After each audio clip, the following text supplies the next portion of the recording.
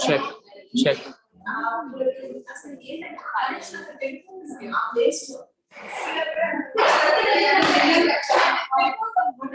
Oh, share sound.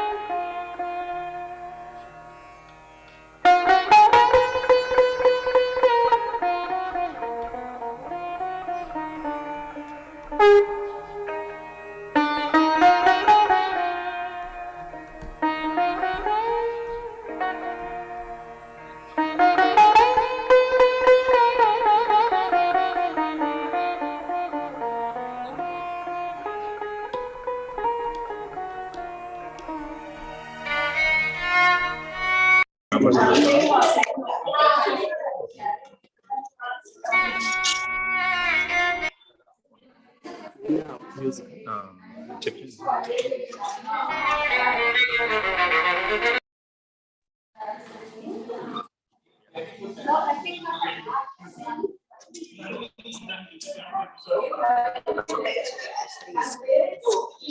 All masters who are on the online, the session is going to start in the next 10 minutes, and madam is here, and we are actually getting ready to start the session.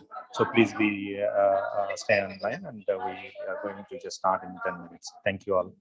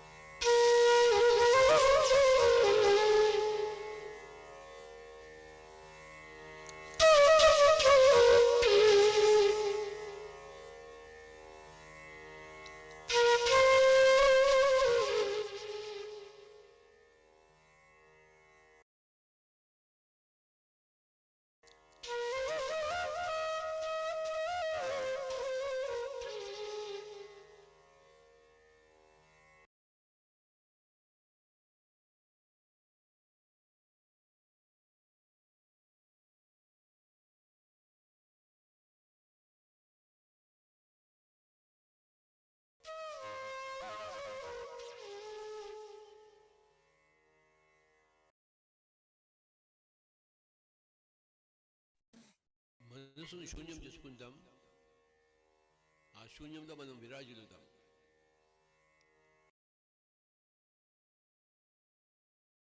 మనస్సు యొక్క శూన్యంలో ఆత్మ ప్రకాశవంతమవుతుంది, సువిదితమవుతుంది, ప్రస్ఫుటమవుతుంది, శక్తివంతమవుతుంది, తేజోవంతమవుతుంది. ఆత్మ మనసును శూన్యం చేసుకోవాలి. No thoughts.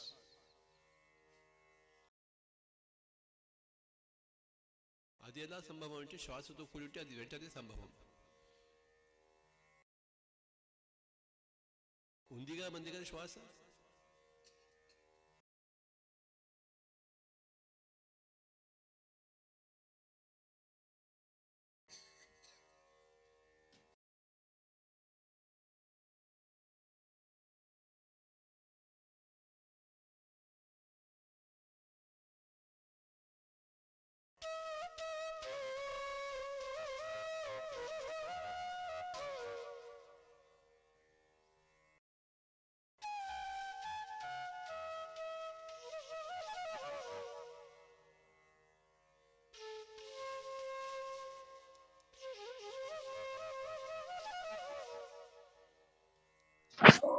అసలు ఈ బెస్ట్ అంటే ప్యారలల్ రియాలిటీ చాలా క్లోజ్ అయ్యింది.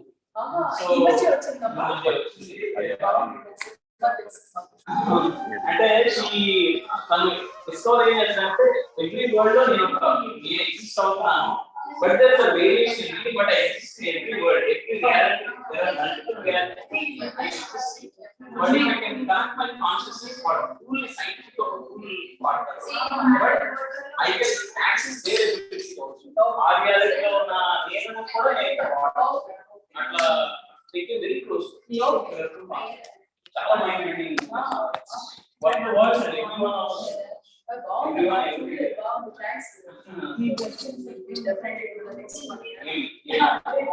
ఇలాంటివి మనకి ఎవరో ఒకరు చూసిన వాళ్ళు చెప్తూ ఉంటే అట్లీస్ట్ అదర్స్ ప్లీజ్ అందరూ సినిమా చూస్తాం కదా, నెట్ఫ్లిక్స్ లో మామూలుగా మూవీస్ అంతా ఎవ్రీథింగ్ ఎవ్రీవేర్ అట్ వన్స్ అని చెప్పేసి ప్యారలల్ రియాలిటీ రజనీ వాడు పొద్దునే కదా మాట్లాడుకుంటున్నాము ప్యారలల్ రియాలిటీస్ ఆ మూవీలో అంతే డీటెయిల్ ఎక్స్ప్లెయిన్ అంటే చాలా డాక్టర్ స్టేజ్ లో ప్యారలల్ రియాలిటీస్ 5% కూడా ఉంది.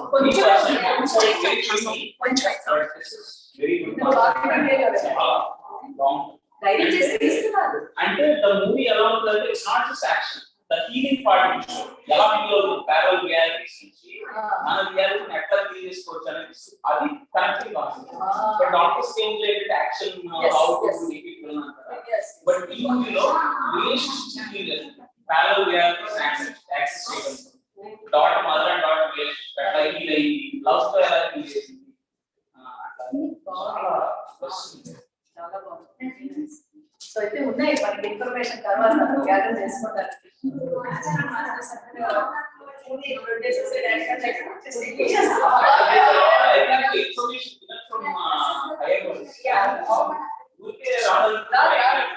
ఇప్పుడు వేటిక్స్ లాంటి మూవీ ఎలా అసలు ఆలోచన ఎలా వచ్చింది?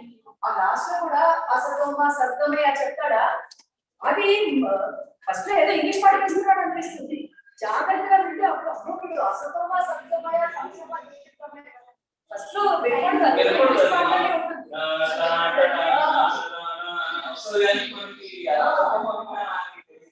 సో సెకండ్ టైం విన్నప్పుడు అమ్మో ఇదేదో మనిషి ఓపెన్ చేస్తున్నాడే అంటే చెప్తారే మన పాత thinking make so much difference కదా.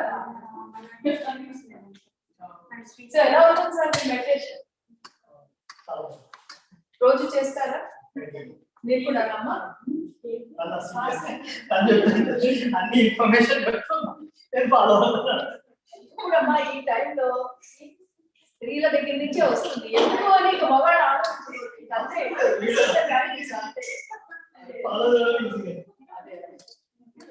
ఇప్పుడు part of Joy, feminine part of Joy. So we have to take the lead. అంటే ఈ ఆకారంలో ఈ శరీరంలో ఉన్నప్పుడు we are getting an opportunity to lead the company. So అక్కడి నుంచి వచ్చే అందుకని డైలీ సర్కిల్ అవి కూడా ఇంతలా చేస్తున్నారు. ఇదే టైం ఇప్పుడే జరగాలి అని ఆ కాన్సెప్ట్ కూడా ఏంటంటే ప్రేమ pour love into the community and see what it can do. Love అంటే ఎంత వింటానికి సింపుల్ అనిపిస్తుంది కానీ 24 hours ఆ మోడ్ లో ఉండాలంటే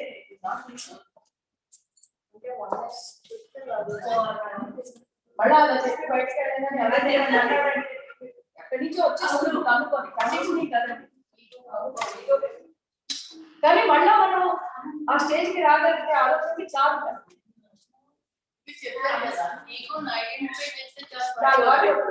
అలాగే మనం గుర్తించామనుకో పోయి కోపం వస్తుంది ప్రాసెస్ లో ఉన్నాం, గుర్తు తెచ్చుకుంటాం. లేకపోతే ఓపెన్ కదా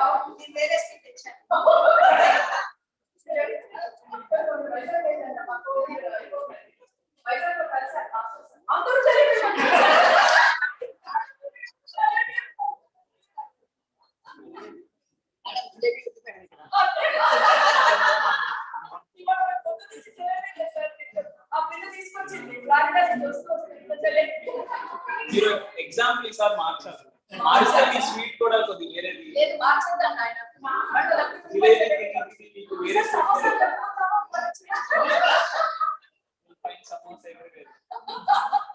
actually I not sweet person. ఏదో ఎగ్జాంపుల్ జరిగి వచ్చేస్తుంది.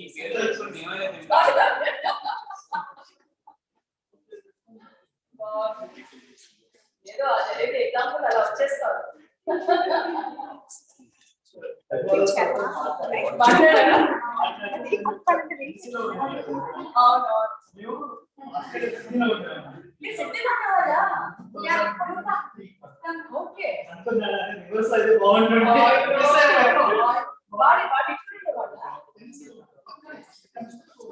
ఇక్కడి నుంచి అక్కడికి వెళ్ళారా? ఆ విషయం నాకు నేను చెప్పబోయాను కూడా వాళ్ళు సరిగ్గా తెలుసో తెలియదు అని.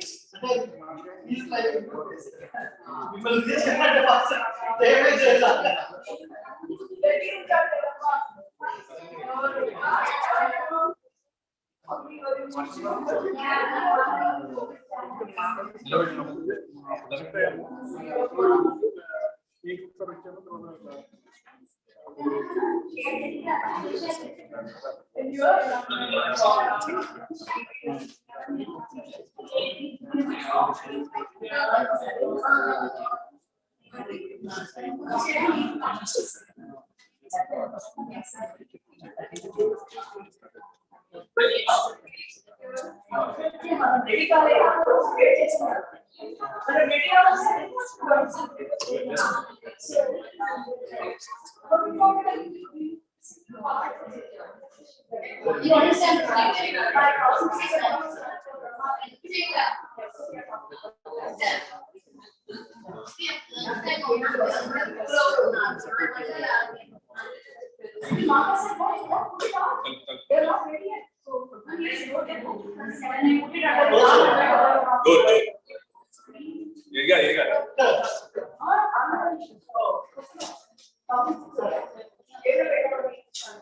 Sir, button message. Green.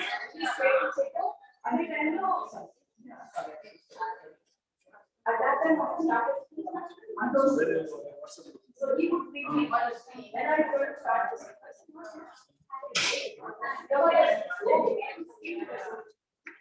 Then I postponed it the whole year. And I said, I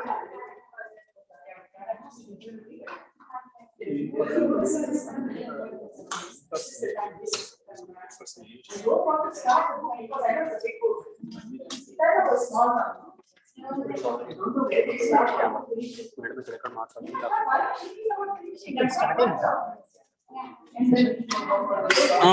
అంటే First episode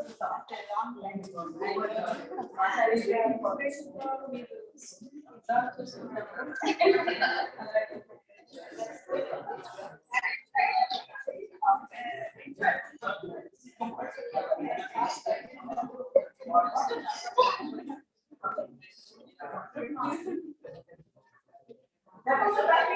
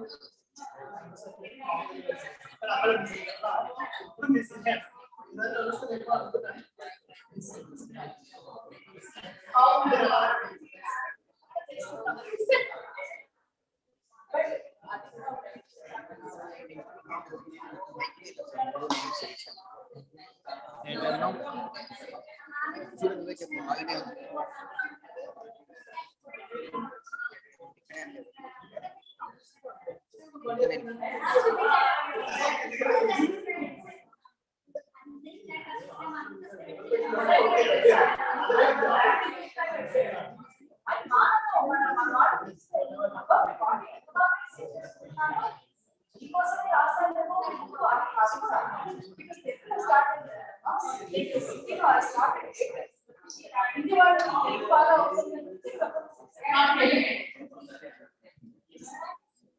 So India started later because India is sort of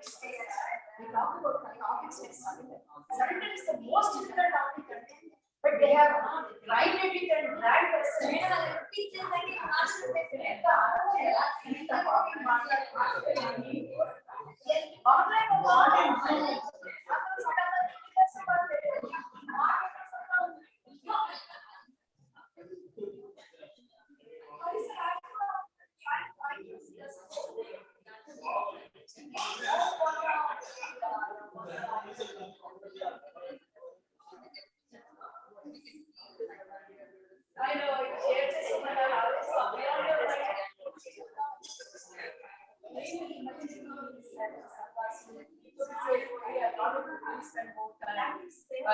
పుణ్యవాణి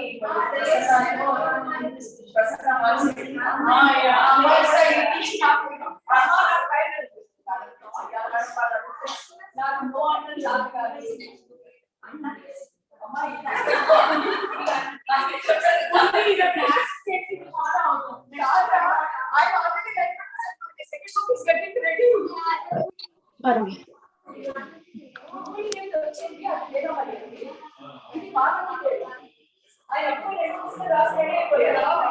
But they didn't release it. We didn't release it yet.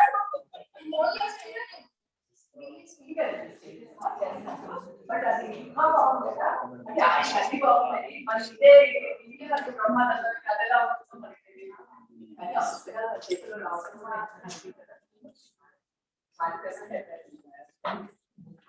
వాళ్ళ ద్వారా మనం అంతా We can ask.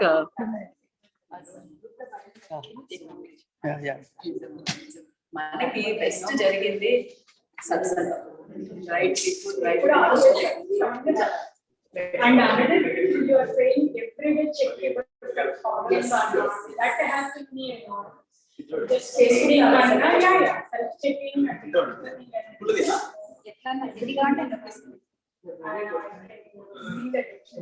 అదే అమ్మా నేను ఒకటి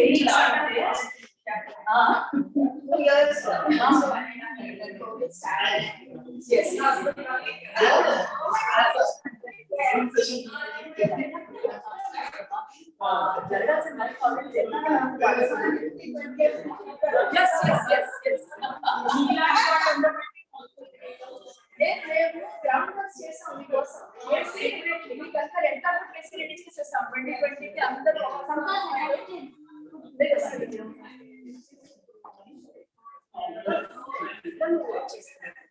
చాలా జ్ఞానంతో వస్తున్నారు కాబట్టి వాళ్ళు కొంచెం ట్రాక్ లో పెట్టడమే వాళ్ళ థింకింగ్ కి మనం క్యాచ్ చేయడం కష్టంగా ఉంది బట్ కృష్ణ చైతన్య కార్నర్ మా అకాడమీలో అయితే మేము చూస్తున్నాము అసలు మైండ్ బ్లోయింగ్ పిల్లల కాన్సెప్ట్స్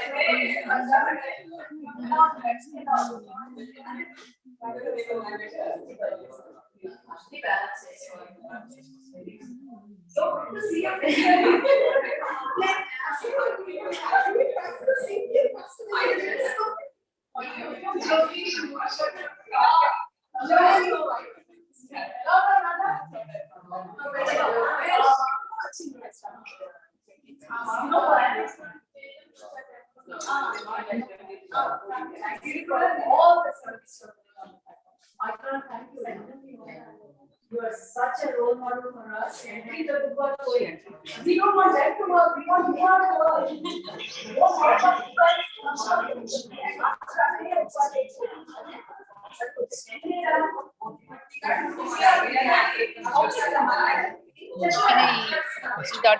కెమెరా ఎట్లుంది?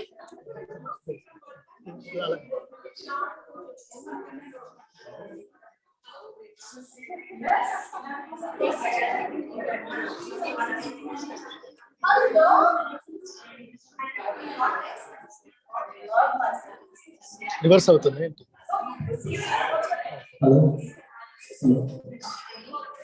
Very good. Because I was just telling that you guys are the flag bearers of DYM. Our time is over. And you are holding on. Oh, they're all calling you because they want to see you. Yeah?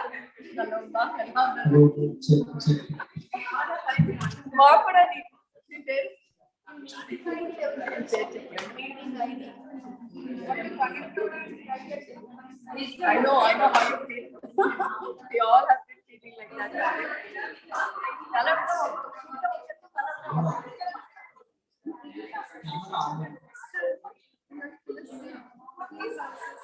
Hello, Dana. Very good.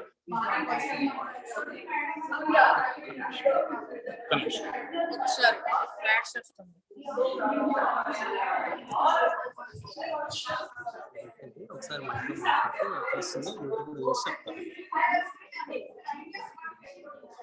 Ashok check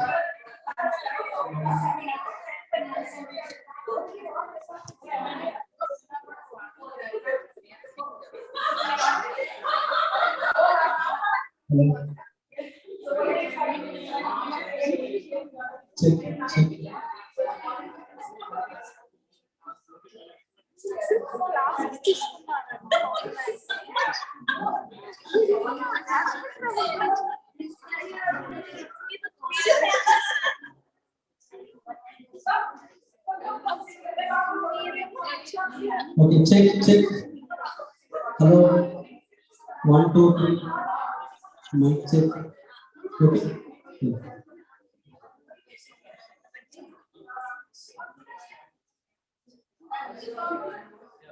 Saroja madam, please come.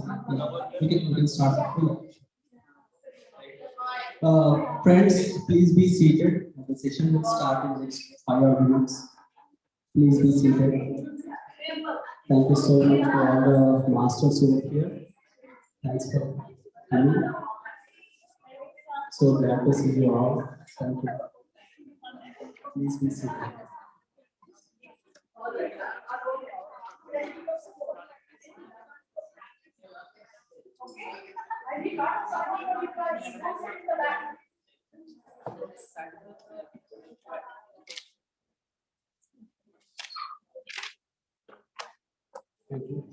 Thank you. Please be seated.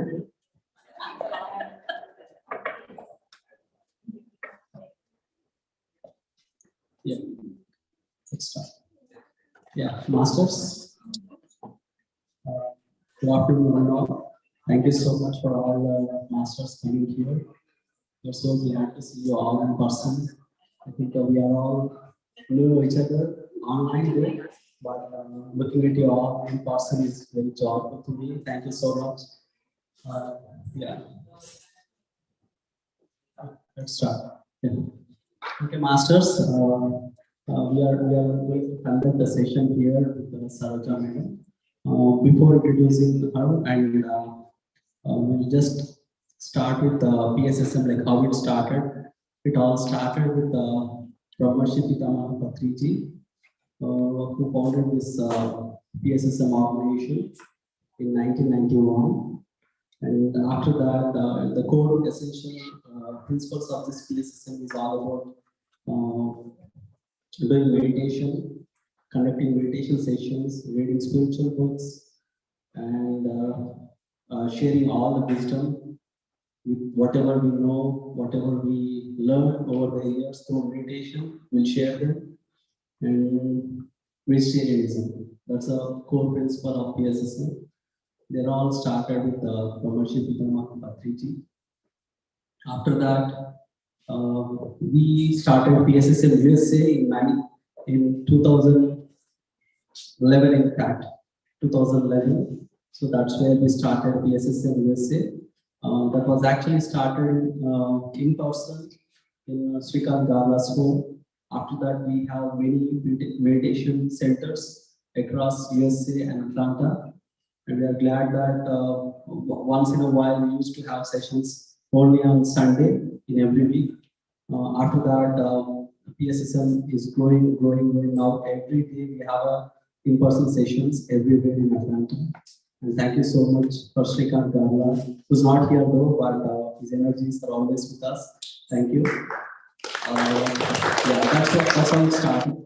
After that, we have a registration, official registration has done in 2015 with PSSM USA. Like it can be found anywhere in the donations or anywhere. Like if you want to donate anything for PSSM USA, you can always do that using pssmusa@gmail.com. It's available in Zelle as well as in any other payment portals that you find. That's how it started. So after that, we started organizing sessions for spiritual tablets. We encourage Buddha CEO as well. We encourage now Saroja Madam, who's very popular in Beyond Your Mind. That's very popular and popular in you know her using Untold Stories of Sita and BMC Telugu. That's how it started, and we all love to hear from us. And there are many other sessions. Meditation has grown across. Soon after, we learned about this through PMC, and 2020, I guess, like we started PMC USA in local to USA people. That's how we started sharing our experiences, the local masters of Atlanta or any place in USA. We started teaching, learning, and sharing all the book knowledge, whatever we had through PMC USA. That's actually for the folks who speak in English, and for other people like Telugu, Hindi, Malayalam, Tamil, like to encourage all the people from various languages, we started PMC as multilingual as well. So that's when we encourage all the people from different languages to share their knowledge and wisdom through PMC as multilingual.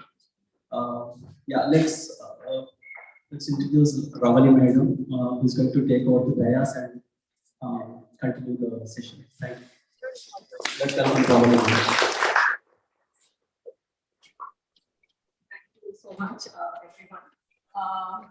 Today's been a wonderful moment for everyone because we have gathered here with a beautiful soul. I can already feel the vibrations here. Ma'am says that she has felt the vibration the moment she touched Atlanta, but that's the opposite. But I think one thing I learned from ma'am today here is that it's very important how you welcome the other person. And I just flew all the way from Phoenix to meet her, just to hug her. And she gave me a 5 minutes long hug, and I know I was a little emotional and I cried. But that was due to unconditional love. And that is my learning from ma'am. Of course, she has been very inspirational to all of us here in some or the other way. She has motivated us in one or the other ways. And as ma'am says about Purnatma and Amchatma, all-knowing consciousness, I feel with Brahmarshi Patri sir is that Purnatma, ma'am, GK sir, or all these things are like the Amchatmas evolving into the Purnatma, I would say. And the beautiful thing about ma'am, I would say, Saroja ma'am here, is that whether she talks about enlightenment or awareness, or letting go or surrender or anything, she doesn't make it like a wrestling match that we see, but she puts it very, very beautifully dressed as you learn ABCDs. An elementary school person. I think that's what I also learned, how a master should be, because it's not about the wisdom or how many books you have learned, but how you could tell it to the other person, making it very easily available for them to understand. So before, it's been so long, I think many people are waiting there in Zoom and today here also. I think we can all feel the great energies of Lakshmi, Parvati, Saraswati, all the feminine energies are here. To experience that energies in person, and also people in the Zoom are definitely going to feel that vibe of those energies. So just a little bit of introduction of Saroja ma'am. I know everyone knows here, but just because I have to see this in the phone and read it because it's so much that she has achieved for herself. So I can't remember now. So please excuse for that. But yeah, Saroja ma'am, she is an engineer by profession and a former senior corporate professional who has led in a leading MNC in Australia. And she has completed her Bachelor's of Technology in Electronics and Telecommunications and Master of Technology in Electronic Instrumentation from NIT, Warangal, India. And Madam has received the Victorian Multicultural Award for Excellence from Australian government in recognition of her meritorious service to the community. She also received the title of Brahma Vidwan Mani at the Spiritual Tablets Conference in Mahila she was the chairperson at the International Conference on Integrating Spirituality and Holistic Living in Organizational Leadership in 2015 in Chicago. And she's the founder of Beyond Your Mind Foundation. It's a beautiful name. And Crystal Children Corner Academy, her soul resides there. And Saroja's self-empowerment platform and Saroja's holistic living and awareness counseling program. She also is an award-winning motivational speaker, self-empowerment coach, and a holistic counselor. And Beyond Your Mind Foundation is a non-profit spiritual community platform from where they are reaching out with open heart to all the fellow beings to discover happiness and inner peace that we are all seeking desperately every moment of our lives. And Crystal Children Corner Academy was officially launched in 2020 with MAM along with a team of 50 teachers. And Madam is imparting holistic wisdom in English, Hindi, and Telugu languages to thousands of children from ages 5 to 17 from over 23 countries. And Madam also conducts spiritual parenting sessions and inner child wisdom practical workshops for hundreds of participants every year. Ma'am has authored the book, The Red Rose. This book is her autobiography, and as said by Patri sir in his own words, I insist you write your autobiography, ma'am, because it will be an inspiration to all the coming generations to show how a woman can play multiple roles of being a caring daughter, loving wife, a devoted mother, a successful corporate professional, a contented spiritual practitioner, and a peaceful soul. Wow. So, and thank you, ma'am, for giving us a beautiful book. And as a part of Madam's spiritual community work, she has so far conducted over 500 workshops and sessions in Australia and abroad in the last 15 years. Some of her popular workshops are How to Seek Happiness, Explore Your Divine Nature, Journey to the Divine Space from Ego and Bliss, Law of Attraction, Karma Yoga, Awareness, Workshop Series, Ascension and Integration, Principles of Creation, Our Mother Earth, Fearlessness, Transform Your Negative Emotions to Positive, Life Purpose, Emotional Energy of Karma, and Connect to the Universal Mind. Ma'am's workshops are conducted in English, Hindi, and Telugu languages. Ma'am's wisdom sharing sessions in 3 languages on famous book, The Untold Story of Sita and 1000 Seeds of Joy, has inspired millions to reach within. And Ma'am's workshop videos can be found on her YouTube channel, Saroja Self-Empowerment Workshop. Ma'am have numerous support groups running currently in Australia and abroad. And Ma'am truly believes that this beautiful path of self-discovery that she has stepped on since 2002 has connected her not only to the whole humanity, but to the entire creation. People definitely address her with as lovingly as Amma and Divine Mother, which she truly is. And Ma'am's vision is to build and expand the community with individuals who believe in themselves and have miraculous thinking that aids in overall growth of humanity. And her mission in life is to live in the present with complete awareness, because the whole life exists only in this moment. Thank you.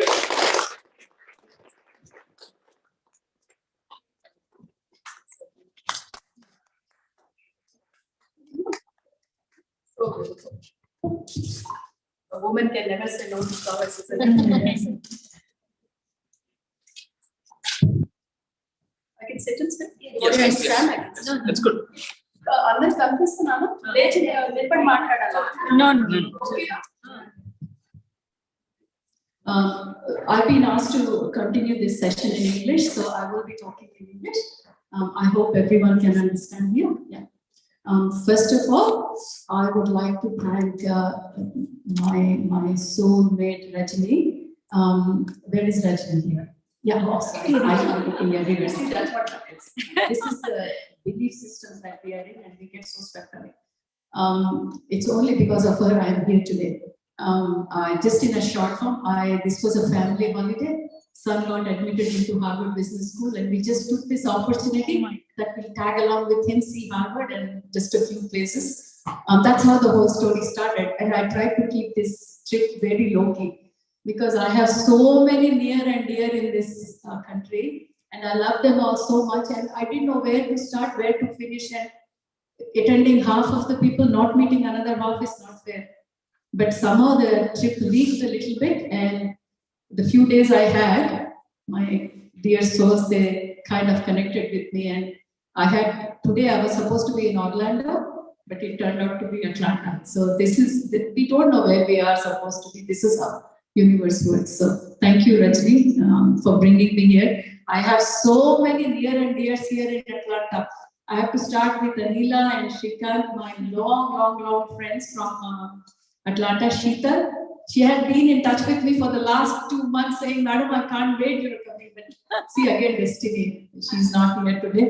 And of course, Ashok sir, thank you for organizing this session. Ashok sir, I really have to pay my gratitude to you. But for you, I know this would not have happened. It's such a beautiful words for me. I'm kind of listening to this and I'm thinking, thank you so much. Thank you so much for saying so much for me. For me, just to capture everything, this is universe's divine plan for me being here, to be connected to you beautiful souls. Because yes, I'm connected to you all through Zoom, but physical, because we are physical nature, it's always good to see physicality. And today, my Atlanta trip, I really feel it's complete, So thank you very much for all the people for being here. I don't want to really take too much time. I love people. I always loved people since I was young, but this loving people is something different. That love it used to be there for some time ago, but somehow that great soul who we can see there, who has brought us all together, he has taught us how to be on this path with unconditional love. So before we take this session any forward, I would like to really close all our eyes for just 1 minute and pay our gratitude to that great master because of whom we are here today. So just 1 minute, masters, let's close our eyes and meditate.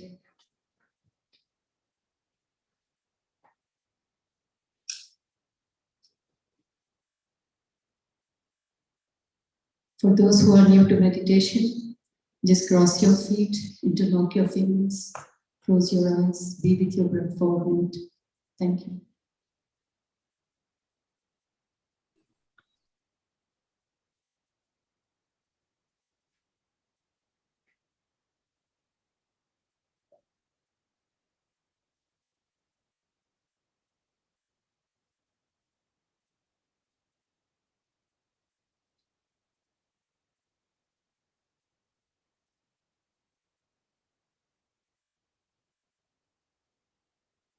Thank you very much.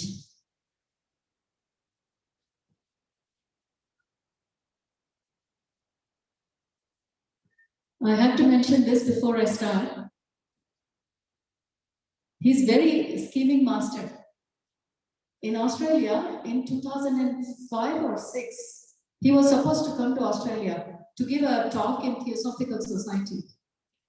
He rang me up just 2 days before and said, my visa is cancelled, I can't come. So we were all ready that he's going to come. It's always a matter of joy when he comes. He's such a good friend. I said, oh. He said, not all, you are presenting in my place. And my heart sank. Because as I always say, Theosophical Society, they're very, very core spiritual people. They know their subject thoroughly. And I said, I can talk anywhere, but I'm not going to this one. He said, Madam, that's why my visa cancelled, because it's your part you have to play. And that's how he pushed me into the public, on the spiritual arena. I have to be very honest, my first spiritual talk only started because of that master, because his visa got cancelled. And I stood there on the stage, taking his place, and everyone said, where is that bearded man? Why is this lady coming on the stage? I said, I'm sorry, I can't grow a beard. But I'm trying my best to fit into his shoes. And all I did was I closed my eyes for a minute and I requested him, I said, you did this healing, so you better make sure that I say the right thing. And after that, I don't know where 1.5 hours went. And it was one of the best sessions. And all Melbourne people we really enjoyed. And the Theosophical Society people were so happy. They said, we don't even know your name, because we were expecting some bearded man called Patri. And I said, don't worry about the names. I'm almost very close to him. And so I have to say these words because those memories keep flooding back. So with that, we'll start today's session. What I'm going to do is, where is my computer, which is connected? Who's going to put it? Okay, I may need my slides. So if you can, I can have the computer here, then I can play the slides myself. Thank you very much.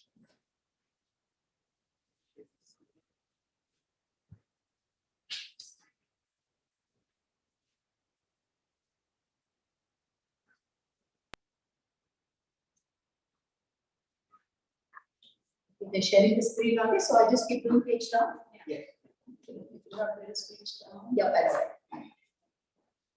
Sorry, every laptop is different, so we need to make sure we know.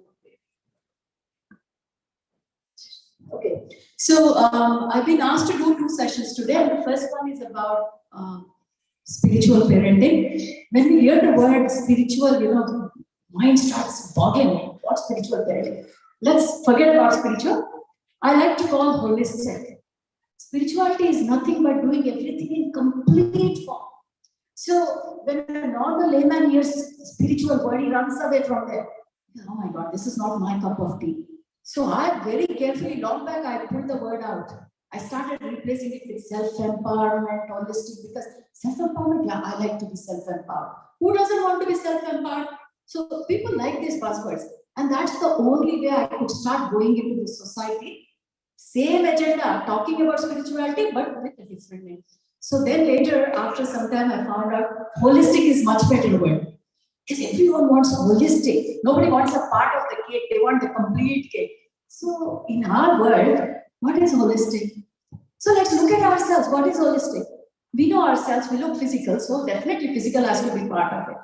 There is a mental aspect of us. So mental. Along comes the emotional part of it. And then there is one part of it we are totally oblivious, our divine self. We call it spiritual, we call it divinity, doesn't matter. So when I talk about holistic parenting today, this is with special focus to some special needs, which we will talk about. What we will talk is, what exactly are we talking about parenting? Every parent who gives birth to a child, of course, does parenting. I mean, they don't have a handbook. Even if there was a handbook, I'm sure that would not be complete because there would be something missing in that. So when we are talking about parenting, here we are talking about, is it just the physical nurture of the child that we are talking about? Is that just good enough if we just feed him 3 times a day? Give him what he wants, like clothing, shelter, is that all? And very soon, when you start stepping on this divine world, you know this is not the game. There is much bigger game. So what happened as a result of that, very early on, I realized when we started Crystal Children Corner Academy, again, that's another story. I had a beautiful vision in my meditation. This is not my brainchild at all. Yeah, I would be lying if I said Crystal Children Corner Academy is my brainchild. No, this is a vision I got in meditation, which clearly told me how to do, what to do. What should be Crystal Children Corner Academy? What age children? So the vision I got was Crystal Children Corner Academy for children from 00 to 99 plus. What is this rubbish? Children from 00 to 99 doesn't make sense. Because for us, children means 5, 8, 9, 10, 11, isn't it? So have you seen a 99 plus child, Jyotish? No, we don't call them a child, isn't it? Call them oldie. But my vision was like that. So I thought, what do I do with it? So then I started sitting in meditation to understand a little bit more. So I thought, okay, children I know from 5 years to 17 years, once they're 18, they become adult. I'm sure the same thing is in this country too. So 5 to 17, we will hold children classes. But what the hell is 0-0? It took me 1 week of every day sitting in the morning to understand. And that's when the light bulb went on. That Digital Children Corner Academy was not only for children, but we had to also train parents who are planning to have the children, which is 0-0, even before they are born. So parents who are inviting into their family, inviting into their life children, we need to give education to them, holistic. Plus, once the divine soul has come into the stomach, still parenting, lot of training needs to come to the parents. Then everything started making sense. That's why I got that 0-0. Once the penny dropped, we knew what it was. So now we have 4 classes. Now we do divine couple class, which what we say is,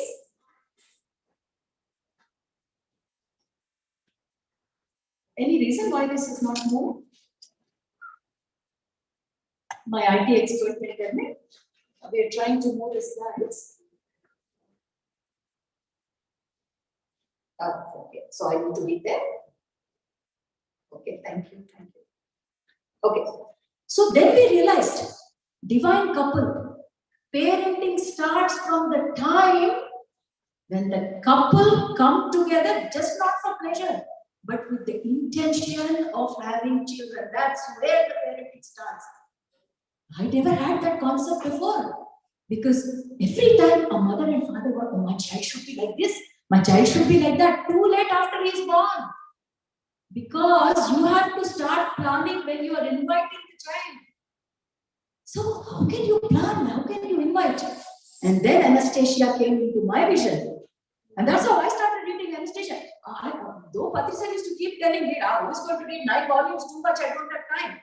Then, when anesthesia came into my vision and said, read my book, see what? And I read the book and then thoughts started coming. So much a couple can do, planning for children, right from the time, even when the soul has not entered, even when the woman has not conceived, parenting starts there.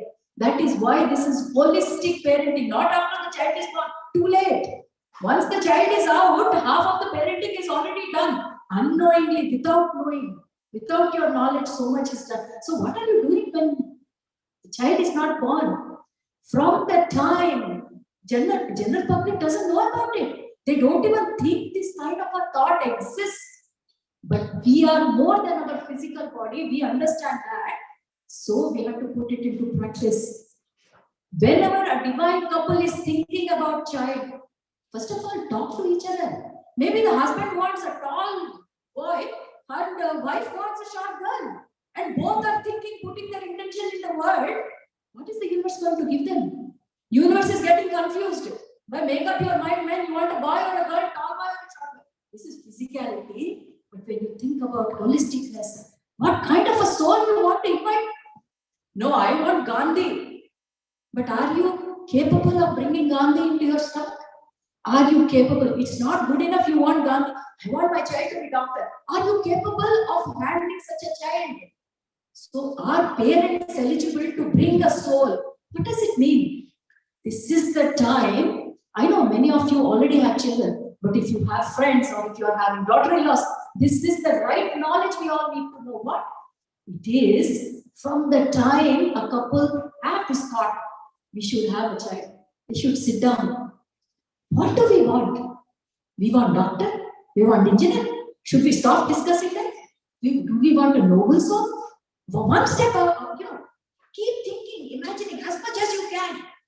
Okay, how can Gandhi be born in our house? That's too much. No. Sankalpa, intention.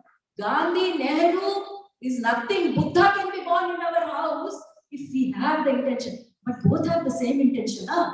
One wants Gandhi, other wants Nathu Sen, Godse or somebody, then there will be a confusion. So, divine couple class that we do, I put some contact numbers there because today I cannot cover everything. Each of the class is like 4 hours class. So I've just put that, but what I'm trying to tell today is a little bit of everything and then we'll go into other topics. Very important for the couples to get together and talk about this. We are in meditation. We know we are more than physical body. We are soul. This is not the only life. We have taken so many lives. Talk about it. Though you don't talk about it, have the conversation. You know, next generation will take us much beyond. So what kind of a child we want? Think about that.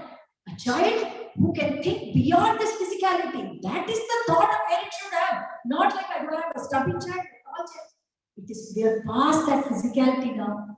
So very important, if someone is planning to have a child, think about that nobility that you want to come on the earth. Why now? This is the time. Very soon we'll be going to the topic Ascension. But just to lead into it, this is the time when physical, great shift is happening on the planet. Souls are lining up. They all want to be here at this time. Not normal soul. I don't know how many people are hearing or heard my Sita Ena or 1006 of Joy. Full drama is happening now. This is transition of yuga, transition of era. Whenever there is transition of era, great souls want to be present here. Why? Karna, I am always referring to examples that you know. Because very easy to accelerate your evolution. In the transition of era, you can come with lot of agenda. What is agenda? Divine plan. For people who understand or don't understand divine plan, we all come with divine plan. No, madam, I don't feel like I'm divine. You are divine, trust me at least. No, but my plan is not divine. Every time I fight with my husband. Even that is divine. That fighting also is divine. Because that is taking you somewhere you don't know. But 1 year later, you look behind, he was a useless guy, but I learned so much from him. That is divinity. Honestly, Amma, so much we learn from fight. You don't think husband-wife should not fight. That is too sterile relationship. It won't last long. You know, very posh. How long will it be posh? But it will blow up like a volcano. Fight. If you feel like fighting, fight. Feel like fighting. Somebody came here. I don't remember. We remembered Patriji. Her tears started flowing. She's trying to have no control. I love crying. People who listen to my show, they know I know. Beautiful. And after 5 minutes, I'm so light. God, that experience over. All experiences. These are all experiences. Emotions, we came for experiences. Why shut the experience? No. We should not cry. We are divine beings. Divine beings cry. Remember rule number 1. Divine beings cry. See them and notice. I know I should not cry. I'm Narayani. But body, physical body. How can I not cry? When she can cry, why can't we cry? We can cry more. Yeah? We can fight more. Sitama didn't fight, or even if she forgot, she didn't tell us. We can fight. Honestly, Amma, I'm telling you in a joking way, but I mean every word. I fight.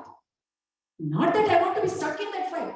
What is spirituality? Be in that moment, enjoy that experience, come out of it, don't hang on to it. If you don't hang on, that is spirituality. There is no spiritual master who doesn't cry because he is talking bullshit. If somebody is telling you, he or she, that I don't cry, I don't have any emotion, that means it's a rock, waste of space in this world. We all came for experience. Such a beautiful we got. Why we are coming down? So much drama going on. We want to be in the middle of the drama, not outside. Outside means we'll be in Himalayas. We won't be here. But no, we want to be in Atlanta, in middle, in the mall. Summer, nice ice cream. These are all experience. So we are not coming here for going to Himalayas. That's not our divine plan at all. So though it sounds funny, but what I'm saying this all for is that divine couple, that divine rose class that we are talking about is inviting child. Think of the highest you can think of. What is your highest? You know how sometimes I think, what can be the highest? I think. I can't go beyond Gautam Buddha. See, man, karma. We can't think even if somebody gives you free check, you write a check. I don't know how many zeros I can keep adding because that's my limitation. My thought limitation. Our thought limitation is if somebody tells you, okay, tell me what kind of a child you want, universe will give you. Scratching it. Who I want? Do you want Modi? He become prime minister. Do I want Trump? I want Trump. I mean, try thinking. And then you think, oh, maybe Gautam Buddha. If he comes to my house and he walks on me, I don't want him. See, we want Gautam Buddha, but we don't want the packaged thing. I want Gautam Buddha, but he should become Modi. How is it possible? How is it possible, sir? We are so funny. So then he's scratching. Ammo, we have to be very careful. If really our words had value, Vaksuti, then none of us would be speaking because Modi, no, he didn't get married. He was a chaiwala, so I don't know. But he became prime minister. So we don't know who is a perfect person. What can we ask universe? You imagine. Somebody is given you free check. What kind of a child you want? You will be scratching your head for 1 year. No, not that good, not that good, not that good. Finally, you say, "Edo didn't give me something, man. I can't think of it." This is our confusion. This is really our confusion. But jokes apart, if the couple sit down, you don't want Buddha, you don't want Narayana. You want somebody who can see divinity himself. He will become Narayana on the path. This is beautiful journey path. You don't want a ready-made soup. We will make the soup on the way. That is the maja, isn't it? If everything is ready-made in our hand, then instant gratification, who wants it? So, husband, wife, sit. What do you really want? Somebody who can take you further apart. Why somebody has to take us apart? Because children are our torch bearers. They are going to take our generation many, many more times forward in this evolution. So that rose womb that I'm saying, very important spiritual parenting when you are inviting child. Every day, make time, husband and wife. No, I don't have time, madam. I work IT. I come late. No problem. 5 minutes. Husband, wife, sit down with the same intention. You want Modi? Both of you should say Modi, Modi, Modi. If you want Buddha, Buddha, Buddha, Buddha. Don't say Modi, Buddha, Modi, Buddha. You must get confused. So think about it beforehand. This place, wonder, Anastasia told this. I am not making it up. And then, after attending my Rose class, people started doing this and they are seeing wonders. One in 1000 Seeds of Joy, there is a lady who comes with a child. She will always show off her child. Madam, our Rose class product. she said, as if we are really famous in Rose class. Madam, our Rose class product. I forgot. So, because everyone will get confused. Tell clearly what is Rose class product. Then she showed me this child, right 1 month after, what is that book, Autobiography of Yogi? That child only, that is the playtime for that child, Autobiography of Yogi. How many times I saw that child, only 6 months now, but right from 1 month old, that child will hold that Autobiography of Yogi and laugh. Why? Because they understood how it is to invite the right child. So, some great soul has stepped in their life. They have not read yoga and autobiography, but child knows. Child will touch that. Next time anyone attends 1000 Seeds of Joy, see, I will call that lady. She always wants to talk, so I got fed up and I will because she wants to show, Madam, Rose class product. It's very funny. So, why it is happening now? Something that I stopped halfway through. Because transition of era happening. We are moving from 3rd density to 4th density. Now, what's so special about only 3 to 4? I want 6 to 7. No, drama all is happening in 3 to 4. There is no drama from 4 to 5, 5 to 6, 6 to 7. My dear friends, if you are not aware now, miss the greatest time movie now. Full movie, action movie happening now. Too much difficulty, madam. I don't have time. You have to have time. You came for this drama. After 100 years, there won't be this drama. Even 1000 Seeds of Joy, I might say, only next 200 years. Tarvata dukan band khel khatam. There is nothing for you to watch. Everybody will be sitting like Buddhas. There is nothing to do after that. So now, to be part of this transition of era, souls are lining up. Not normal souls. Souls like Karna. Only Karna. Karna was useless, no madam. He did not be. Please, Karna was not useless. Karna was very great, but like a human being, he also, because after hearing 1000 Seeds of Joy, everybody is like writing off Karna from Karna ain't special, madam. He was always having ego. No, Karna was great. He just a little bit of ego, he was swept away. That was supposed to be his last life. Finally, he did it, but a little bit of deviation. But what I'm saying is, souls like those souls are lining up. And you want those souls to come into your life. You can't handle the vibration. If you are not in that state, how can they come to you? So, to invite those kind of souls, they are ready, they're saying, I'll come. But you be ready, no. They're waiting for parents. So little bit of meditation they see happening. They're going there. These guys fooling. No, let me go. Let that they are with you. So many souls are waiting. So if any of your friends are looking for children, ask them, can't meditate? At least think nobly. Understand love. Love is a beautiful energy. Give you more energy than meditation. Heart, Lonichi, the love that comes from heart is irreplaceable. But tell people that if you're really looking for that noble soul, this is the time. And that's why parenting starts from right the time you're inviting souls. Don't think after I give my birth, how will I feed my baby? How will he walk too late? That's true. Next step, what is happening in the next step? Conceived, mother conceived, baby. This we all know a little bit now. We are all very aware. Right thoughts. Just not good enough for the mother, even the father once in a while. I understand father, big job. Now even wife and husband are working equally, but the husband sitting there and spending some time is also important. Yes. So that second part that we deal with, which is called Ruby, is when the child is in the, thank you so much, when the child is in the stomach. So that Ruby class is very important to understand how to live. In India, I have to mention about India also because we all have got background. Nobody cares if the woman in the house is pregnant. Everybody will come and talk nonsense in front of her. It is not the time because it's not for the woman alone, it's the child. Because we all know Abhimanyu. We think, it only happens in Puranas. Abhimanyu, that Chakravyuha, whatever it is. No, it happens even today. We are not attentive what is happening, but the child knows. Amma is unhappy, mother is unhappy, the child weeps inside. Because you can feel the mother's heart, you can feel the mother's. So, when we go through this class, people cry, mothers cry. You know why? See, we didn't have the knowledge. Now I have a child who has come out, he's always crying. And we understand that we must have put so much pressure because we never gave an environment to that child. He could be freely growing in the tummy. This second part of our Ruby class, which is divine womb, is very, very important. 95% of the inner faculties that happens only with the emotional energy. So very important. If you think you are in a household where they are not looking after, the proper well-being of the pregnant woman, make sure you remove yourself or at least do as much meditation as possible. This is all part of parenting. Again, we have to remember the parenting is going on right from the time you invited the child. Okay, the child has been born. Good or bad, whatever you did, the child in the tummy, we have no control. The child comes out. We all want to do one thing only, feed the child, feed the child, feed the child.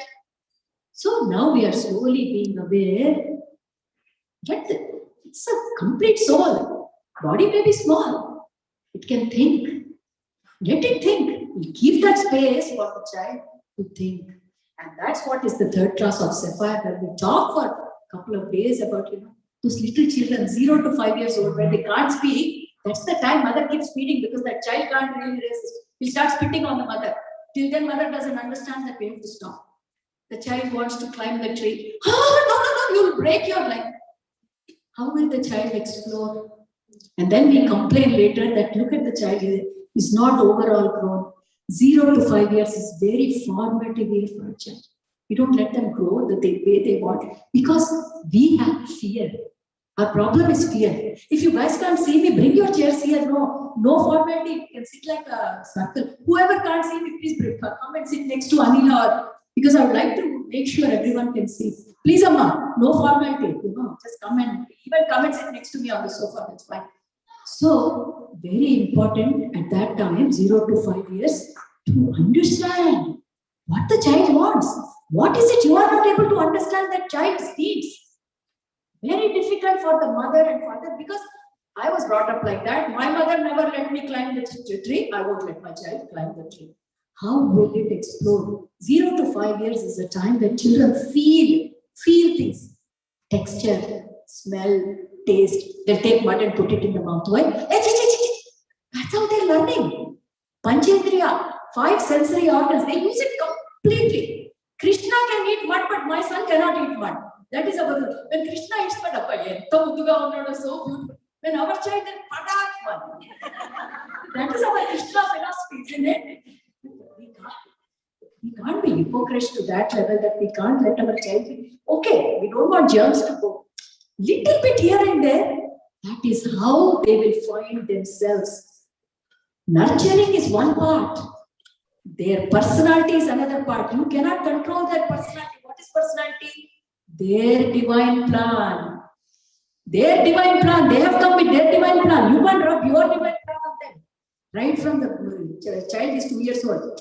Buy stethoscope for him. Buy doctor kit for him. The more he touches doctor kit, he'll feel like becoming a doctor. No matter you put a kit, one day he will break that and do something else. They have their own divine plan. Now we are all in spiritual line or holistic line. We understand every soul comes on this plane with a complete divine plan, no exception. If we can talk about the divine plan in more detail in some other session, but for this session, let's remember divine plan we all have. So don't rub our plan on them. If you feel like your child has to be doctor, you become doctor. Don't make your child doctor because you want him to. Because he has different plan. He doesn't want to work. He wants to become like Ramakrishna Paramahamsa. No, madam. We can't let you know because I have so much dreams. He has dreams about himself too. Earlier, we were saying this, it is okay. But not now. We are going very fast on this ascension process. When I talk about ascension, mind-boggling. Oh my God, so much happening, man. So much happening. And you still want to hold your child back? They are called crystal generation. Best generation is coming now. Masters fully ripened. They know. You have to do job. No, children are saying, I will do only 2 days. I want balance in that. I was in Harvard the other day. I joined my son for HPS and talking to the people there. Oh, you're all coming out of HPS, huh? You become a CEO. No. We don't want to become CEOs. Okay, we'll do 2 days a week. Other 2 days, we'll do something we want. Children know how to balance their life. But adults are putting pressure. I have a friend in Melbourne. Her daughter is a doctor. She's already thinking about 3 days a week. Mother is saying, why 3 days a week? I worked 5 days a week till last month. Why are you already? She's saying, Amma, I want freedom. So see the clash. Understand, 0 to 5 years old can't talk in this many words. That is why understanding has to be too much on the parent side. Understand from divinity, not from material world. Material world has taught us only so much. Now we have to think holistically. What is your job? Your job is only caretaker. You are a guide. When do we understand that we are guide? No, I own my child. He came out of my tummy. How can I be caretaker? I own you. We don't own them. Otherwise, we will know it very difficult way when child will say, this is what I've come here for, tata, bye bye, too late. So understand early on that we are only a medium for them to come into this play. Very difficult. Because our belief system does not allow us to think, I have 2 children. I made 1 doctor, 1 lawyer. You made nothing. He became, you were only a support. But we take so much pride. My children. Take pride in your children, but not in their achievements. If they come and ask you, guide. You are a guide. You are a caretaker. Very, very important, especially 0 to 5. They can't say much. But emotionally, they are getting all the emotional input. Don't think because they're 0 to 5, their emotional faculty is low. My God, you know how much somebody who gets hit all the time, they have this PTS, you know, the fear comes in them. In that 0 to 5 years, whole personality ruined. In India, pata, they'll be hitting, because not these days, in India also they stop. But you know, a generation back, belt. We're thinking we are putting child on the right track. No, fear. And the child becomes so fearful, sometimes that stammering comes because of that. So, we have to understand what are we doing. At the same time, we don't mean leave the child, do whatever. They need guidance. We have to provide guidance, but understand the basic equation that they have come with a divine plan. Help them to go on that path, whatever that path is, and be ready to accept it. So this is all we have talked so far is from the time your child is in that plane, you invite them, comes into your tummy, comes out 5 years old. So I wanted to stop my class at that. Enough, child has turned 5-year-old, go join my Crystal Children Corner Academy. For children, I have classes from 5 to 70. All the mothers came back. Amma, that is not enough, my 5. After 5 also, how parenting I need. So I said, your child is learning directly from us. No, we want. So we added the last class, which is called Emerald, only because of request. So in that, we talk about, yes, your child has become 5. He's old enough to understand, but what do we do? So today we're going to talk a little bit on that. And we're going to also mention the other things. Very important thing is when your child is between 5 and 17, his personality will slowly develop in every faculty. Brain is developing. He will start trying to assert. That is where the clash just begins. Child starts his primary school. He understands what colors I like. Slowly, physical appearance. That's the first thing. Physical appearance, the first thing child starts. No, pink doesn't suit you, wear blue. That is how our story starts. He will wear. Because you are 6 feet, he's only tiny. If he says anything, you will hit him. So he'll quietly listen. But one day he'll become 7 feet, and then he will tell you to wear things. So we have to understand that where these things stop. So children, remember, children have chosen us as their parents. We didn't choose them. We absolutely have no say. We can only request. That first part I said, where husband and wife meditate, only requesting. This is what I want, a noble soul. Why? Not for earning millions, so that he can take me into the next part of my journey. That is a very noble thing. Ask for a child who can be, welfare for the humanity.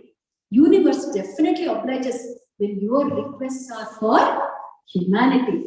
If you're only thinking about you, universe knows, only for you, it doesn't want. You will be in the last in the queue. Whenever you talk about service, universe will give you first priority. Anytime you see, I don't know who saw Mahesh Babu's movie, I think it's Kaleja, if I'm right. I'm a big movie fan, so all my examples are movie only. See, he wants money for, he says, okay, you are God. Somebody says, I can't understand. They all call him Devudu. So you ask money, they will give you. So he keeps asking money. Nobody gives him. Then he realizes if you ask for yourself, you will not get. So he asks, say, I want to buy milk for that little child. Then he starts getting money. What is that subtle message? When you are selfish and only asking for yourself, selfishness will not take you anywhere. People who ask for others means welfare of his community, universe coincides with their intention. And when you are asking for a noble child for the welfare of his humanity, Buddha, let alone Buddha, you will get, Rama as your child. So understand what your intention is, how noble it is. If things have to happen, your thoughts have to be noble, isn't it? So from there, your journey has started. And here we are saying clearly, you can only request. Children choose their parents. We all know, I know many of us know that. From there, they are looking, this one, no, not my vibration. Okay, maybe a little bit.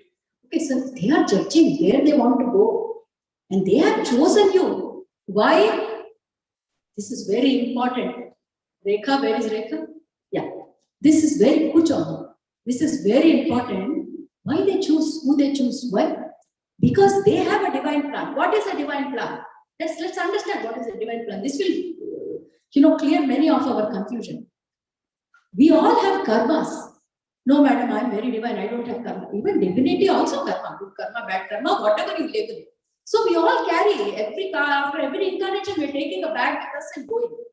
So you got plus and minus like an account, debit and credit, you got everything. Now that all has to become neutral. So you look at your packet of karma. Packet of karma, I remembered immortal. So you have that green packet, red packet, all the pluses and minuses. You have to clear that. You take incarnation, physical incarnation, to clear your karmas. And karma is not anything bad. Experience. The moment we hear karma, no, it's not karma. It is experience. Through experience, we are neutralizing our karma. So what is our divine plan? Whatever experience we want, we have a plan. This is how I'm going to have my experience. So if I have to have an experience of poverty, why would I want to have experience of poverty? I don't want. Yes, you want. Because that oneness, from where we all came, we'll talk about oneness in the next session, but from that oneness we all came, that oneness wants experience. That's why all these atmas have lined up here. We are coming here gaining experience and sending it back to that oneness. Our experience is not your and my experience, it's going to that oneness. So where is oneness getting experience from? Your experience. So oneness doesn't want only rich, poverty, middle class, upper middle class, lower middle class. So everyone won't be born as poor or rich, different experiences. So this we are talking about money related. Like that, there are multiple experiences. In physical incarnation, there are so many experiences, different shades. So very important to understand that soul has chosen that shades to clear his karma. I want that experience. But see, if I want last Janma, I was very rich. I don't want that. Double experience, nobody. One finished, gone. I paid, finished, tick. Now this time I want to feel how it is when you don't have money. So then you're not going to pick rich people as your parents, isn't it? That's how we pick parents who will give us the right environment for the experience that we have come from. So how can we take credit? They have chosen us for whatever experience they needed. And sometimes when we have children who have physical challenges, mental challenges, we think, why we? We are so unlucky. No, you are the most luckiest parents because that soul knows that only you have the courage and patience for them to have that experience. Every parent who have a child with challenging needs, my gratitude to them, my tribute to them. Because they are such noble souls that those souls know, oh, this time I'm going with cancer plan. Because they want to feel what is cancer like. Which parent want a child with cancer? Who wants it? My child should be 100%. Everyone wants 100% health. But when that child comes to their parents, oh God, what wrong have I done? Parents, you haven't done anything wrong. You are blessed. That's why they have picked you. Because they know only you can do what you can do for their life plan. But very difficult for the parents to think. Again and again, I talk to parents. I do counseling. That's another thing that I do. And I explain this to parents that if a child is sick in your house, or if a child has come with a pressure or a disability or a challenging need, you are a great and noble soul that they have picked. Because they know so much patience is required, so much hard work is required. Not everyone can do. They can feel the vibration when they are there. And they say, okay, those couple, they can do for my experience and they come. So my request is, do not think because you have done something wrong, this has come. No. You are way above everyone. That is why it is happening. Amma, but I can't do this. You can. You get so much challenge that you can do it. Nobody has a responsibility that they cannot. If something has come in your life, that means you have the capability. Never think, how am I going to do? You are a great soul. That is why it is happening. Very important for parents to think. So here, I'm also sidetracking and covering other topics, but main thing is, when the child is born, let them achieve the purpose that they're here for. Biggest problem for us is we try to judge our children. As I have listed there, we can only think through our experiences. Very narrow. We can only think through our belief system. I only know this much. That is why now everyone is saying, break the belief system, break the pattern. Difficult. But if you try to break your belief systems, then you can see the world bigger for them. Otherwise, no, my parents did this for me, I will only do that. That belief system has to be broken. And how? Try to see, when the child is born, parents are also born at that time. You are not parents before. You're only a couple, isn't it? Mother is born when the child is born. So both are learning. Learn from your parents. Both of you go on this journey. It should not be difficult. So don't go with prior judgment, prior experience. No, because I did this much, I should also do that. Very important rules of parenting. Whatever values you have. Okay, in my house, only this is possible. We don't do meditation. We are staunch believers of so-and-so. It's okay. You are staunch believers of so-and-so. Just give a chance for the others to understand what it is. So all these things that I have written, do not pollute your child's brain and give them a chance to build their experiences. Your experience is not their experience. Their experience is their experience alone. Very important for parenting. So we always think when we are bringing up children and giving them food, clothing, money for whatever requirement. So physical needs we look after well. Financial needs we look after well. Emotional needs we don't understand. No, madam, I understand well. I want to tell you, only there will be 5% parents who understand emotional needs, because teenagers are committing suicides. How come? Your child is in home, you don't know what is happening with him?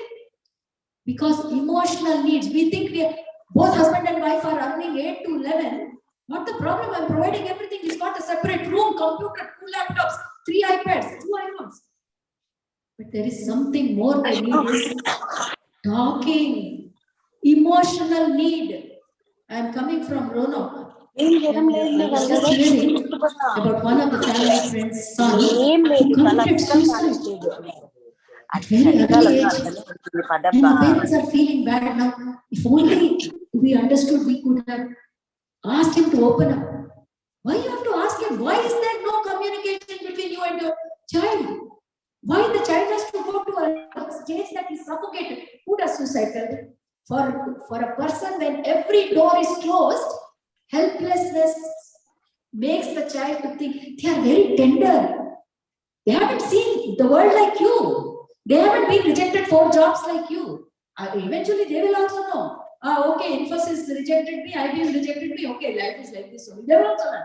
But they are young. They are learning. Emotional need is very important. Every parent has to make sure that you talk to your child. Even if he's not ready to, just sit with him 5 minutes, girl or boy, especially teenagers, sit 5 minutes. What is happening in their life, we should know. Otherwise, we will be strangers in our own house. When I was hearing about the mother, my heart really melted. How would that mother have been? Now she's doing a big campaigning that, make sure you talk to your children, let them open up. So don't think physical needs and financial needs are the only two things. Emotional needs are very, very important. And every time we think, oh, my child is grown up, he doesn't need me. Doesn't matter if he's 20, 30, 40. As long as parents are there, children need their parents. They won't open up anywhere else. My mother-in-law, she is 80, my father-in-law is in 90. Even now, there is anything happening in our house, good or bad, bring up. This is what happened. Because that is how human beings are. So don't think my child has become 18, so he won't need me. He will always need you. He may not need your money, but it's listening here. Today, the world is like this. Everywhere, anxiety, depression, because everyone is thinking, I have given money, I have given physical needs, my job over. Parents' job never finishes emotionally. Not only parents, even look at your friends. How many times we are sitting with our friends and saying, okay, what's going on in your life? The moment he starts telling his sob story, shut up, we have had it enough. Because we don't have time. We don't have the patience to listen to anybody. But we are divine path beings. We should understand emotional needs are bigger than physical and financial needs, especially when it comes to parenting. And give them the confidence that you're always there for you. They should, whether you're there or not, they should feel. If something happens to me, I know I can go and weep on my mother's shoulder. That confidence. You need someone. I've got nothing to do. Just fall on your mom's shoulder or somebody. Every human being needs a listening ear. It's unfortunate that the time we live in, we have no time for anybody. But we are more than normal people, and that's what I assume. Because we are holistic beings. We are thinking holistically. We need to understand our children in a holistic fashion. So if you think, how can I be of use for children? See, this many needs. Empathy. Listen to them. The moment they start opening, don't start give you okay. No, that's not how it happened in my time. Your time is gone. It's his time. So a bit of empathy, patience, listening here, no judgment. But these are always mentioned. No complaints, no judgment. No. Why? Because when you're judging through the filter of your thoughts. You have limited, you haven't seen the world completely. So let them finish what they want to say. Don't judge. We do this. Because we think our child has grown up, he won't listen to us. The moment he starts speaking, we shut him up. No, I don't think that's happening. I also do that. But then I realize, okay, no, we have to listen. So parents, very important, no matter what age your child is, don't judge, let him finish. Very important. And of all, I have to give so much emphasis is unconditional love. What is unconditional love? Everyone thinks, what is this unconditional love? The whole world talks about it. It's become a jargon. Very easy. Unconditional love means accepting the person the way he is. Don't expect. Now, many times we said, I like my husband, but if he had a little bit more hair, sorry, the more he I'm only a joke. And then husband also may think about, like, only if she talked a little bit less. That are conditions. Whatever the person is, he's like that because he has got a divine plan. He's come with that shape, he's come with that size because only that shape and size fits for the divine plan. Everyone wants to become Hrithik Roshan, everyone wants to become Aishwarya Rai. We won't become. Her divine plan is different, our divine plan is different. So, no two people will be alike because no two divine plans are alike. That is very important. So, in your divine plan, you have to be like that, in my divine plan, to like that. So, unconditional love means accept the other person just the way it is. Don't say, but if he was a bit fair or but he was a bit polite. No, that is all you are going to get of him. And if you can accept that person and allow him to be, you don't allow the other person to be the way, you want him to change and control the way you want. That controlling has to go. And mostly we do it with our children. We want them to grow the way you want. Because I own him. Because he came through me. 9 months I had it in my tummy. $2,000 I spent in the hospital, so I own him. You don't own. You may have given birth to the child. You do not own the child. So, unconditional love, remember, loving. Let them be who they are. You learn to accept whatever they are, accept. No, my child, he swears a lot. Doesn't matter. At this stage, he's like that. We still have to accept. That is what unconditional love is. Here we are talking about parenting, so we are talking about children. But unconditional love for anyone is like that. The way the other person is, without expecting a change in him, if you can accept it, that's all unconditional love. So unconditional love, you don't have to do anything. We think, I'm loving him. No, it's not a verb. It is a state of being. Unconditional love is a state of being. You don't have to do anything. It happens. And when it happens, this feels so good. The world becomes so colorful. Every silly issue goes back of the mind. Nothing is there. You can feel unconditional love when you feel it. Madam, how can I feel it? By practicing this. Just try practicing with one person. Oh, if not human being, with a dog. Okay, if it has pooped there, okay, I understand. But today we will accept. Little by little, one step at a time. It's a very big word. It's a very big expectation. But our child is also special. He's not somebody's child, it's our child. For mother and father, what is the toughest thing? When the child goes to a trouble. What we pray for God? Give all the troubles of a child to me. I don't want this is what every mother and father hopes for their child. If they are sick, God, give me that sickness. I will take. Why? Then comes the unconditional love from anywhere. Why you have to make your child sick to have unconditional love? When he's healthy, then only start practicing, isn't it? So, this is such a beautiful word, unconditional love. When I talk about parenting, I want every parent to do that. Especially with teenagers, it is so difficult because that's the most difficult time. They are very troublesome. How can you be unconditional? Practice. If you can accept your teenager, you can accept anyone in the world. Teenage is a very critical age. They themselves don't know what is happening to them. Hormones are all over the place, isn't it? So, this is exactly what we are trying to tell here. Now, parenting is very important. When your child is young itself, slowly start sowing seeds about holistic. What is holistic? Not only maths, not only English, not only spelling bee. That is not the only life for the child. You need to teach them a lot more things. Start talking to them about consciousness.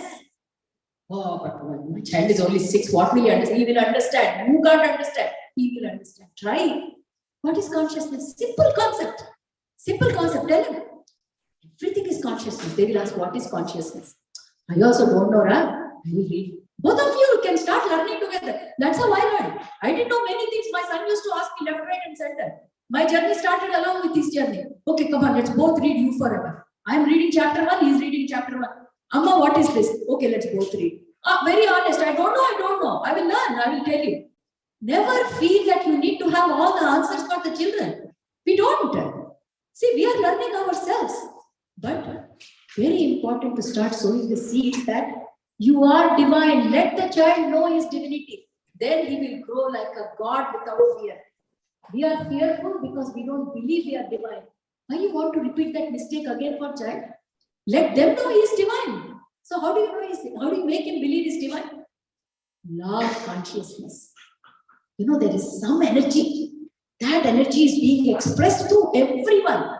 Slowly tell them that mic is divine. That camera is divine.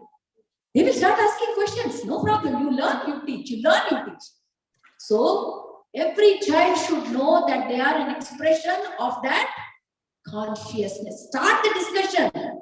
Sow the seeds early on.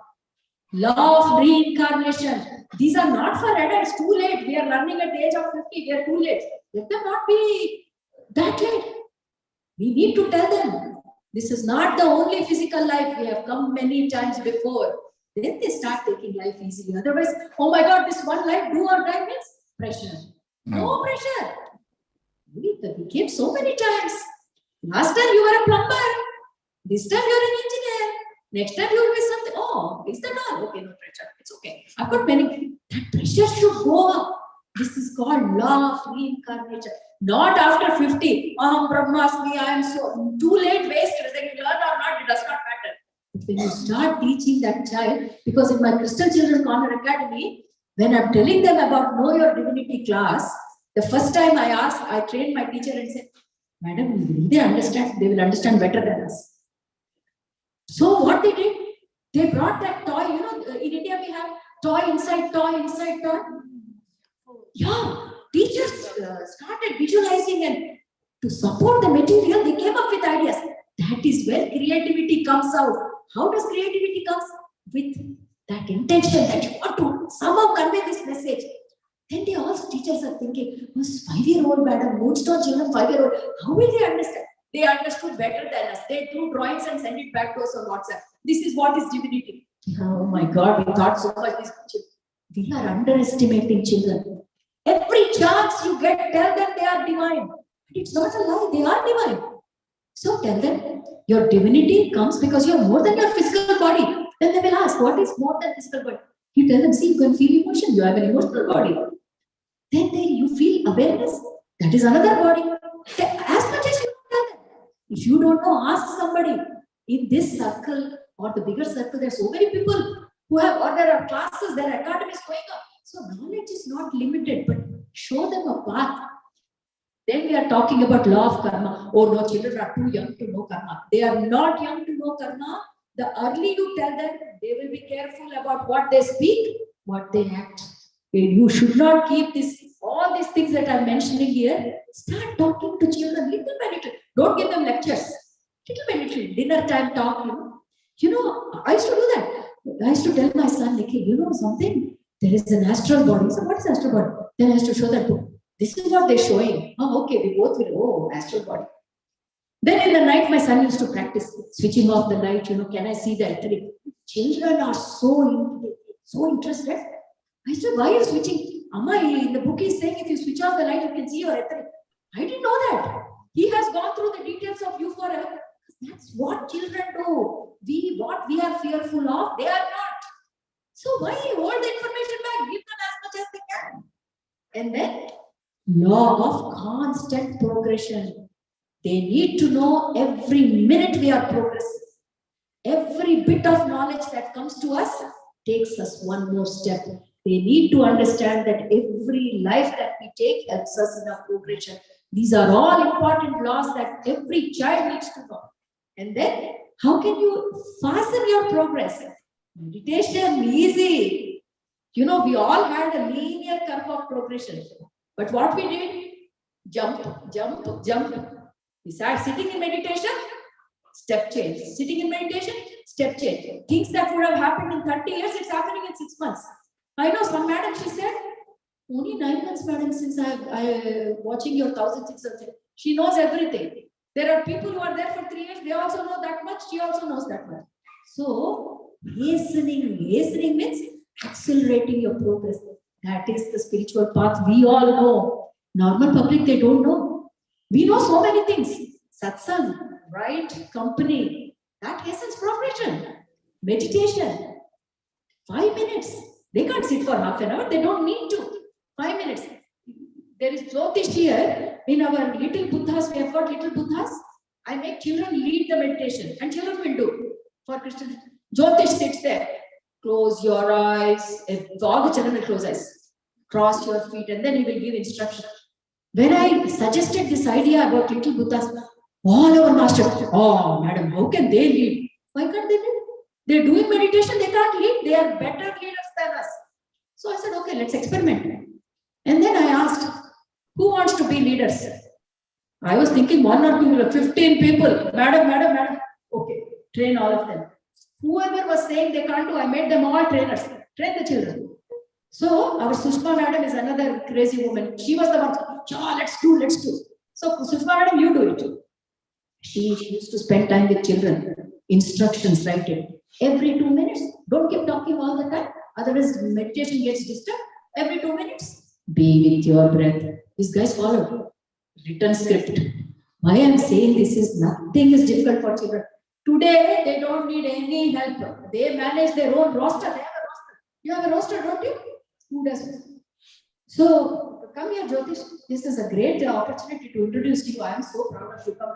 Come here, sit for a while here. This is our sister generation. You know, I am so proud of these children because they are the one who is going to take our hand on this ascension process, third density, fourth density. So you better be good to these children, huh? Otherwise they don't hold our hands. This fellow, along with his co-meditators, they will make a roster. Monday, I will lead. Every day they lead meditation, little Buddha's meditation. 4 times a day happens for our children. Our children means whoever can join. Children are doing 4 times meditation. English, Telugu, both the languages. So our American children, they are doing in English for this zone because time difference. And in our platform, we have got 23 countries people, so we can't have one time. So we got like 3 groups. And this fellow, along with his friends, he does it. So proud of these children. Well done, Nana. You can go there. So don't underestimate children. Earlier, when Patriji used to say, everybody sit down, close eyes. Oh, okay, we can't lead meditation now. Everyone is a leader here.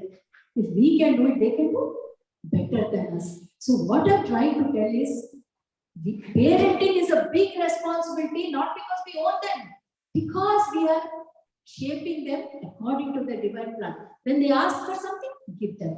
If you think something is wrong, suggest them. But don't force your children. Very, very important. Last one, law of uncertainty.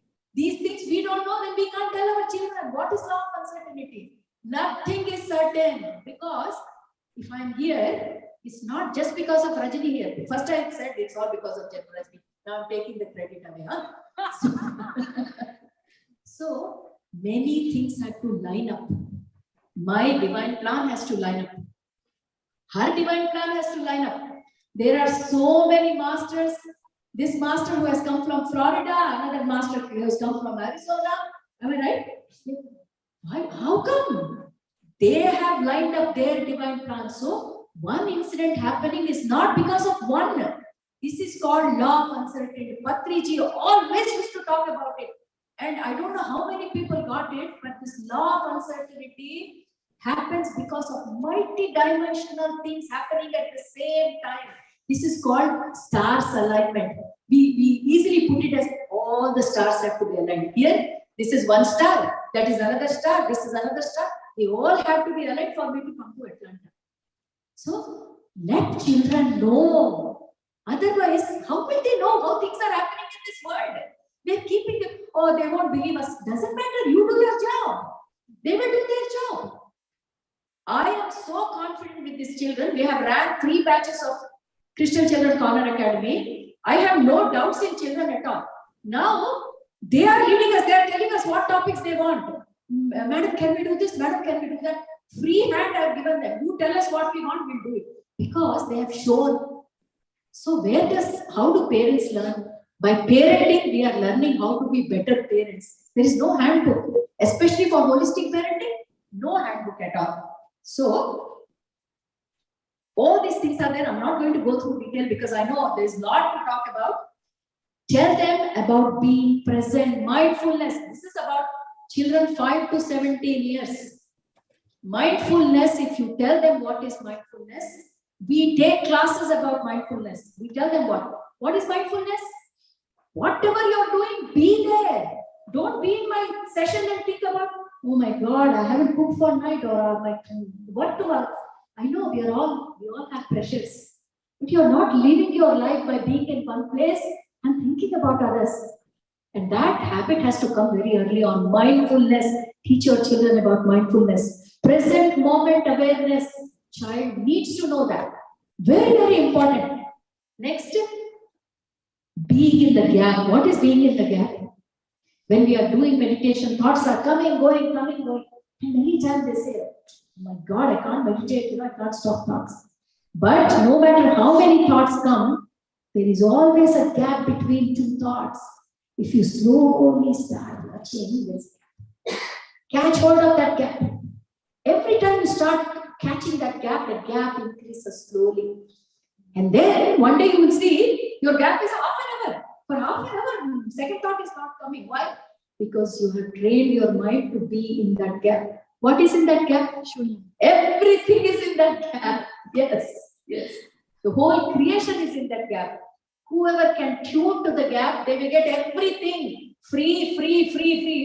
You buy 1 spoon, second spoon free. Here, nothing you have to buy. Everything free. Getting into the gap, you have to start telling children how to be in that gap. When you are not in meditation also, how to be in the gap. So when you are doing nothing, observe thoughts. First you observe your thoughts. Between 2 thoughts, is there a space? Just try to hook on to that. Teach children. We have taught children how to be busy with their lives. Why are you doing nothing? Go do something.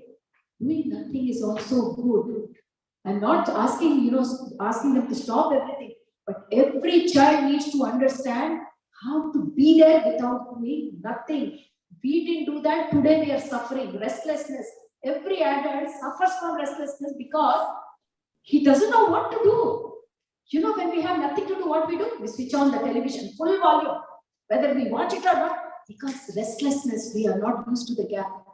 My dear friends, the whole creation is in this gap.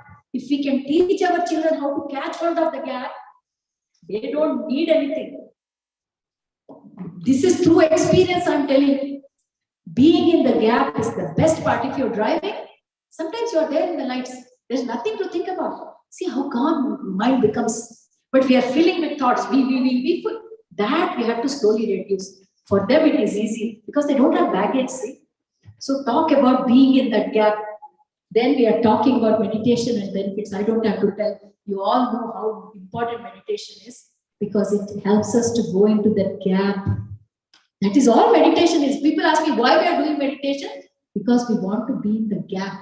Gap means nothing. But everything comes out of that gap. Today we are here because of that gap. When you all grow up a little bit, we will tell you again through 1,000 Seeds of Joy how the whole creation came out of the gap. So adults, children, encourage children to be mindful, be present if they are eating food. Totally focus on the food. What's the texture of the food? How does it feel? Okay, if you're not eating with hands, you may not feel the texture. But when it touches your tongue, how does it feel? Think. When it is going through your throat, what does it feel? This is all mindfulness. So, forgiveness, abundance, these are all concepts we know, but it has to come very early on for children. Now, this is what I was talking about. Knowing your divinity, we are talking about all these body shifts with 5-year-old. Body inside body, dolls inside dolls. So we are telling them, You know, you are only talking about your physical body, but you have so many bodies, one under another. Physical body, energy body, mental body. See how many bodies you have. We didn't even know till we were 15. At least let them know that they have that many bodies. So early knowledge is not bad.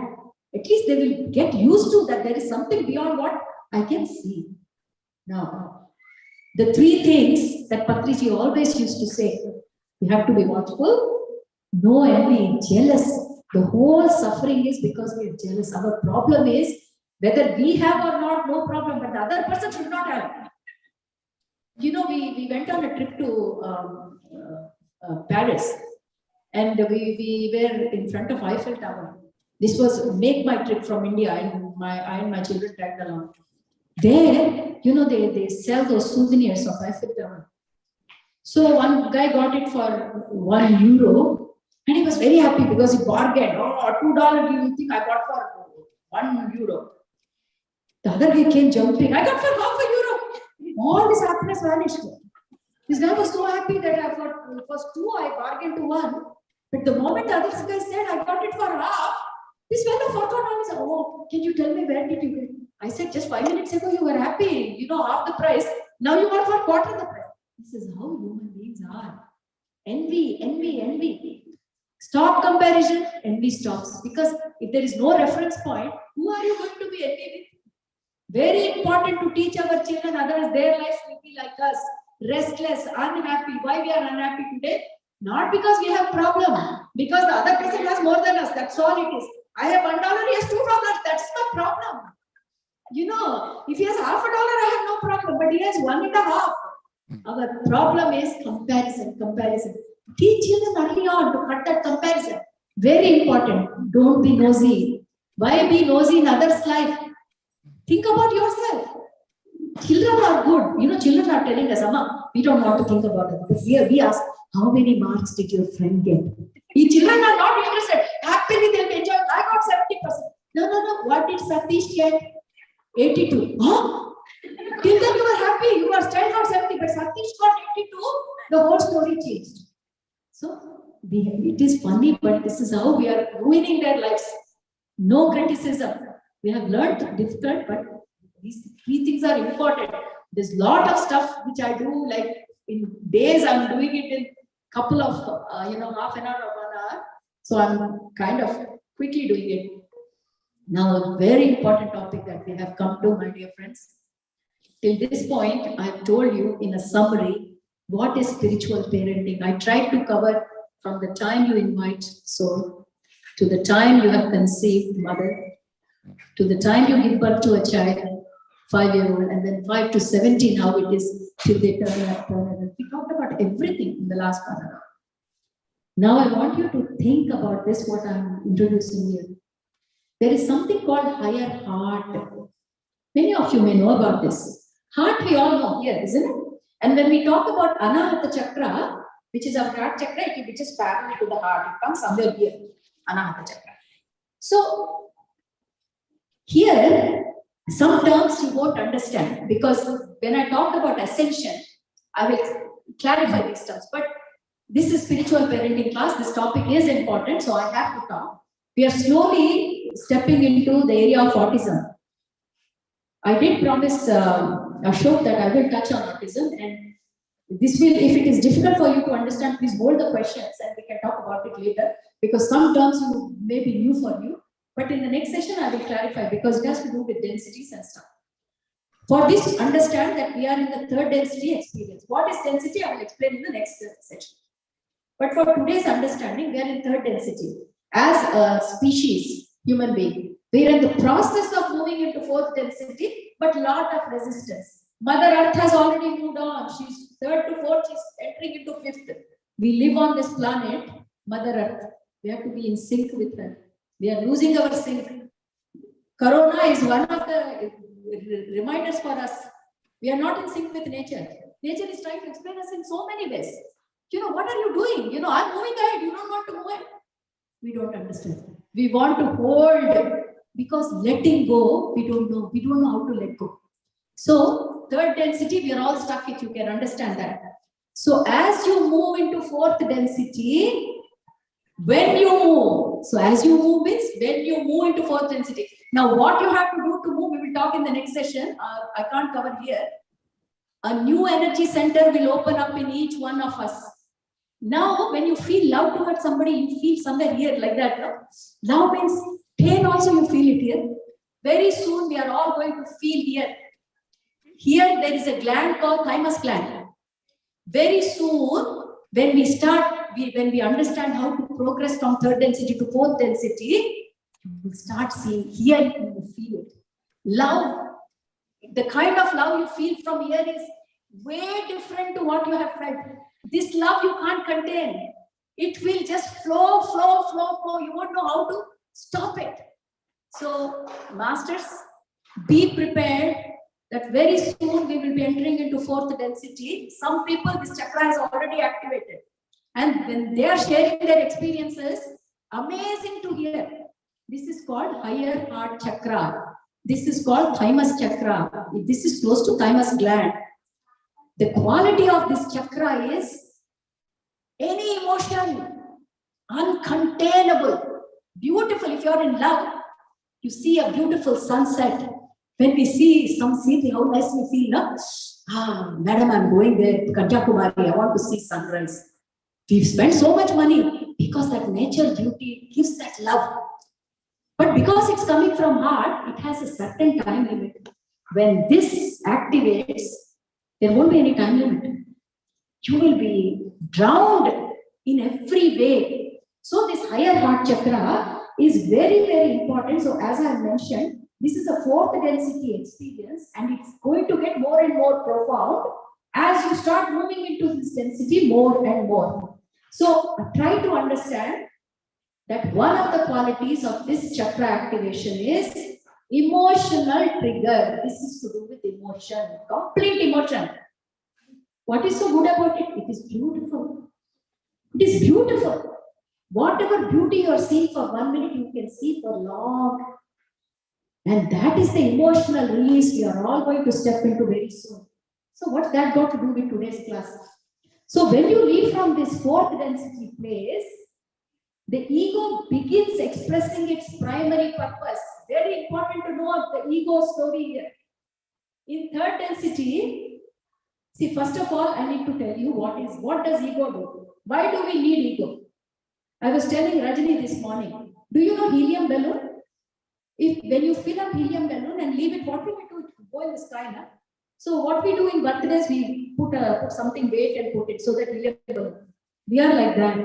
We all have come from oneness. What is oneness? I'll talk about it. So I can't talk about the terminology here, but understand, we all came from oneness. In oneness, there are not many. We are all one, that's all. Think about a river, a lake. Only one water. From that, we all came. Right? So that is the concept of oneness. For us to be this physical body in separate forms, not possible. The soul wants to go up, the helium balloon wants to go up.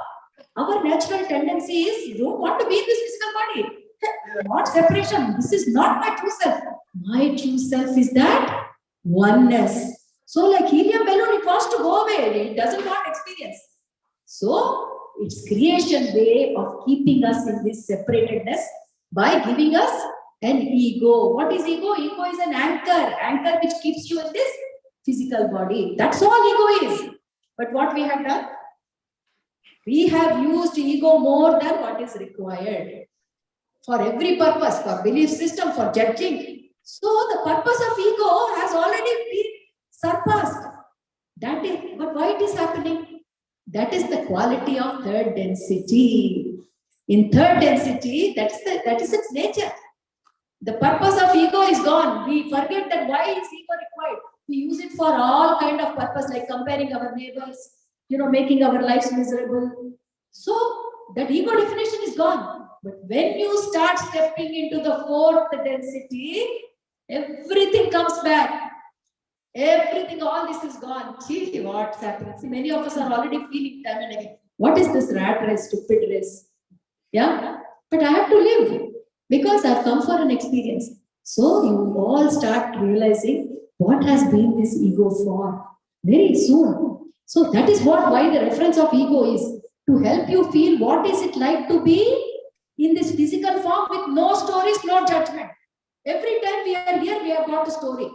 You know, I'm not feeling well because, no, you're not feeling well, full stop. That's all. There's no because. So in fourth density, all these stories will drop down. So what does sensation feel like in fourth density? Very important, Rekha. Listen to this very carefully, you will understand. When you are in fourth density and the ego has lost stories and all this justification, it is only doing its purpose. Sensations are pronounced. What is sensation? If I bite it, pain. That's a sensation. That will be pronounced. If someone gives a chocolate, so sweet. Earlier I ate this chocolate. That sweetness was only there for 30 seconds. Now, I'll be like in Brahmananda. Fourth density quality is emotions and sensations are pronounced.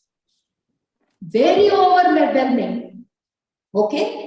But if you are in that third density, Clean everything. And if you feel the sensation of fourth density, how will body handle it? Try to understand. When you step into fourth density, that means you are evolving.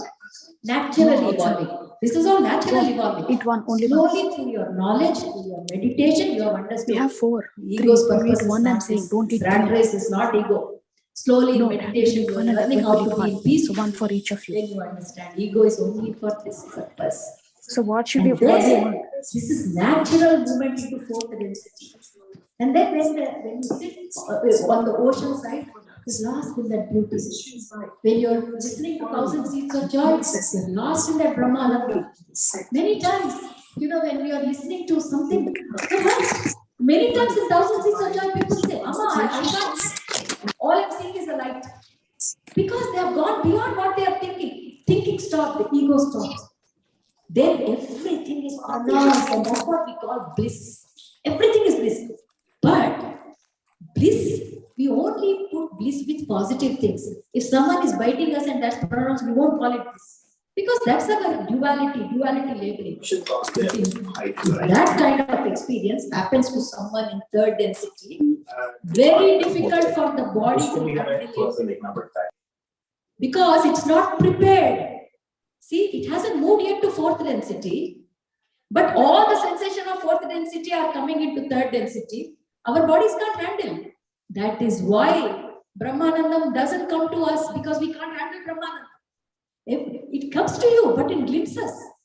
One glimpse is enough for a whole day. But creation knows. Like we were talking about this Harrison Ford movie. You know, the lady was not ready for the information. Like that body is not ready in third density to get that experience of the profoundness. So we get how much we want. But if you can imagine in third density getting all that experience, we will go crazy. We can't handle it because we are not physically prepared. Now, this is the most important thing that we need to understand. Here I have given some examples so you understand what that sensation is. You know, if you see a neighbor child, you will never love them more than your child normally. But when you are that fourth density, even neighbor's child, you will feel like your child. That love will flow. That is the kind of emotion I'm talking about. Very difficult for us to comprehend when we are in third density. So all we can say is sensation at this level is super magnified. Now imagine what is this. If this were to happen to us in third density, it would be too intense for us to progress or process. Now, this is exactly what happens to children who have autism. They are having profound experiences. Their emotions are so profound that we are all going to go through that very soon in fourth density. They are already having it now. If they feel sad, that is pronounced sadness. If they are happy, it's pronounced happiness. And it is very difficult for them to explain what they are going through to a person who is in third density because they won't understand. So, parents who have children with autism, they need to understand that these children who have come into their lives are way ahead in evolution. They have come early. They should have maybe waited for another 50 years and come. But they have come early. Because this world is not perfect like a mold. Every shade is there. So, these children have come to show us what it is going to feel when we transition from third density to fourth density. For us, we need to understand what they are feeling. Their emotions are so pronounced. If you put them in a new atmosphere, if you take them for example from Atlanta to Hyderabad, the newness, for us it's an excitement, but for them, even that strangeness is too overwhelming that they will cry for a week. You may cry in your heart. You don't like the environment, you cry that. They cannot do that inside. For them, everything is pronounced and expressive. And that's why autism children, everything is so pronounced when it comes to emotion. Now, what can parents do? Parents need to understand what is going on with them. Caretakers need to understand what is going on. Medically, they are reading. Medically, they are trying to deal with them. But holistically, there is a total different ball game that is going on. These children are way ahead, way ahead. Very soon, you and I are going to be like that. But our bodies are not ready. And there is a purpose why creation does it. We have come here for experience, but what we are doing? We are curbing our experience. I feel like crying, I can't cry because I'll make a fool of myself. I feel like crying, but now I've started thinking about people. If I feel like crying, I cry. You should see my YouTube videos. I'm like a crybaby every time crying. I feel like crying. Mata comes, the divine energy comes. Oh, love, so much love she gives. I can't contain. I'm very emotional. With that love, my tear flows. I start inhibiting. Why I should? I'm feeling so good. They feel like that. By expression, they feel good. Whether they are crying, you may call it crying, you may call it short. That gives them a lot of happiness. We don't understand what they are going through. Just a glimpse of bliss itself, I know how it is in those sessions. Those children are living their emotions. They are in a totally different plane. So what I'm trying to tell here is, what can we do as parents? What can we do as caregivers? What can we do as family? Is try to understand where they are coming from. And it is not a handicap. They are way ahead of us. We don't understand, unfortunately. But we can educate ourselves. If someone has a child with autism, they should proudly beat their chest that my child has chosen me because I have the capacity to understand him or her and bring him up. There is no treatment for this. We all are going to go through that. What treatment are we going to give the mass humanity? Humanity doesn't understand, unfortunately. So whenever this discussion about autism comes and people ask for counseling, I have tears in my eyes thinking, this is our future. We can't understand them. What it will be like when we all will behave like autistic children very soon. But then it will become norm, you see. Everyone will be like that. It will become norm. At this stage, we can't understand them because we don't know what is going on. So I wanted to add this bit for autism because not that we have a cure. They don't need a cure. They are fully expressing. It's an expression. We all have to go through this expression for Ascension, for evolving. So here I have mentioned that they are pioneers. They are pioneers.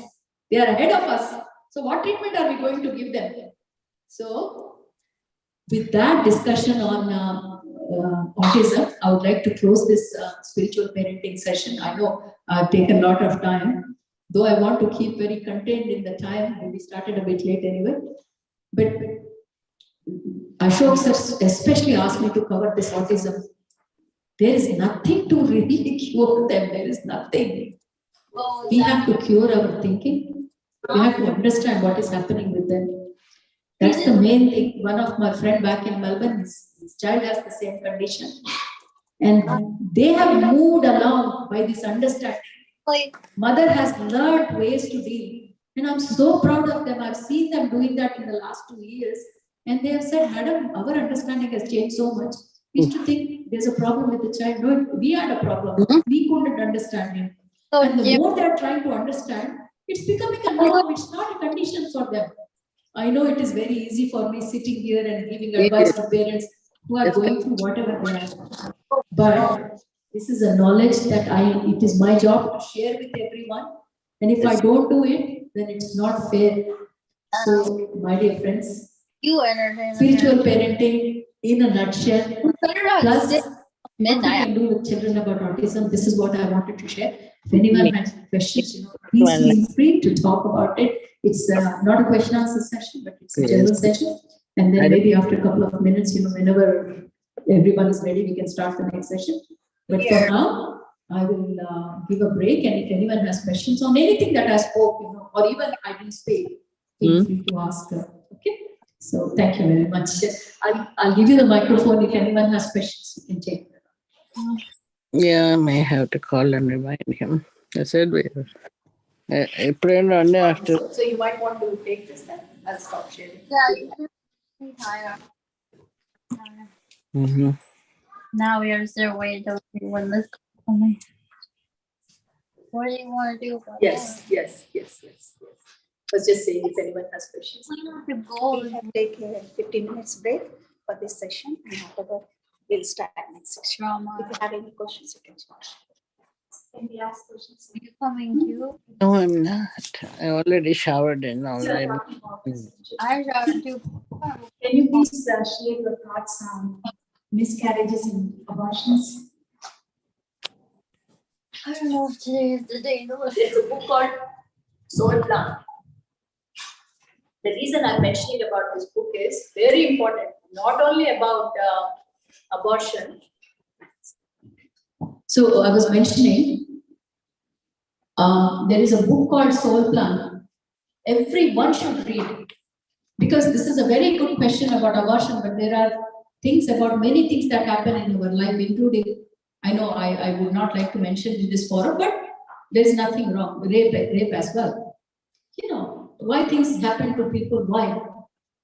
In a civilized world, whatever we say may not be the truth. But when we look from holistic approach, when you look from the perspective of many lives, many masters, this life is not the only thing. Your life is a cumulative of all the lives. Then your understanding changes. One thing, Amma, whether it's abortion or anything else, if you have done it for a medical reason or for any other reason, right? It has to happen in, go ahead, Amma. Go ahead. My colleague is going through that, and because she just had a miscarriage, and she's thinking that it's because of her that the soul came and then left her. Yeah. So was it her mistake, and that she's going through Very good question. I will repeat her question because it's a very good. I think we will focus on this question because otherwise it becomes too wide. I'll specifically talk about. I'm sorry, what was your name? Sujata. Sujata has a very good question. She says her friend had a miscarriage, and her friend is kind of a bit concerned that the soul has come and gone. And is it something that she could have avoided, or is it something that she has done wrong? Is that right? Yeah. So let's talk about miscarriage because it's more simple to understand. Miscarriage is something that, the lady, she didn't plan for it, isn't it? Miscarriage happens. There is no physical intervention here, that it's not a planned thing that 4th month, pregnancy I will do. No, we don't know. It has happened for whatever reason. So first we will talk about the mother, then we talk about the child from both perspectives. Yeah? There is nothing the mother can do in miscarriage. There is nothing. No mother wants any harm to the child. No mother. Otherwise, she would not have kept the child at all. There is no harm.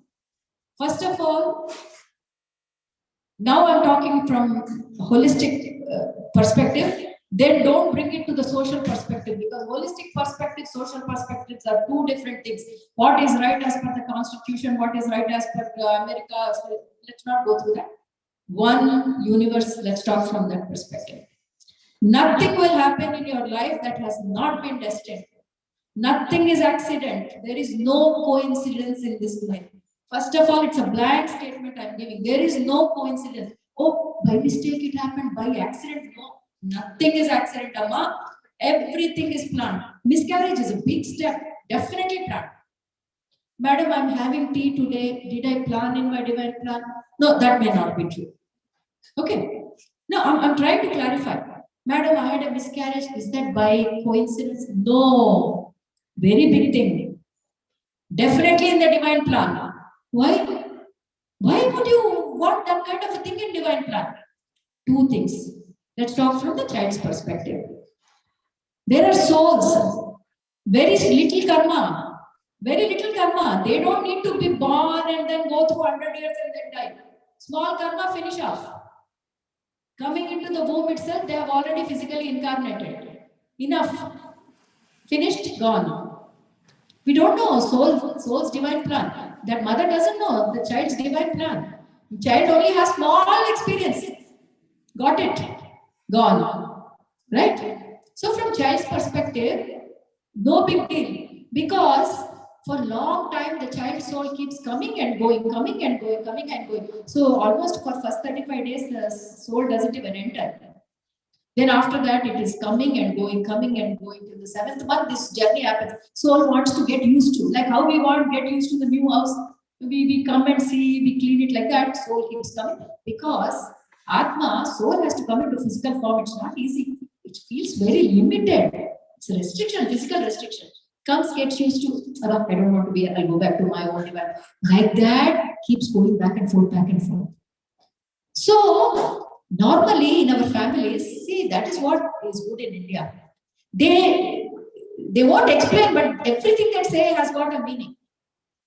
Because nobody explains us, we think these Indian people don't know anything. Unfortunately, the knowledge is not being carried forward. Till 7th month, literally till 7th month, the soul is coming, going, coming, going, coming, going. So no big deal. After 7th month, that is where our people say you have to be careful from 7th month because they know the soul has come, made home. That's why be careful. But sometimes they don't tell us the reason, so we don't understand. But miscarriage, if it has happened, it's the soul's divine plan. Mom can't do anything. There's nothing mom can do. So the mom need not feel guilty. Now, what is mother's part? Then why it happened to me, madam? Your karma. This much of grief you have given to somebody. What? Maybe you have snatched someone's child in the previous janma. Or maybe you kidnapped somebody's child for a day. Maybe you did something.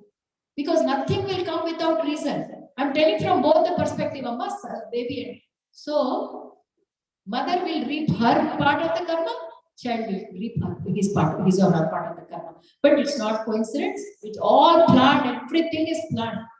That if we understand that nothing is coincidence, then we will be more careful the way we talk, the way we walk. Otherwise, say something doesn't matter, do something doesn't matter. Once you know this knowledge, we become so careful. Walk Suddhi. What word is coming out of your mouth matters. What thought is coming out matters. What action do you do matters. That is why spirituality is a lot of responsibility. Very difficult. If you don't know anything, no problem, no karma. After knowing things, you are doing it, karma. That is the problem. That's why people are happy who don't know spirituality. I don't know how divine divinity works. Happy. But we can't do that. We know it. So it's a double-edged sword. It's good to know, big relief, but a lot of responsibility, Unfortunately, we can't leave the responsibility to others. Earlier, Rama, Krishna, you take care of me. Now we know. We are creators. Where can we give it? So very important, every word that comes out of your mouth, every thought that comes out of your mouth, and every action. These three. Difficult. We can't remember all the time, but at least we can try. Can't we? So that would be my, sorry, long answer, but I thought I'd give it to you in detail. Yes. One quick question, ma'am. On the same, how about those who do it on purpose? No, I'm not going to touch that. Especially because in America, this is an issue at the moment, and abortion is a big deal. And being, I won't touch that topic. Purposely, I'm not touching because I'm in a country which is going through this, and I just don't want to make my talk a sensitive issue on abortion, but I can suggest one thing. There's a book called Soul Plan, and later I will also put that cover of the book, or I can also send the PDF to Anila, and she can pass it to you. You know Anila, who is she? Yeah, so I'll pass that book, and in that, clearly this chapter is explained. So instead of me saying what is there, you can, I hope you understand that. For me, it's a bit sensitive because I'm aware I'm on a land where this topic is a bit sensitive, so I'm being careful. Thank you. Thank you. Thank you. Question is, kids with autism, emotions does not understand other person in the family. Do I need to explain them or surrender the situation? Very good question. From Navina. I knew it was from Navina. Navina, can I take rest for one day, or you have to keep asking these tricky questions? I straight away knew this was from Navina. But well done, Nana. Well done. I'm very proud of you. And this is one of my very, very, very close family friend, as well as my daughter, who has a child, autism child, but she is amazing and she has learned so much. And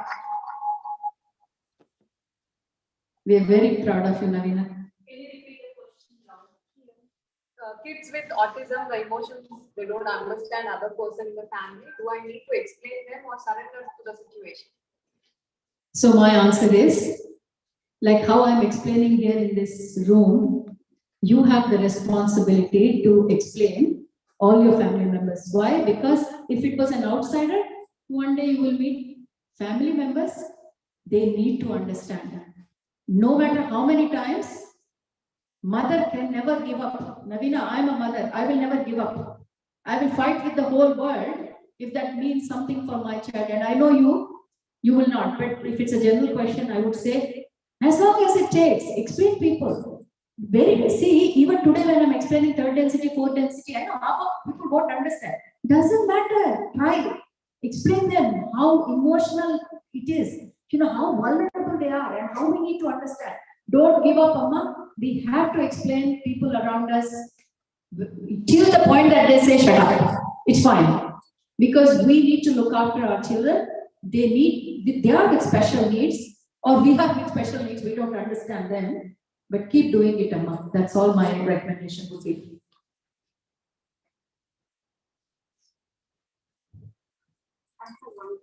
Yes, Amma. We are talking about abortions, miscarriages, and autism kids also. So I just want to ask you about spiritual parenting and how it impacts suicidal kids. Like they have a lot of thoughts, and you mentioned about divine plan that they come up with, right? Even for suicidal kids or whatever. Adults also, they do suicides. How can we change in that situation? Very good question. I like this question very much because it's very close to my heart, and I do counseling for people who commit suicide and fail, and then they come to me. And by God's grace, I have managed to change their outlook, and I'm very happy that I had an opportunity to serve them in that way. First of all, no divine plan includes suicide. Divine plan and suicide are two totally different things. Suicide means you have given up.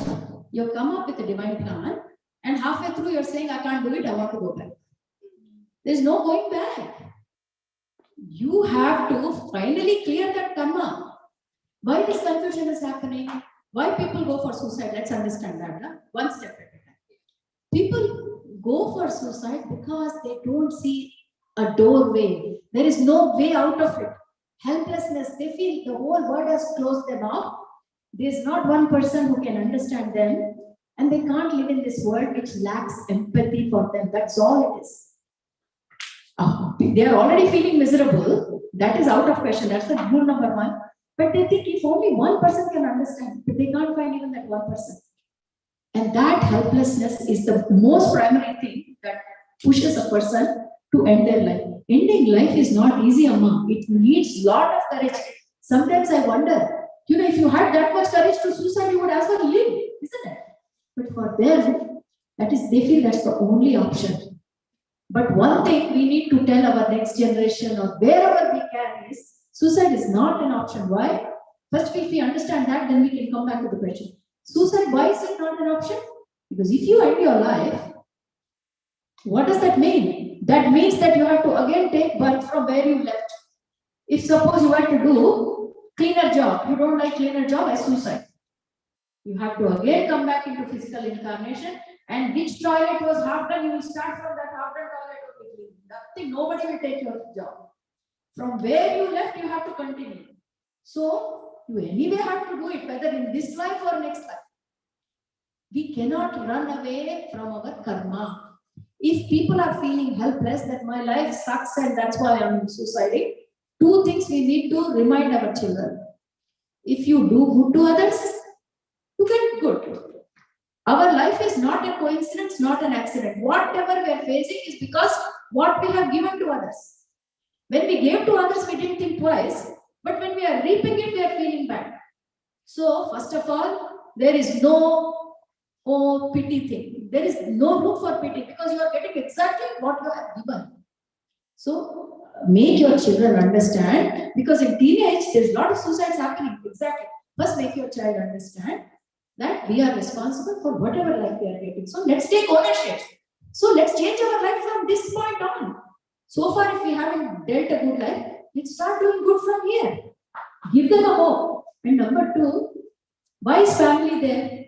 For that support. If anyone is alone, family is there to give that support network.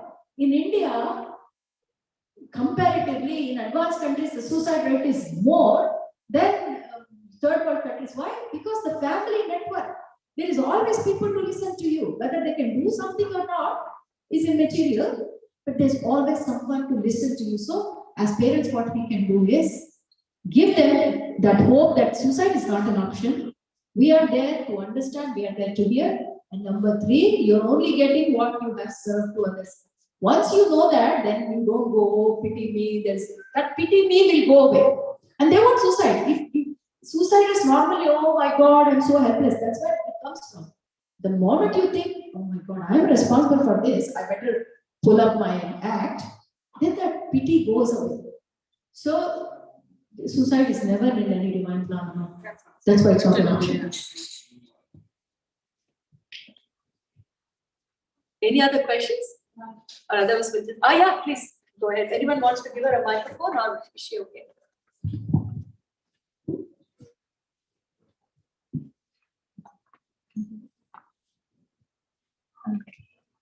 Thank you for this session, ma'am. One question. How to read the fate of a woman in spite of trying so hard to have a child but couldn't have one in her life?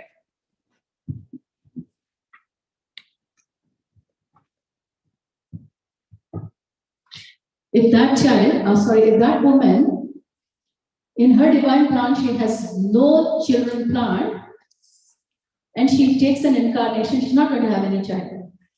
But she won't remember what's in her divine plan, you see. That's the problem. That's what is Maya.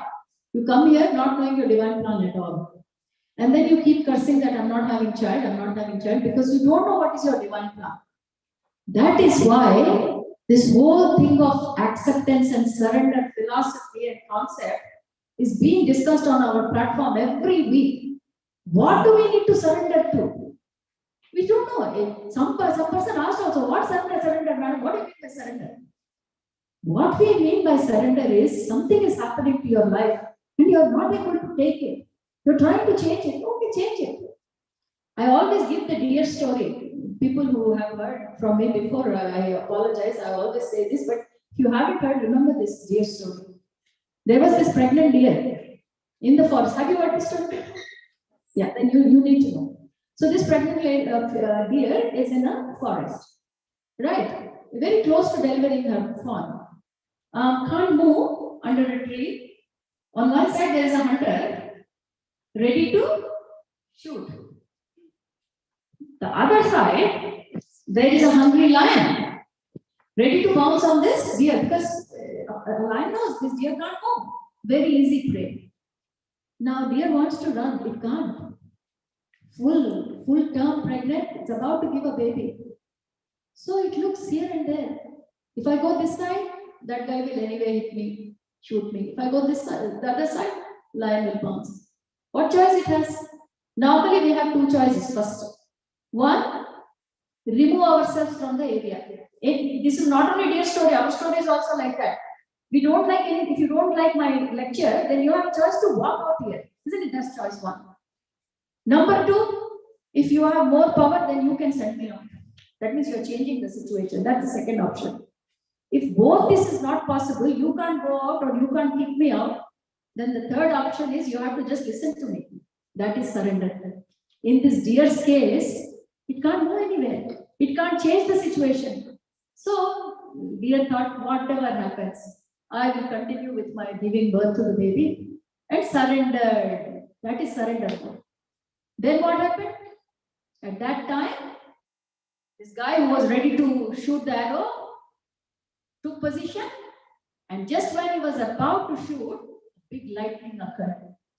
His eyes dazzled and his direction where he was pointing moved away from the deer and went towards the lion.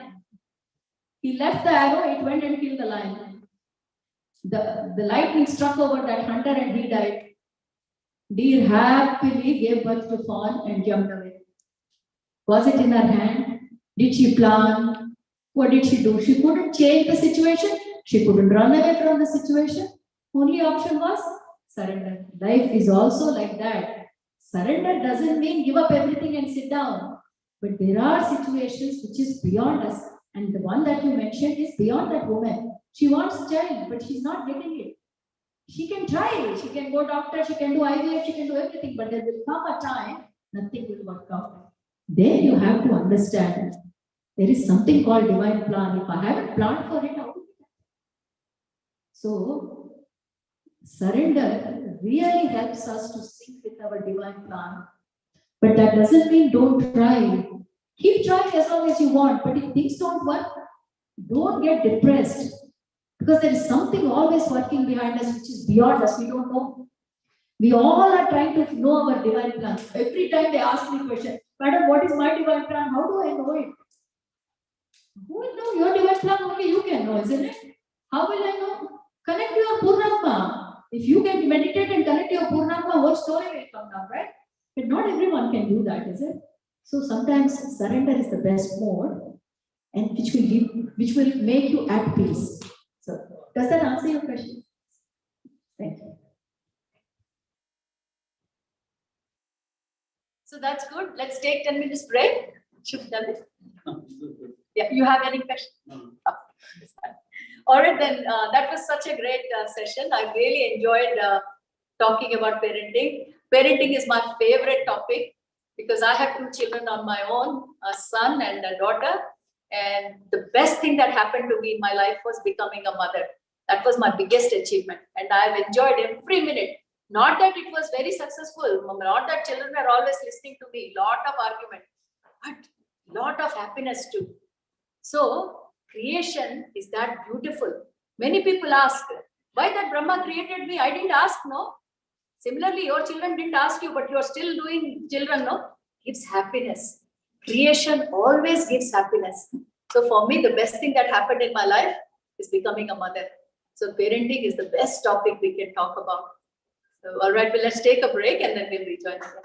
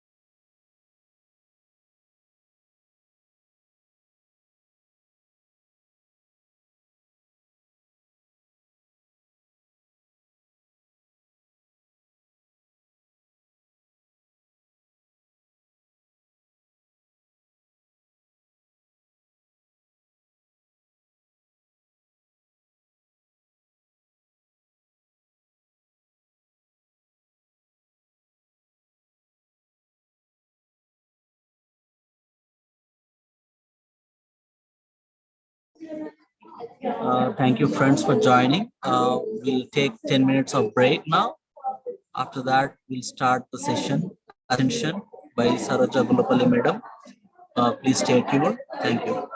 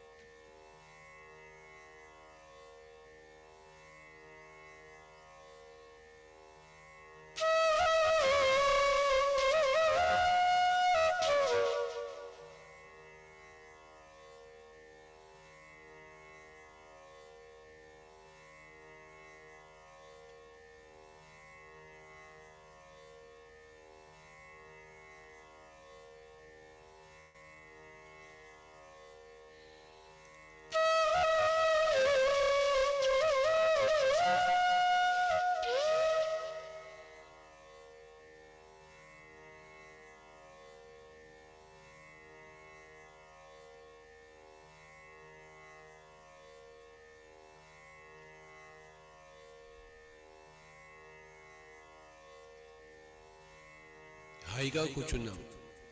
శ్వాస మీద ధ్యాస, శ్వాసానుసంధానం.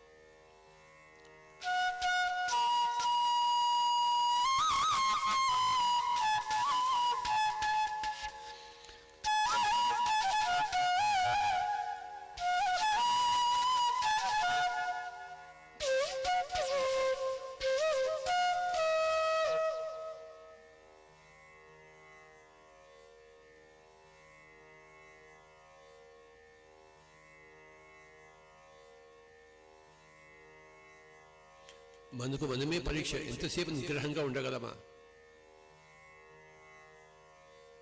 ఎవరో మన పరీక్షలు తీసుకోరు, మనమే మనం పరీక్షలు రాసుకుంటాము, తీసుకుంటాము. మనం శూన్యంగా ఉండగలమా లేదా, అది మన పరీక్ష.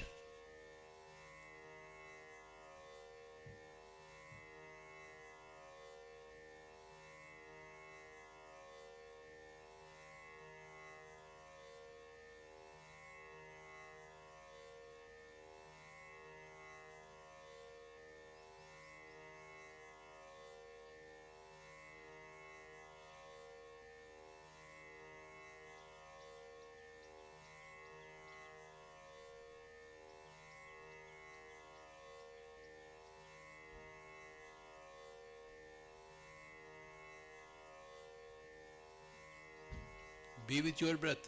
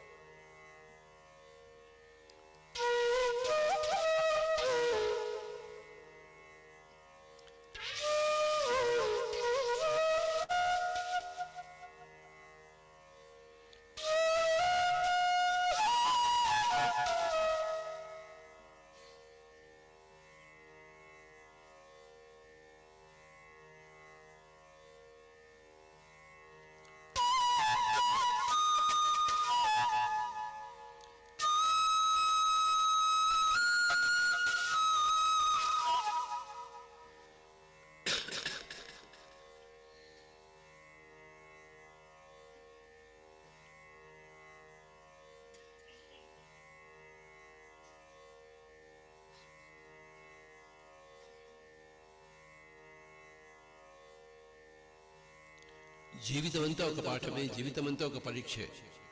జాగ్రత్తగా పరీక్ష వ్రాయాలి.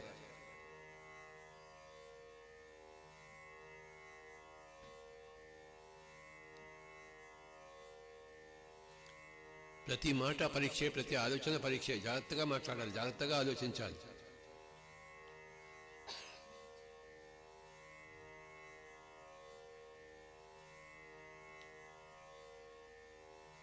ప్రతి దాంట్లోని జాగ్రత్తను అలవరుచుకోవడమే ఆధ్యాత్మికత.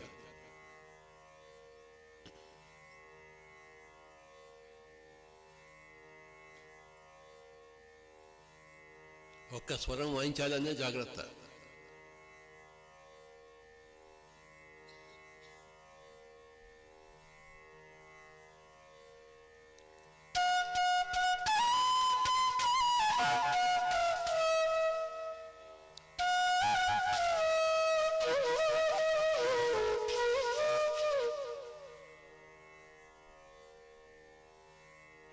అజాగ్రత్తగా ఒక స్వరం రాకు వచ్చేదేమిటి? అజాగ్రత్తగా ఒక మాట మాట్లాడవచ్చునేమిటి? అజాగ్రత్తగా ఒక ఆలోచన రావచ్చునేమిటి? అజాగ్రత్తగా ఒక చూపు విసరడం ఏమిటి? చూపులో జాగ్రత్త, మాటలో జాగ్రత్త, యోచనలో జాగ్రత్త, కదలికలో జాగ్రత్త.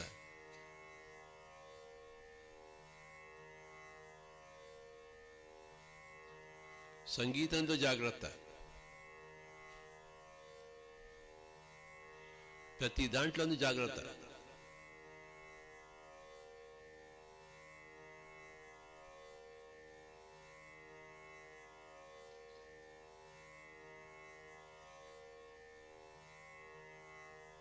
తస్మాత్ జాగ్రత్త సుమి.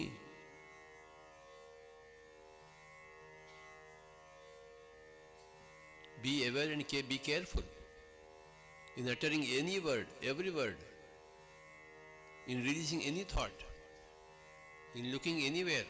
Be careful how you look, what you look, why you look. ఎందుకు చూస్తున్నాము జాగ్రత్త? ఎలా చూడాలి జాగ్రత్త? ఎటువైపు చూడాలి జాగ్రత్త? ఎంతసేపు చూడాలి జాగ్రత్త? అంతా జాగ్రత్తలే. ఊరికే కళ్ళు పారేసుకుంటావేంటి ప్రపంచం మీద? ఊరికే నోరు పారేసుకుంటావేంటి లోకం మీద?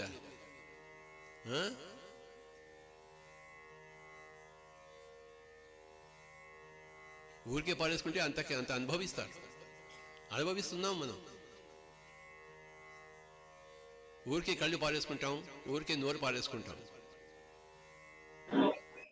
ఏం కళ్ళు ఏం నోరులో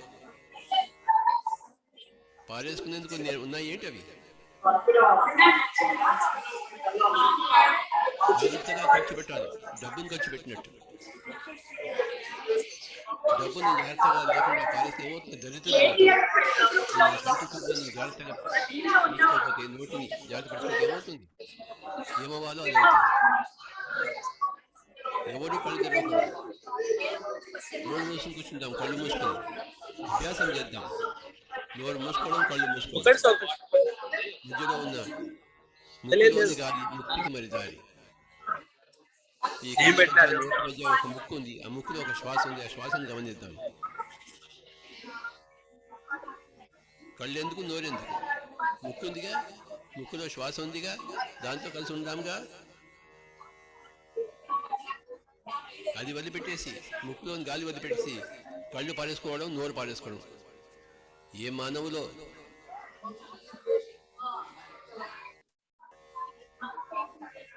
అవేం కళ్ళు, అవే నోరులు. ఎవరు కళ్ళు విప్పకూడదు, నోరు విప్పకూడదు. ముక్కులోని గాలి ముక్తికి మరి గాయపు టూపిలో గని ఉన్నది. ఆ గనిని కొల్లగొట్టడమే ధ్యానం.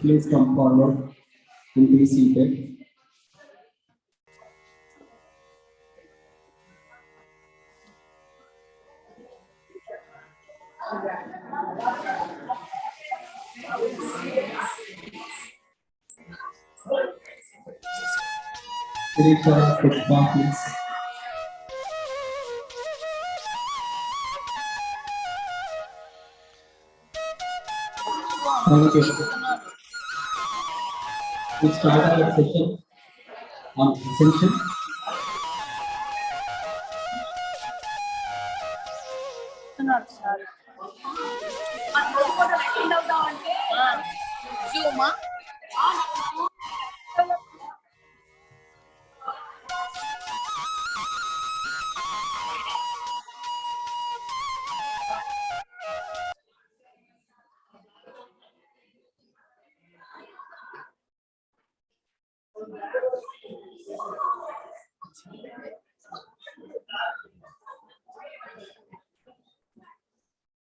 Yeah, hello. Zoom link పంపించమంటారా? ఉంది నా దగ్గర. Friends. Hello, friends. Thank you for being silent. Thank you. What a wonderful session that we had for the session 1. Thank you so much, and we will continue our session 2 on Ascension. Yeah, I will take this forward. to Saroja Madam. Thank you.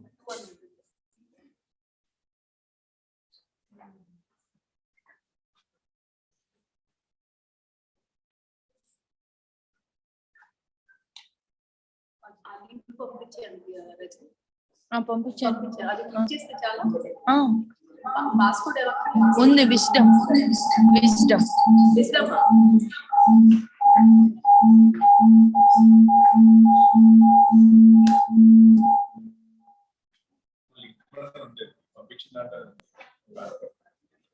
తను మా తోటికోడలు join అవుతామంటే invalid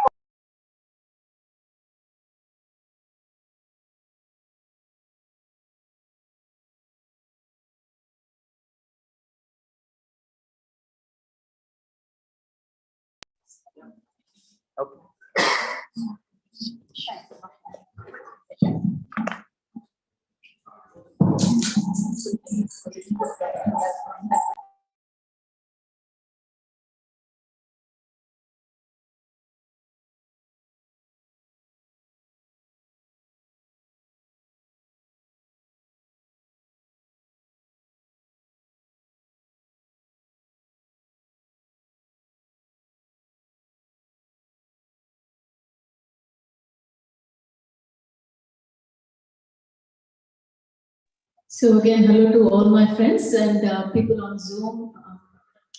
Thank you for being with us for so long. And I took a break. That break got a bit long because too yummy food here, upma and whatnot. So you guys are missing on the Zoom. I meet on your behalf. Thank you. Yeah. So the second part of the session, which Ashok sir requested, was let's talk about Ascension. Yeah, Ascension is a very interesting topic. You know, if I sat here for a whole day, I have so much passion that I can talk about this subject because this is what is happening now currently. Do not shut off your mind if you think this is too much, I can't understand. I always say in my sessions, we have to make an effort, right? And I won't leave you till you make an effort. Okay. Don't say this topic is not right. And people who are too far away, please come front, you know. This is not a formal session. The closer you are, I feel good that you can hear. So make sure you are in reachable distances. We got a lot of chairs here and there also. This is a very serious topic. If you think it is serious, but it is our life story. If we don't listen, who is going to listen? Isn't it? So yeah, this is better. You all come closer, it's better. Now, since last year, I have been talking about ascension and integration many times. It's not enough. People need to know more about ascension. Each one of us need to understand what it is because we are on that path. It is not like neighbor's path, it's my path. So we have to understand. If we don't understand our path, how will we know where we are going? Okay, you know there is a destination, but journey is also important, no? If I ask someone what is your destination, then you know we all know we are divine beings, we become Purnatma, we become part of oneness. But there is a journey to that oneness, with this whole thing. No, madam, I'm not interested. Okay, no problem. But I know you people are not like that. Each one of you are very interested in knowing why we are here, what we are doing, what is this drama going on, you know, whether it's COVID or whatever other drama is going on. Drama is at its peak, right? So does that mean ascension is happening only now? It didn't happen before? No. Ascension means progression. Progression means evolution. Anything in this creation is always evolving. There is no quiet moment. Every second, there is always development in us, around us. But we don't feel, you know, every second we don't keep checking. What have I learned? But so much we learn every moment. We look around, oh, that's blue color. I didn't know blue had so many shades. I am evolved. How am I evolved? Because I have more information than what I had a second ago. So where does evolution come from? From knowledge, from wisdom. Hence we do wisdom sharing. Why this madam has no other job, she always keeps talking. Wisdom. So Whatever we know, we have to share with everyone. Very important. And that gentleman, he taught us that. If you know A, teach A. If you know B, teach B. Don't think I don't know till Z, how can I teach? You don't need to know till Z. So, in our meditators or in our spiritual thinking, you learn little bit, express it, talk to others, then they will ask you a question. Then that will make you think. Making you think is ascension. Making you think is evolution.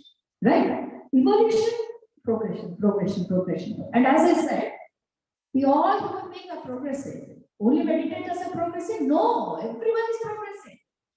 But as I said, for example, mathematics students know linear curve. Everyone understands what's a linear curve, no? Linear straight line. Everyone has got a progression. But sometimes who are on the spiritual path want to hasten their process. Law of hastening progression. I put it in the spiritual. So how can you hasten? Hasten means more information going. People who gets information in 3 lives, you're getting it in 10 years. That's hastening progression. Otherwise, you have to take 3 lives for this information. So every bit of information is important. But why are we talking about ascension only now? We're talking about ascension now because we are kind of stuck. We don't know why we are stuck. Our heart knows it doesn't feel right. Something, each of you can think about it. Something is not right. The whole world is feeling it. Nobody knows what it is. Because we have lost touch with our heart, with our emotions. We want to suppress our emotions. I told you, when you're feeling restless, you don't want to think, you want to switch on the TV, read a magazine, or do some rubbish so that you don't have to observe your emotions. This is how we are just suppressing our emotions. We're not living our life the way we should live at this point. But the answer is what to do. I don't know what is happening, so what do I do? That is why I'm taking these sessions more and more and more. The more number of people know what is happening on earth today now, that much of knowledge is going, and then the ascension will happen quicker. No, madam, I don't want to ascend. No problem, your choice. You can ascend after 50 years. But we are all knowledge thirsty. So let's understand what is happening in this whole creation. For us to understand what is happening, we need a bit of background. So I have put slides because lot of subject. I want to make sure I don't forget giving you what information I wanted to. We will try to keep it simple, but I tell you it's not simple. But we will try to make it simple. We'll try to give example to understand. Once we are on this path, we will start rolling. Then its momentum will take us. Okay. So please don't get put off if you think what Latin and Greek she's talking. It is our life, Greek and Latin. So we have to learn, right? So we all know, we all been saying that there's a great shift happening on this planet. Everyone has heard about this. Something is happening. Meditators are calling it a great shift. Other people are saying, God knows what is happening. Something is happening. Corona is happening now. Everything is different.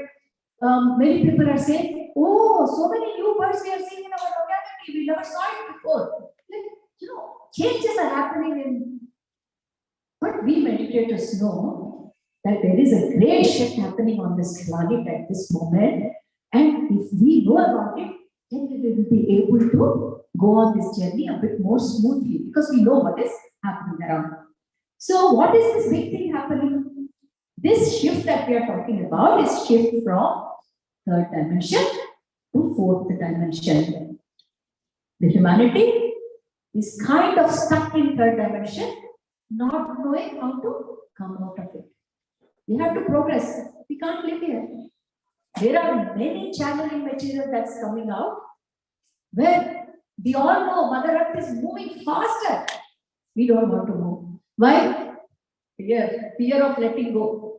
Humanity, ego at its peak. Ego never wants to let go. It will hold it like it's life. We're all trapped in that ego drama. But I already mentioned in spiritual parenting, we need ego to be in this physical form, but not to the extent that we are using ego for. Now that is working against us. We're not able to let go. Mother Earth is not going to wait for us.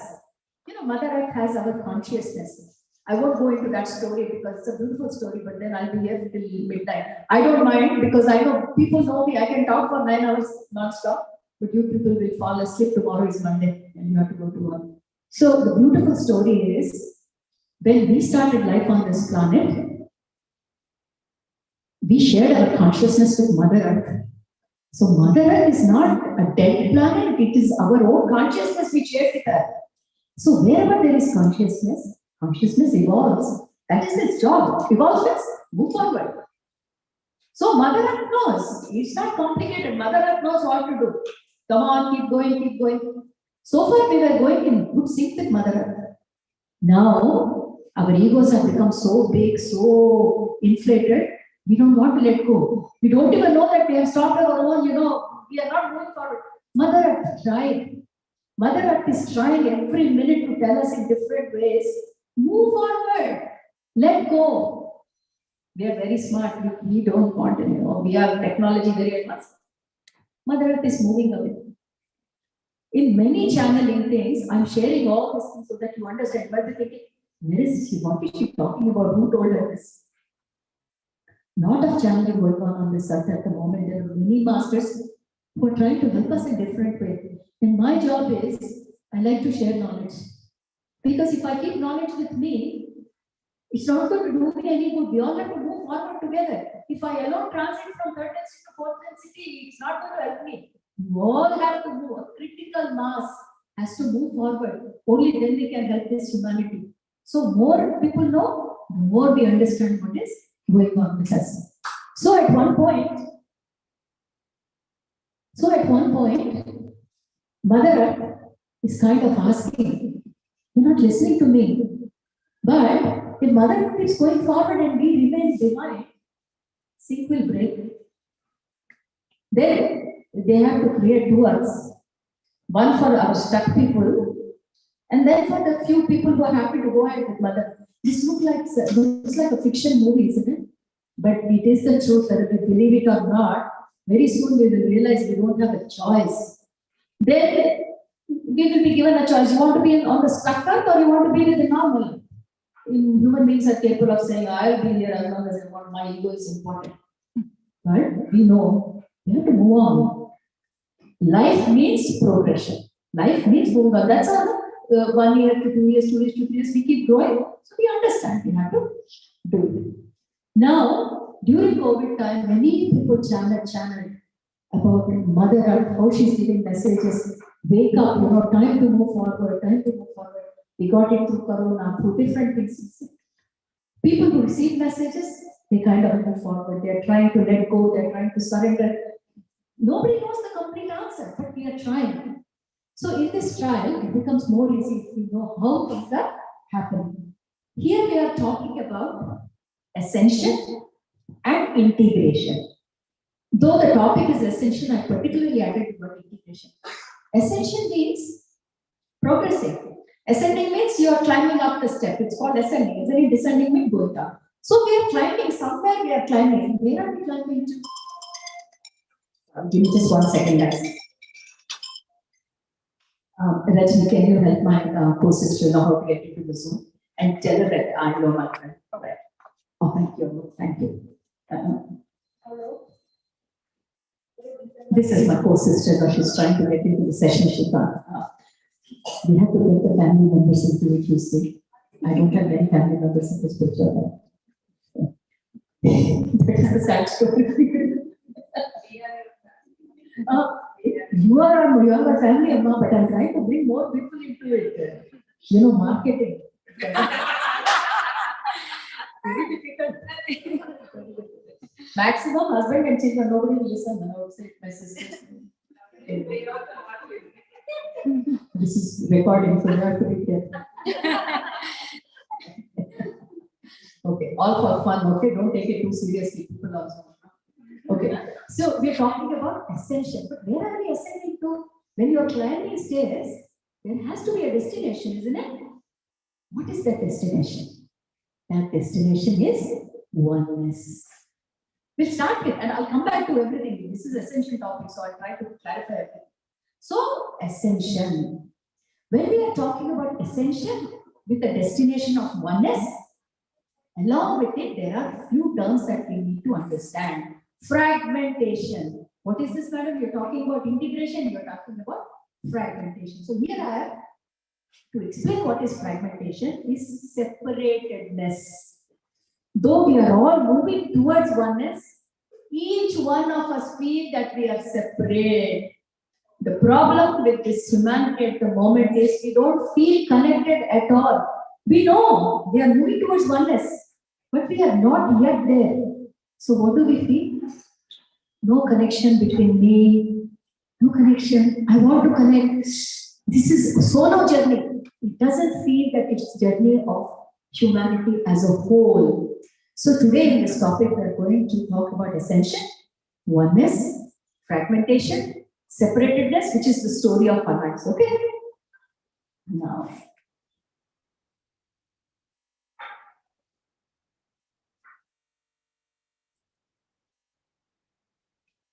so what is separation? Where does it start from? We start right from the origin, okay? We are talking about consciousness here. Where did the consciousness start from? From oneness. When we talk about void, about shunya, shunya is nothing, just one, whatever it is, just oneness. From that, what came out is the story of our lives. Now we all know the main thing behind everything is consciousness. What is consciousness? Word is big, but it's not difficult. Consciousness means awareness. Awareness that I exist, that's all. If you close your eyes and if you're trying to feel who you are, then forget about your arms, your legs. Just close your eyes. You know that you are here. That knowingness is consciousness. That is the easiest example anyone can give. If for a moment we close our eyes and be oblivious of everything, forget about your body. What is it that you feel you are? I exist, I am. Doesn't matter who I am, where I am. That is all consciousness. Nothing more than that. Now, this consciousness, which is just, thank you, which is consciousness, that is awareness, when it came out, it would like to express itself in different form. Now, the story is quite big. I know people who have heard Thousand Seeds of Joy have taken them to chapters and chapters, how from void this creation came. We are not going to go to that part. But for today's discussion to understand, we need to understand what is density, because I did mention we are stuck in third density and we have to go. But what is density? We need to understand density. So this consciousness likes to express itself in different forms. Sometimes it expresses in the form of Nandu, sometimes in the form of Shailaja. Different expressions, same material. How can it express? Water. Water, if you boil, what will happen? Steam comes out. Original water, no? And if you freeze the water, what happens? Ice block. So water is expressing itself in so many forms. This is an easy example to understand how consciousness, same thing can express in this different form. Okay, so all these things, anything, non-living, living, animated, non-animated, the building block, the basic material behind it is consciousness. Now we say, that is energy, madam. Yes, but energy is second version. The first version is consciousness. Then it's up to consciousness whether it wants to express it in energy form or non-energy form. Now science students, they know there are two kinds of energies. Potential energy, kinetic energy. What is potential energy? Potential is there, but you haven't used it yet. We all have lots of potential, but we don't use all our potential. That doesn't mean you don't have the potential. You have potential to be the Prime Minister. You may not use it. Like that, consciousness has the potential to do many things. But ultimately, whatever it has chosen to turn, that is your kinetic. This is for science students between potential and kinetic energy. But what I'm trying to say is, the consciousness, the awareness that I exist, just that awareness has expressed itself in different levels.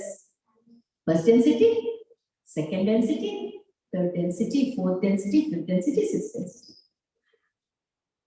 I put a drawing there so that it becomes easy for you guys. You know a prism, don't you? A prism. When light goes through prism, what happens? You see different colors out of it. On one side, white light goes inside. On the right hand side, you have all the basic colors coming out of it. So, input is the same. It is expressing itself in so many different forms. Easier way to understand what is consciousness. So, what the consciousness has done, it has tried to express itself in different densities, or you can call it dimension. So, we are going to talk about what this dimension and density is. Again, another example is rainbow. You see the rainbow, the white light going through all that beautiful colors coming out. Exactly the prism mechanism that happens here. So, when you look at the colors in the rainbow, you cannot see where the violet ends and the indigo starts. They're all smudging into each other, isn't it? You cannot really say this is the band, that is violet, this is the band. It will not be defined. Slowly one color merges into others. That's exactly how our creation is. Between first density and second density, there will not be a line saying first density ends here, starts second density. No. There will be always blurred area between first density and second density. So as we are evolving, we cannot say that today I am in first density, tomorrow I will jump into second density. No. There will be a lot of gray areas in between, which will have qualities of first density and second density. That's how our progression happens. So many people, we say they are stuck in third density. They will not be fully in third density. Some people may be just entering fourth density. Some people may be at the cusp of it. So there is no really black and white for these densities. That's why we need to understand the rainbow concept. How the rainbow color really changes from one to another. Exactly. We also go from one density to another in that format. Okay. So that much is clear. Now we're going to talk about exactly what is one density. Right? So this is what I said, the oneness consciousness, it belongs to all densities. We already have discussed this, so I'm going to just skip this. Now we'll talk about first density, right? Because I already told you, like how water can express into ice and all that. First density, what it is.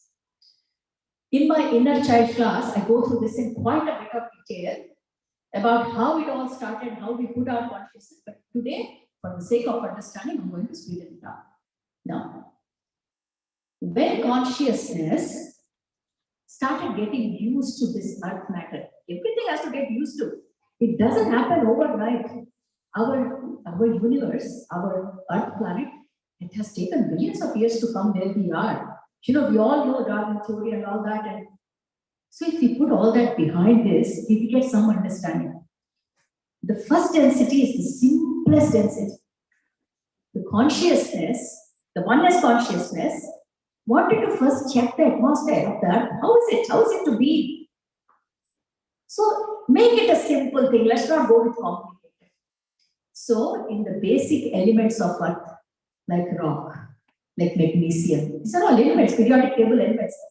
Consciousness was first dipped into, or consciousness expressed through those basic elements. If you don't understand the periodic table, forget it. Stone, rock, mud, we understand. The first density consciousness is through that. First consciousness tried to express through that because what to get used to this earth atmosphere. And it wanted to feel what it feels like.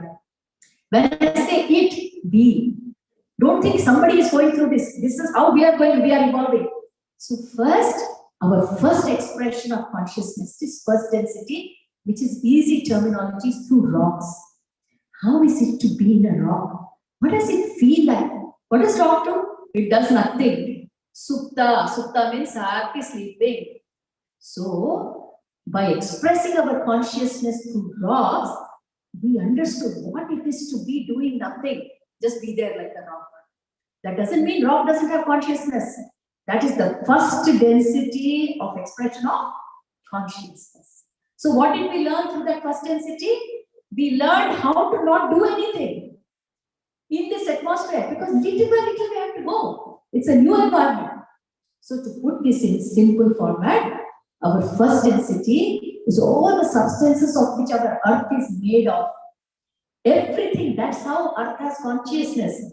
Because every element that is there in the earth forms first density consciousness. They won't move.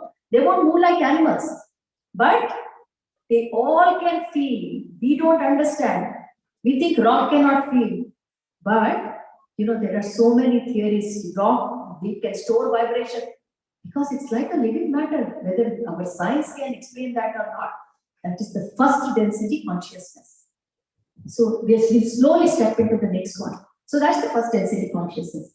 So our total earth is made of elements and minerals and rocks through which we have expressed consciousness in the first density. And remember, all we have learned is to feel what it feels like just being there. And that we learned through rocks, right? Now let's move to the next one. Then the spectrum moves to the second density. We need to understand what is first density, what is second density. Otherwise, third density we'll never understand. Then slowly, the next stage, after elements, periodic table, then next we are looking at plants. So, the next in the second density, earlier zone, the same consciousness now expresses itself through plants. So, we were there in plants. The same consciousness that is now in human body has been in the plant kingdom too. What did we learn from them? Everything is experiencing and learning. What did we learn from them? Is how to breathe. Everything has taught us something. So, to come to this human form, third density, we have been through first density, we have been through second density. Now, second density has got the lower second density, has got the upper second density. In the lower second densities, our consciousness is in plant kingdom. But when we start going into the upper density, now I'll tell you what is this density. Just 1 second. We slowly step from plant kingdom into animal kingdom. Simple animals. Not something which can think, not like dog and not like that. So first initially, things that do not have much of cognizance, they can't think for themselves much. That's the earlier. Now, when I say density, what is happening there? As the density spectrum is increasing, slowly our consciousness is vibrating at a higher and higher pace. When our consciousness is in a rock, we are vibrating at a very low pace. Because not required anything more, because there's no action required. Once you go into plant kingdom, now there is activity. Photosynthesis has to happen. Plants breathe, give oxygen, take carbon dioxide. More activity required. So consciousness is vibrating at a higher level comparatively. So now start bringing up in your mind. As you are seeing changes physically, there is also a basic change behind all this, which is vibration. So I'm introducing one thing slowly after another so that you can relate. When you finally look at the last density, you will understand what is happening.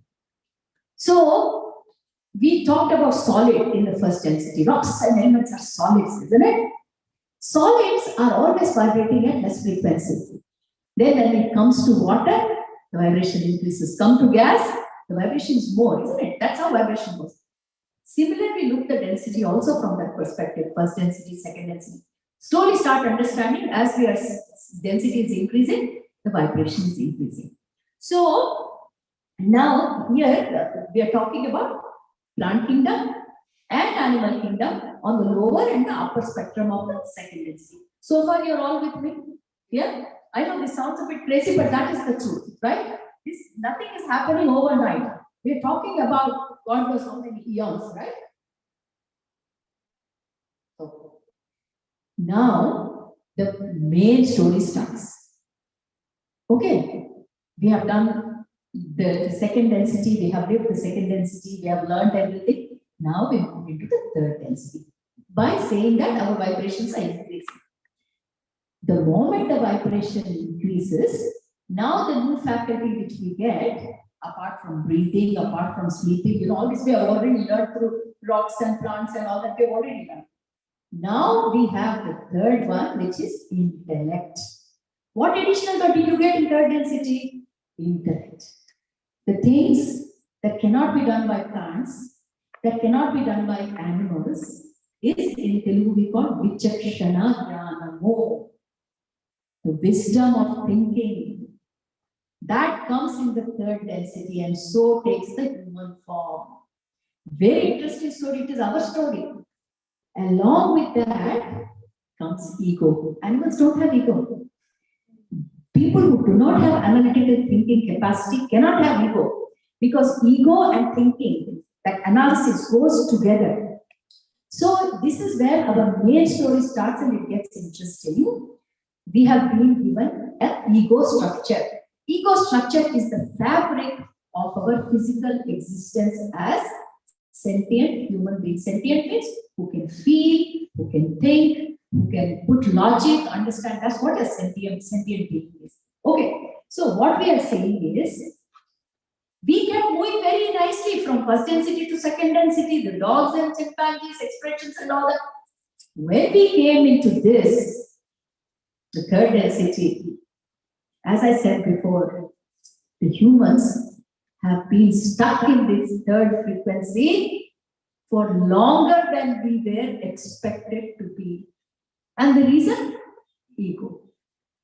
As I said, ego is required, we need it. But what we have done, we have stretched, pulled the ego more than required, and we like it. We like the feeling of ego. That's why we can't let go. What is ego? What are the characteristics of ego? Very important to learn. So we have two main things of ego, isn't it? Ego needs identity. Me, mine. Likes to say, this is yours, this is mine. Number two, what is ego? Ego does when it gets complicated? It wants power. I'm better than you. I own you. So ego cannot exist if there is no other person, because ego needs comparison all the time. Like how we were example we are doing, no? I got for $1, you got for $50, I felt ever like that. So always remember the 2 points that ego gets complicated is, one is identity, it wants me, mine. Number two, power thirst. If we can identify these two, that this is what is happening to me, another problem with, or another easy point with ego is, the moment you recognize that ego is at play, it vanishes. So you don't have to do anything with the ego, it's just a matter of identifying that it's there. But why we are talking about ego is, the drama where we are stuck at third density, we are stuck in the drama of ego. So now we have to be released from this ego. But here I have to mention that ego is not bad. We need it. This is where many people say, oh, I don't have ego. You need to have ego. Otherwise you can't be in this physical form. But to the extent it is required. So why we are stuck? Because we have stretched ego more than what it's needed for. And now we don't know how to come out of it. So because of that, because ego is at its peak, so what does ego do? Me, mine, and I'm better than you. That is the result. We have separatedness. Because when you are always comparing and doing me and mine, then what would you do? There is no you and me. There is always you or me. So where are you getting separatedness from? From the ego-driven thought, ego-driven belief system. Everything is because of ego. So initially I introduced, what did I introduce? I said ascension, oneness, fragmentation, and separatedness. So now I want to slowly tell you where the separatedness is coming from. From our belief that we are ego. This is our story. And whatever story is, we want to believe it. We don't want to come out of it. Why? That is how ego survives. If it, otherwise its life is at stake. So it cannot survive otherwise. So ego will always say, no, we need to compare. You are better than him. And if you start telling ego that, no, I don't want to be better than him, why? Then slowly it starts becoming extinct. Because we are not able to come out of that egoic pattern, we are seeing fragmentation in our society. So that much is clear where the separatedness is coming from. Actually, there is no separatedness. When we look at the real picture, such a big illusion drama that is going on, it is because of the ego that we are letting it happen. We are also giving a little bit of pump to our ego. Okay, I also like it. I like this environment that I'm good. See, we love it. We are not even trying to break this ego chain and come out of it. So why would any shift happen? For anything to change, there has to be a trigger. If you are happy, isn't it? So why did Industrial Revolution come? Because people were not happy. So much effort you have to put. Then somebody said, if you come up with a machine, then the machine can do 4 times what a human being can do. Oh, this is a great idea. Change happens when we want it to happen. But here humanity is stuck. We don't want any change. Ego is happy, we are happy. Because we do not know what is the journey. We do not know the destination. See, you're walking somewhere. If you don't know where to go, you will just stop, isn't it? Because you say, which path do I take? Left, right, forward, back. Then somebody will tell, oh, you forgot, you have to go to Delhi. Oh, okay, so I have to go to take main route. But if you don't know you have to go to Delhi, which direction will you go? You will go nowhere, you will stay put where you are. That is exactly what is happening to humanity at this moment. Humanity has lost its plot, doesn't know where to go.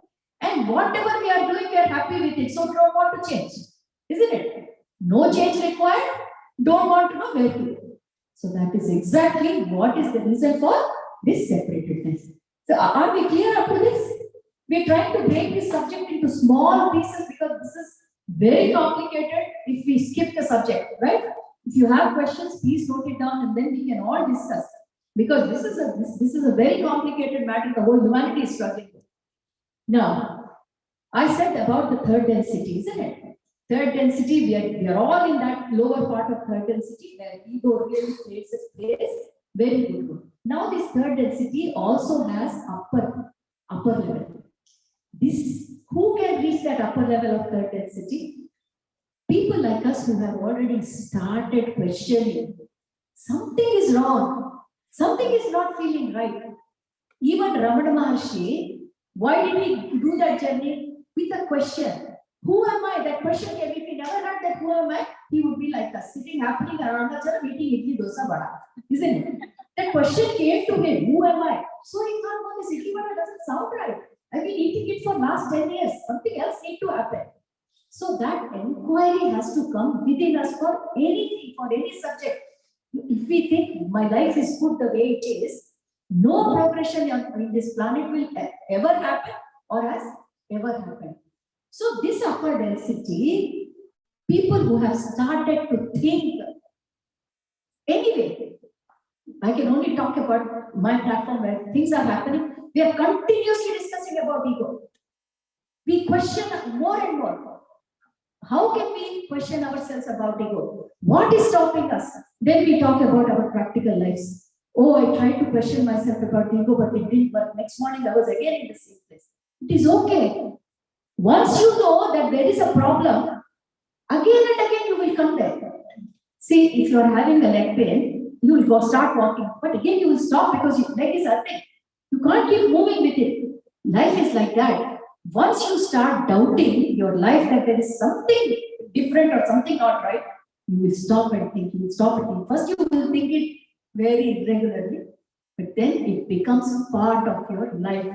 That is what humanity needs now, to question what is happening. Nobody is questioning. So far, nobody wants anything. Okay, this is going on. It's not good. Even we don't know what to do. So let it happen.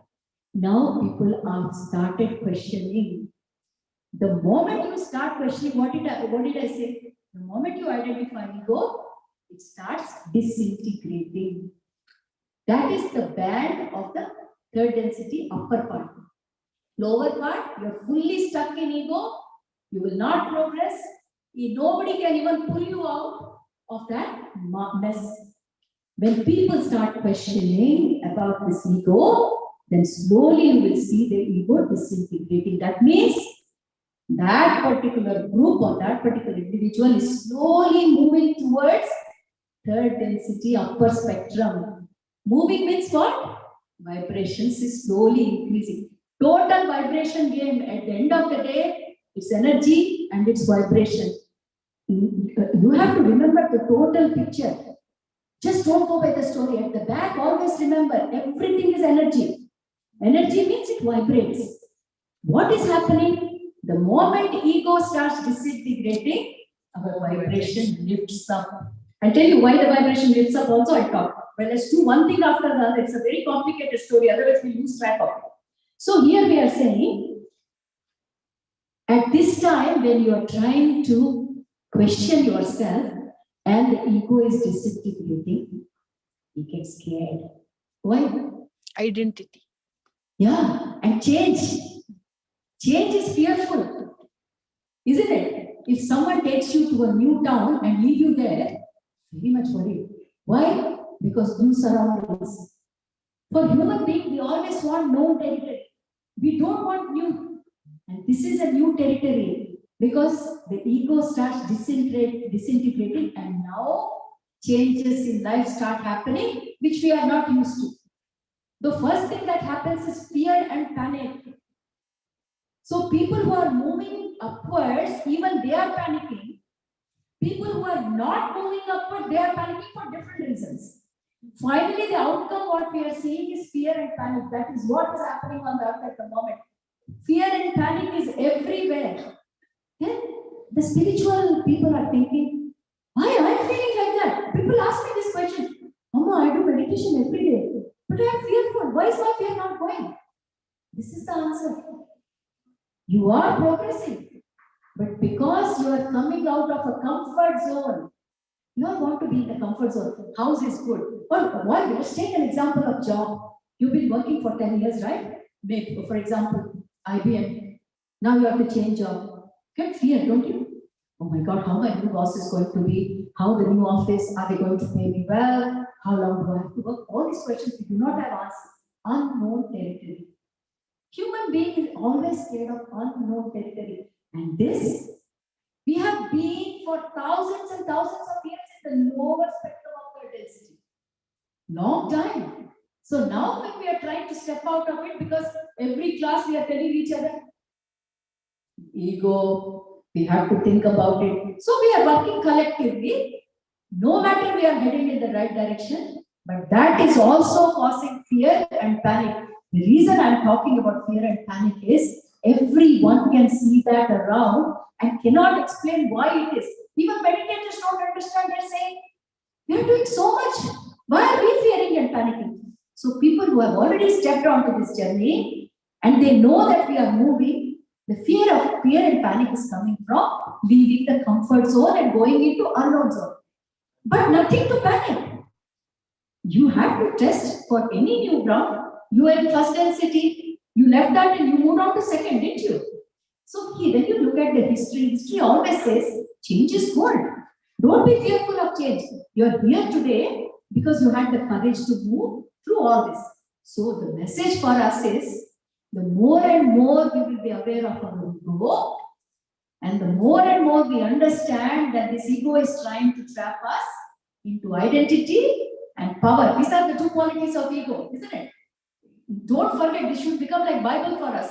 Ego wants identity. Identity means me and mine. Everything should be about me. Everything should be about mine. If somebody else, no, I'm not happy. If that is happening to you, immediately light bulb on. Oh, ego is a thing. Second one, power. Power over others means I'm better than you, or I rule over you, I own you. So when we consciously, like how we walk with thorns, like that we have to walk with ego. Ego comes from anywhere. We all know how ego comes. Without knowledge, we are in the middle of ego. So when we are stepping with fear and panic, how difficult that journey will be.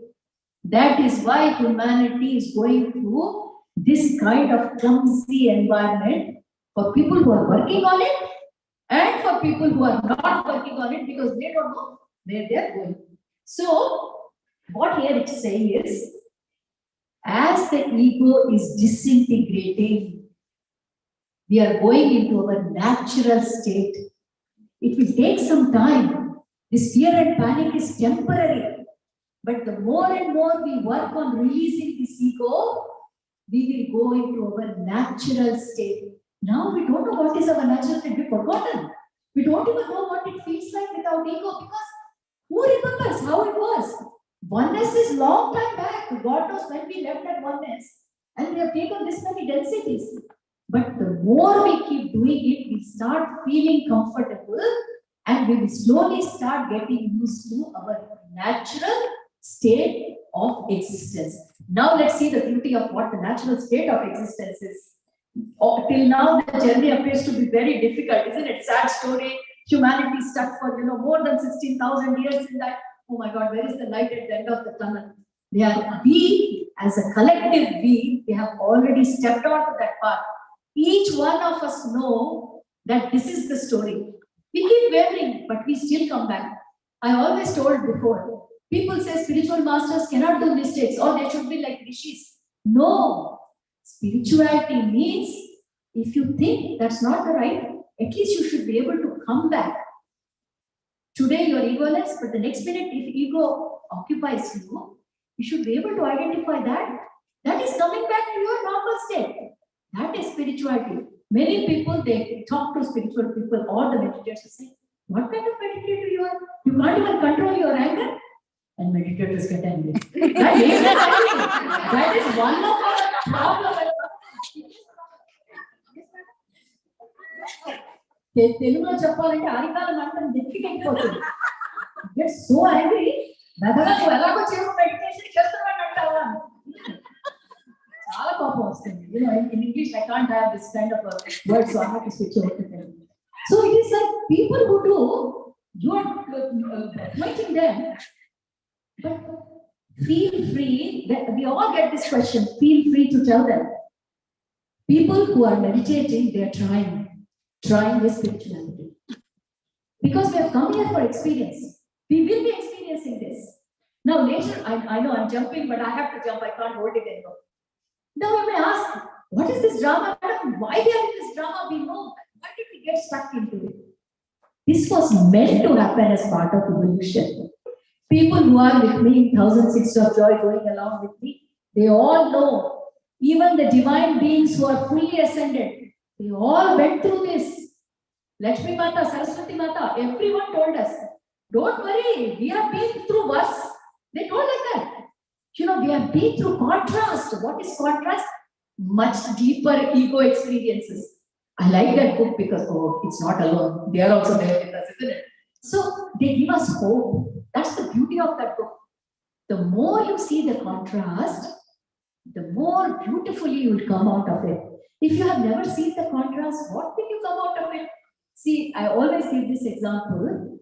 Contrast is required to understand what this creation is. Again, I'm not going to say jalebi because this everyone we are going to something different. Samosa, okay? Yeah. By the way, Zoom friends, I've got like dabbas and dabbas of jalebi because I give only jalebi examples. So no jalebi, only samosa today. Yeah, okay. So let's talk about samosas. If you have only eaten samosa all your life, yes, from today, no jalebi, only samosa. Yeah? If you only eaten samosas all your life, and someone comes and tells you, this is how it is, or what you're eating is very spicy, what reference point do you have to compare? There is no reference point, isn't it? Life is like that. Oneness is just stable. It is full of love. It is full of compassion. It doesn't know anything else. Ekatvam, shunyam is unconditional love. It flows and flows, only one side way. Compassion, giving. Now it is looking at itself and asking, what am I? Because it has no benchmark to compare. And hence the creation. So, third density is the deepest separation that expression of consciousness can go through. This is the deepest. We cannot go further down than this. So, good news is, we can only come out of it. I would say bad news, but the sad news is, it's taking longer than we expected. So, in this process of ascension, everyone had to go through this. Even the divine beings went through this contrast experience, sad, sorrow, hatred. The more we experience this, we come out with full-blown experience. Yeah, I've done that. Tick, tick, tick. Otherwise, in your resume, only half will be ticked. Like someone was saying for medicine seat, you want a research paper, you want a resume, community work. Now you only have one tick if you have one experience. The more contrast experiences you have, you come out with a full-fledged experience. And why experience? That is what this whole creation is about. We have only come here for experience. There is no other agenda, full stop. Boldly you can tell this to anyone. There is no other agenda. The oneness consciousness is expressing itself through us for this experience. And all this experience, we are sending it back to that oneness. Because we are all drops of that oneness. The easy way to understand. So don't feel bad. When I first time came to know about this, I felt bad. Oh, why did we get stuck so long? But then to know that this is the journey. But we also have to come out of it. And now is the time to come out of it. We are not able to. So that's why we are concerned. The time has come for us to move on, but we are not able to let go our ego. So what we are doing, we are trying to know how it feels like if we move away from this ego, to see that there is a light at the end of the tunnel. There is a beautiful side of Ascension. And that's the main reason why I picked the topic, so that we don't feel worried that, oh my God, where will I go if I come out of it? We are going to go through a beautiful journey. This was the toughest part that we all have been through. So we have done our toughest part. From here, the journey is much more smoother, much more beautiful, much more greener. So here what I have written is, as a species, we have begun to import the process of relearning. So this is a relearning process. We have to understand the reality. Whatever reality we saw so far was through the eyes of ego. But now we have to understand how to see the same creation without holding on to ego. See how dramatic it will be without ego, how beautiful it is. So,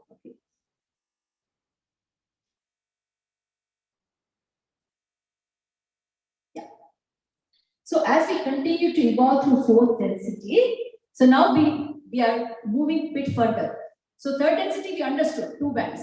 Now we have gone from third to fourth. So as we continue to evolve into the fourth density, now the ego structure is getting weaker and weaker. So what does weaker and weaker means? I particularly put that word balance.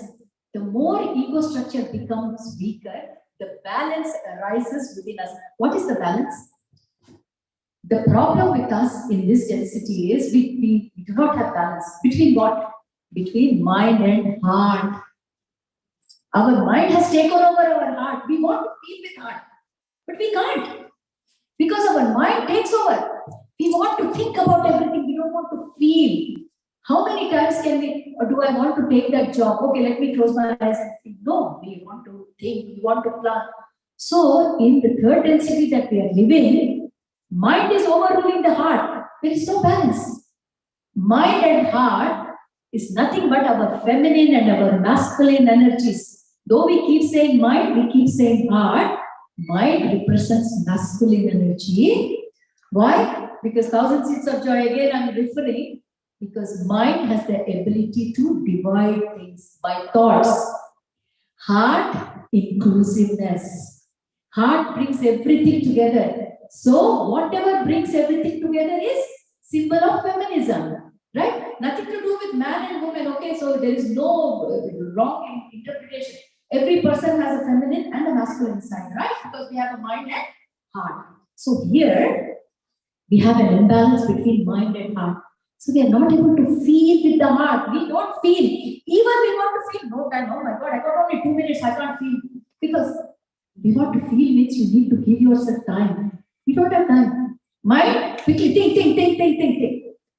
But when you start moving into the fourth density and ego starts disintegrating, the moment ego starts disintegrating, what happens?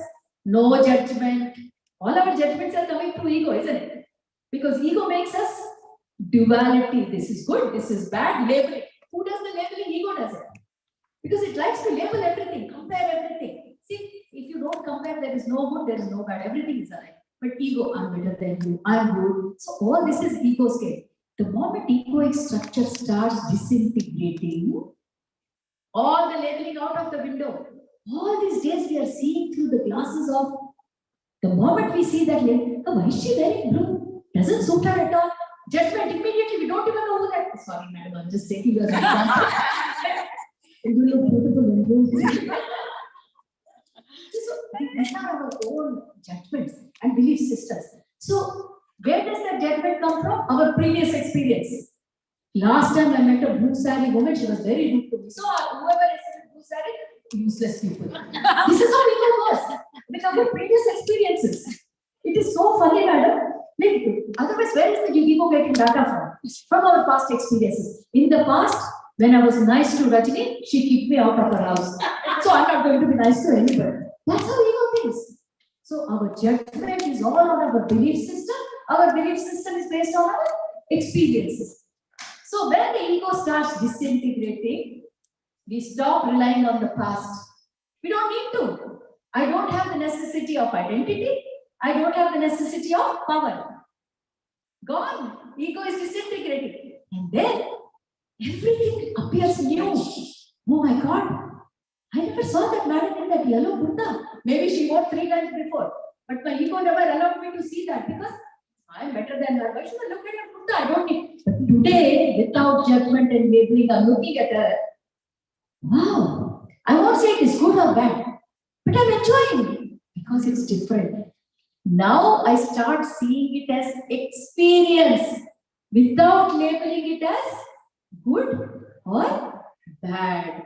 This is where, when this starts happening, believe that you have moved into fourth density.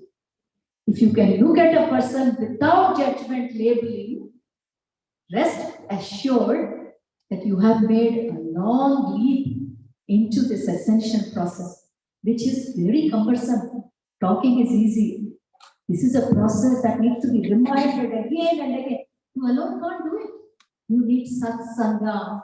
That is what we are here all for, to remind each other. We remind, in my platform, every day I force somebody to put something about ego, otherwise I will forget. They all are like fools like me, they will put ego. We all need to remember it. We need reminders. Because reminder is the only way. Otherwise, ego will. Ego likes to pull everyone down. And that's how for so long we've been stuck. Because we enjoyed this game. And now we know we need to come out of this game. So the more we keep reminding, so what we do, we step into fourth density a little bit, then ego goes, we come back again. So like we play games little by little, and then one day we slowly transition into fourth density. And then when there is no going back, every experience you have been seeing for so many days, like you went and saw the sunrise, hey, I saw all my life, man, I've been living on the beach. Why sun is looking so beautiful? Because now you are looking experience as an experience from heart too, because now your heart and mind is in balance. Mind is not taking over because mind won't let heart even connect. So earlier in spiritual parenting, what I was saying before, this is the transition which we all need to go through to feel that experience just as experience. Experience does not mean you have to label it, you need to have your opinion. Not required, you need not have any opinion. Just see the way it is. If Anila Madam is sitting there, just look at her. Don't judge. Do not come up with a story. How difficult it is for us to look at somebody without a story. Mind is ready. And last time she did do like that, no? Immediately. That is how we do it. I mean, how much experience we are going through, isn't it? Immediately, I remember last time when I saw her, how did she look like? Comparison, reference points. All that reference points, they melt. When that reference points melt, ego is baseless. Now ego is fearing. All these days we were fearing and panicking. Now ego baseless. Goodbye. Goodbye. Ego goes away. Life without ego, just to the point, for you still need that bit of ego for your existence. But that is how much you need. And then everything that you have been looking and taking for granted, every bit of this creation looks splendid. Even, you know, a pot full of muddy water, that also you will enjoy just looking at it because it's only an experience. It's so nice to talk and we wonder, will it ever happen? It will happen. And we are in that process. We are talking this, that means we are in the process. Otherwise, we wouldn't be talking. What is knowledge? Like this, we talk first. First, we take wisdom and then we practice. Unless we know how are we going to practice, the more we talk, the more there will be urge to practice. So we all are on that path. But this is to know how beautiful it could be.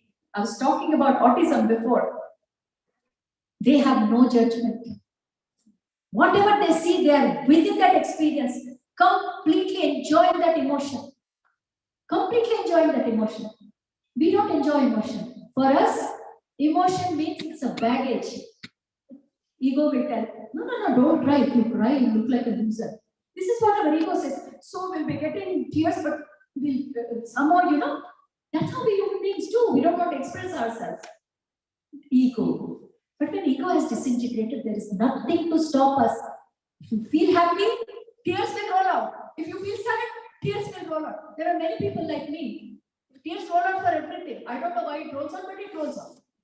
So I quickly cover up. This is the way my emotions flow because I'm now reading all this. So I tell them, this is, so you also can say, if you're crying anyway, just say, we're in 4th density, that's why tears are flowing. So this is how. It is beautiful. Life becomes beautiful. And one thing to remember is this is what we came here for. Not to label things. If we start labeling good and bad, why would we have it in our divine plan? Isn't it? When we do our divine plan, nothing is good or bad. It's just an experience we have to go through. But the moment we come here, take the help of ego, the story changes and we forget what this whole story was. But when we start living in that 4th density means vibration has gone up. You're living, so your body vibrations are going up. Then this ego has no place to stay. And then you see the experience the way it was meant to be. That means you're going according to your divine plan. Now, a lot of things happen when it goes according to divine plan. Okay. So I will now go on to 5th density. See how beautiful it is. By the time you have gone to 5th, screen gallery in my state. Do you want to do it to the right? Oh, is it coming in the way? Yeah.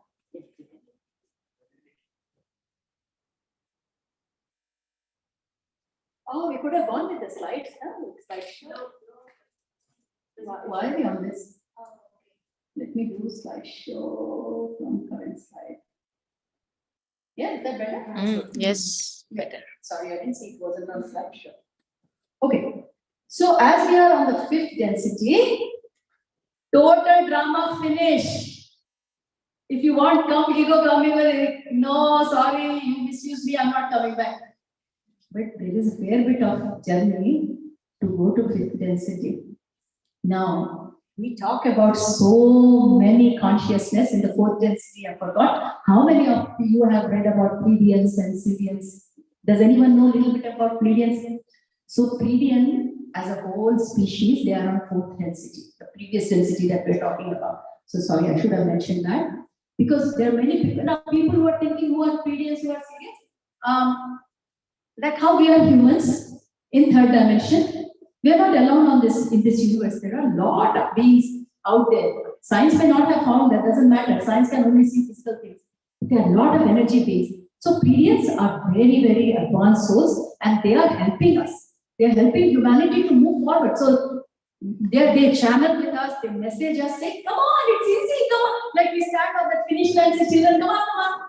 They are helping us because they know we are younger species. They also have gone through like us.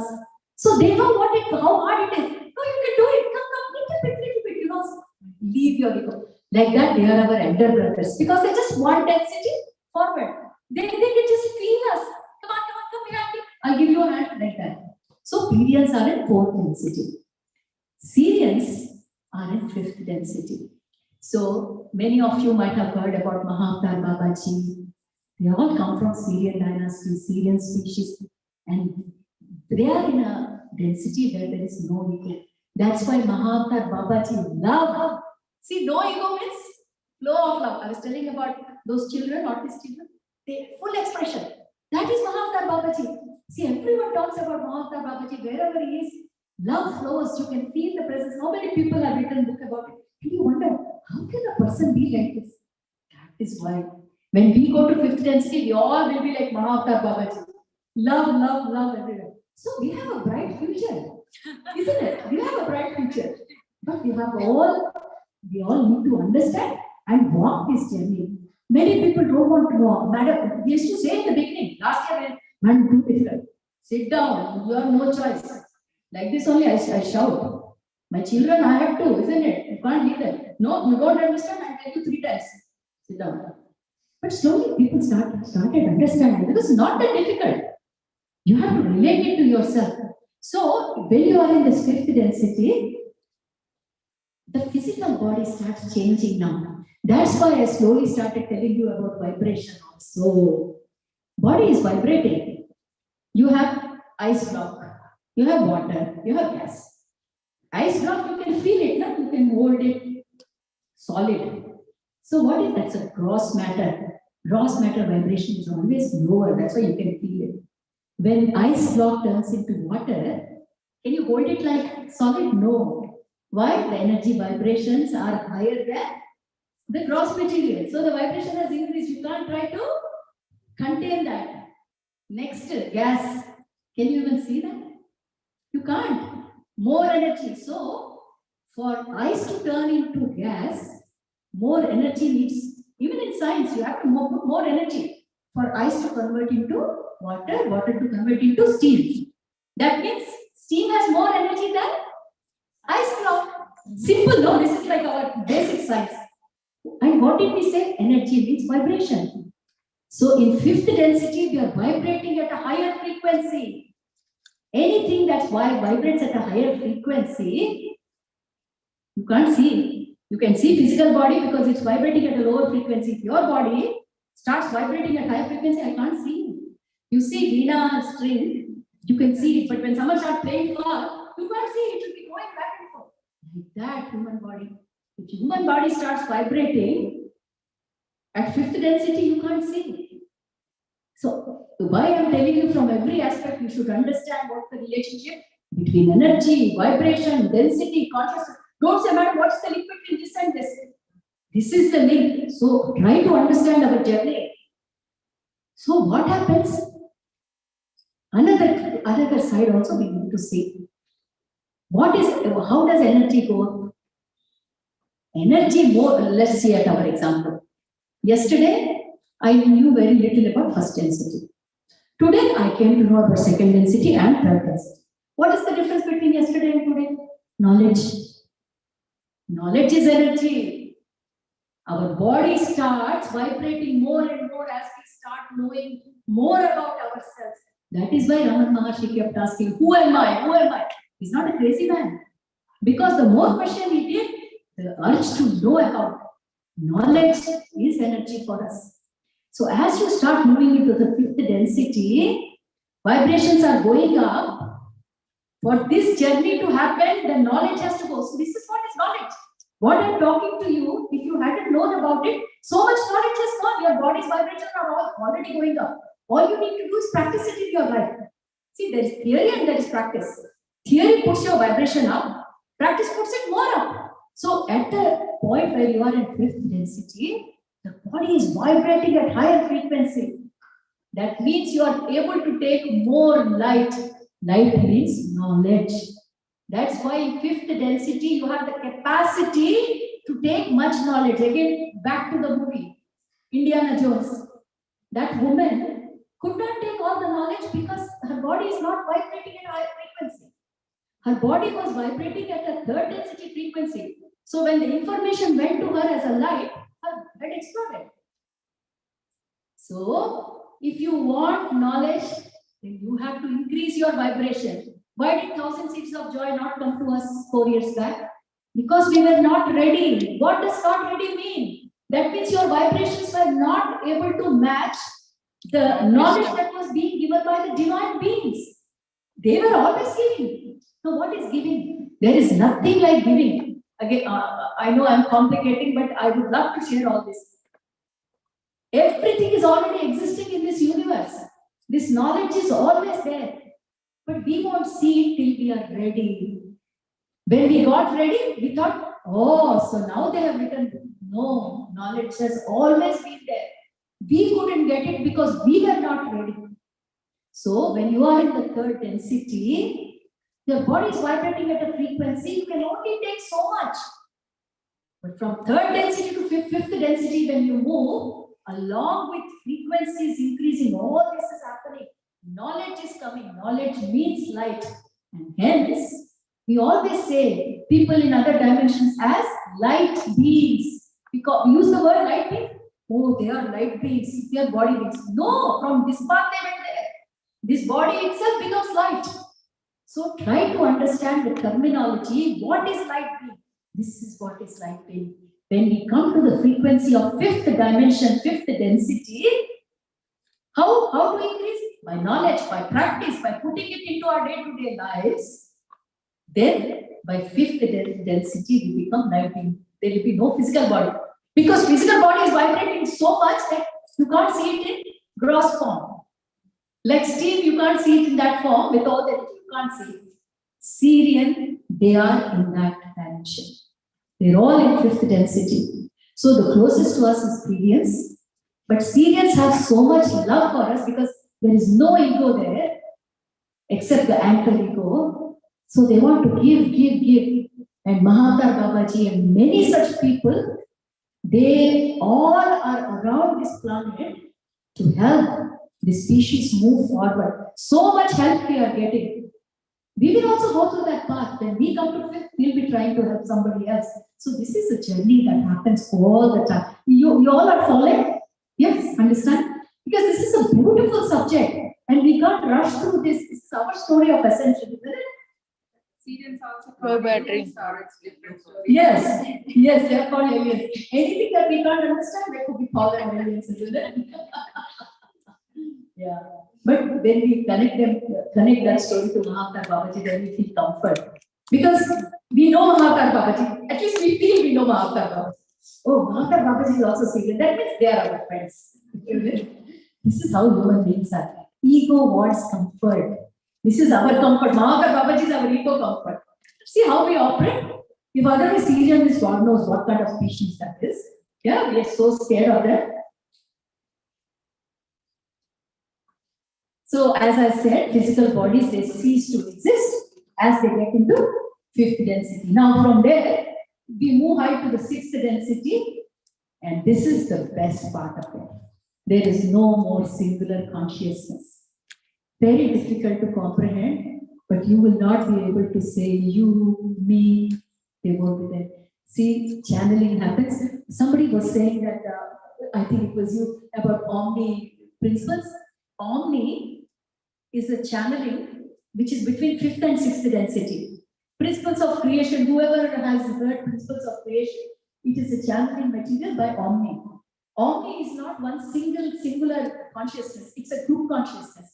When you start going into the higher parts of fifth density and sixth density, singular consciousness goes away. Everyone merges. Why? Getting prepared to go into oneness. Understand? By the time you go to oneness, there is no you, me. So you have to practice for that, no? So sixth density, Omni comes from fifth and sixth density. So when John Payne asks, who am I talking to? Then they say, it's not one person, we are collective consciousness. So if you ever hear collective consciousness, this kind of consciousness operates at fifth/sixth density. See, when you start to understand how beautiful everything makes so much meaning, because at that frequency you cannot stay separate. Why? Because ego is going away. Ego is the one that is keeping you as separate, singular. Sixth density, that ego also is vanishing. So you can't stay separate. Now you understand why ego is required to be in the physical body? Otherwise we'll be in the sixth density, all joined together like this. Yeah. Then we won't have my experience, we won't have your experience. So what happens is, by sixth density, they cannot hold themselves separate because too much light, too high vibration, and ego has disintegrated, and they all become one. So when they channel, they say they are a group consciousness, we are not single. By the time they go into the sixth high density, they call themselves as group consciousness. We all know Krishna consciousness. Krishna consciousness doesn't mean one Krishna. No, it is a collective. It's not people call Krishna consciousness. It is from that sixth density that we are getting. Buddha consciousness. They're all group consciousness. We think Buddha means single person, but at that level, it is a group consciousness who's trying to help. And then everyone asks me, what happens after sixth?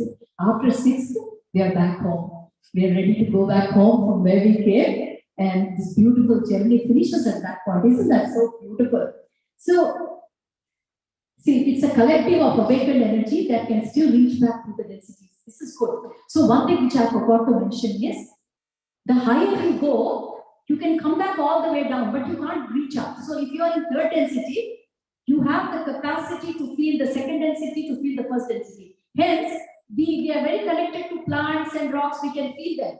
But you can't feel fourth density, you can't go up because your body vibrations are not letting you. Similarly, fifth density people can communicate with fourth density, third density, second and one, but they can't go up. But sixth density people can communicate with everyone, so they can come at every level giving messages. So most of the channel messages we are getting at this time is either from fifth density or sixth density.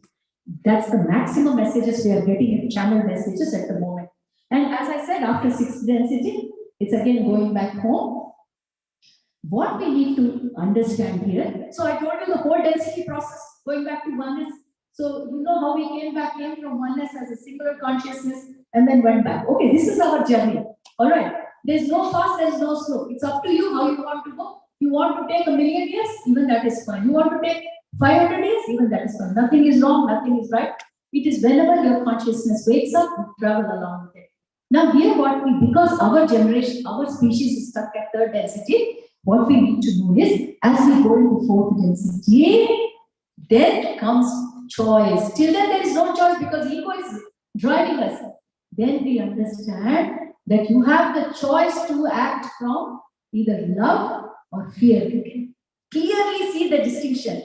You will see the path ahead of you. Every time you will see, if I do with love, okay, I'll go this way. Even by mistake, if you have chosen the fear path, what is the fear path? Fear path is that you are fearful of your existence.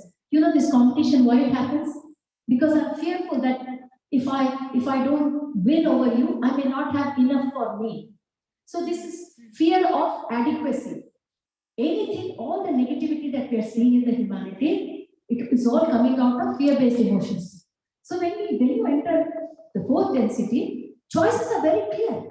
Because you are very awakened now, you will see which decision you want to make.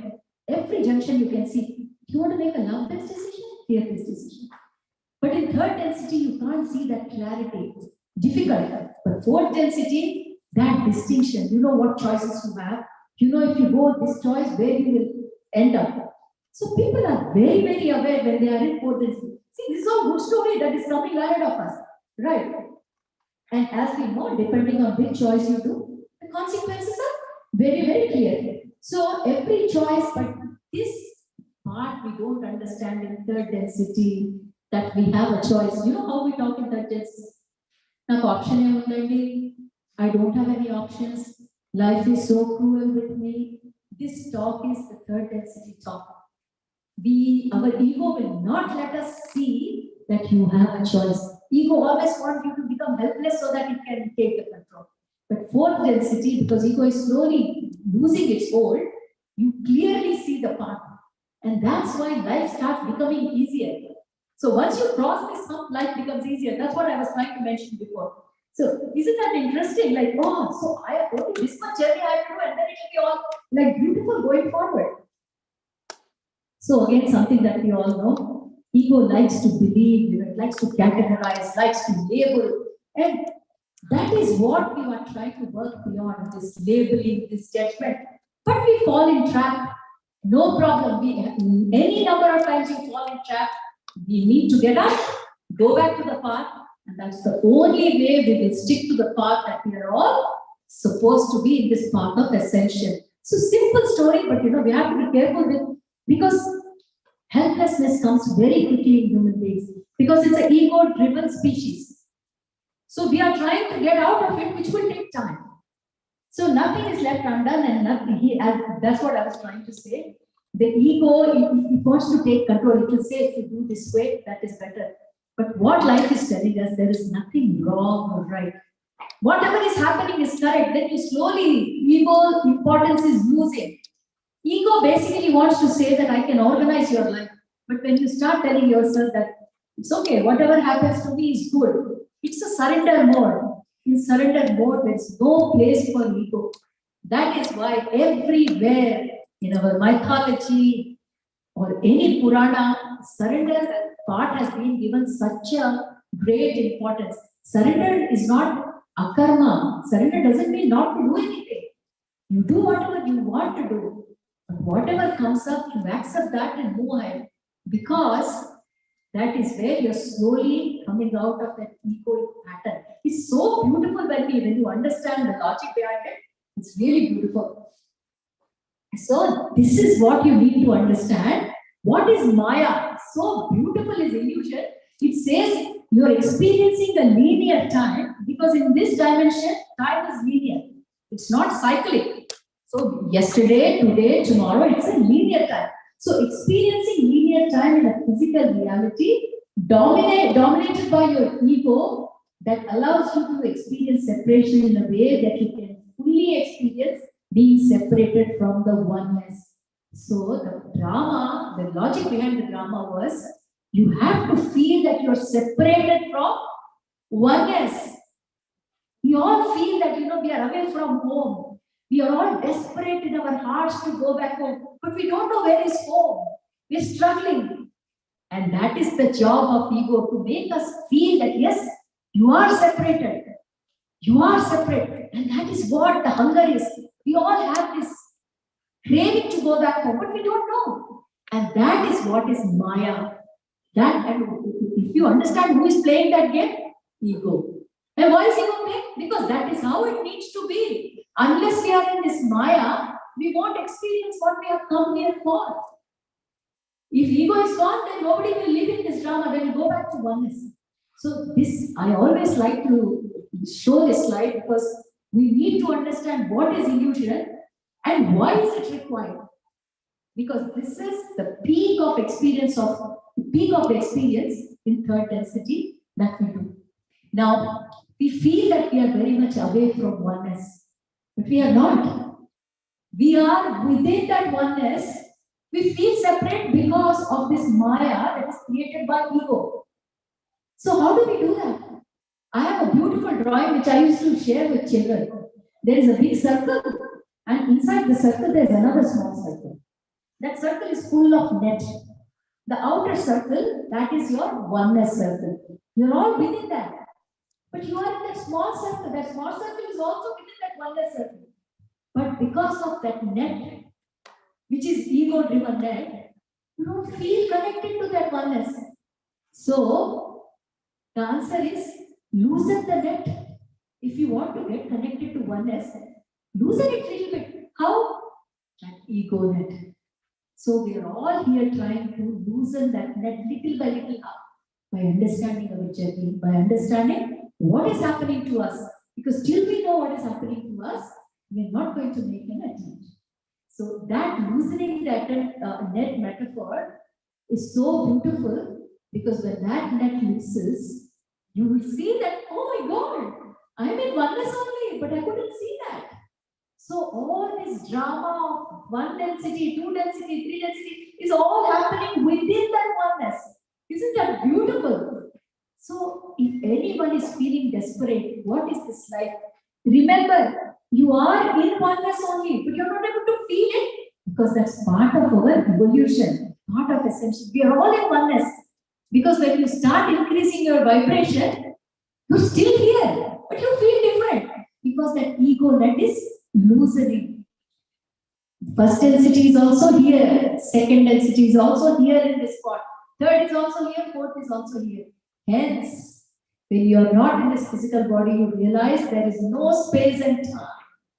You all must have heard, isn't it? In spiritual realm, in real divinity terms, there is no space, there is no time. But we all feel space. See, we're 2 feet away, I feel space. That is the Maya, which ego is playing for us. When there is space, there will be time. They are all interdependent, space and time. If space is gone, if that space goes away, then no time is required to travel, isn't it? So, all realities are here at the moment. Your tomorrow is here. Your day after tomorrow is also here. But we don't feel it because we are on a linear time. So, people who have read the book Immortal, if you haven't, my request is read the book. Absolutely wonderful book which tells you about the illusion of space and time and how the parallel realities, every scene that we have done so far in life, as well as that we are going to, everything is here. We are just choosing whichever reality. So we were asked, so madam, can we choose reality? We can choose based on our vibration. There could be 10 scenes, but if my vibration doesn't fit those scenes, then I can't go in that scene. I can only go in those scenes which is suiting my vibration. So if you're thinking, why am I not getting 200K job? Why am I always getting 50K job? Because your vibration is only matching the 50K job. Increase your vibration. How? Knowledge, practice.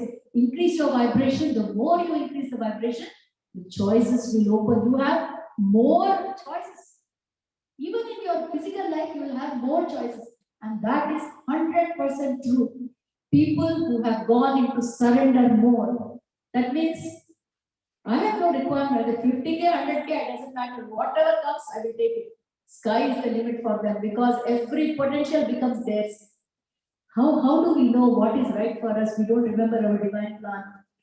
Surrender mode helps in many ways when we can't understand what's our plan, where we are supposed to go, what is expected out of us. Then when you are in surrender mode, the universe takes care. So with that, I will close this topic. I could go, this topic is a very big topic, but I really wanted to talk about Ascension. Thank you.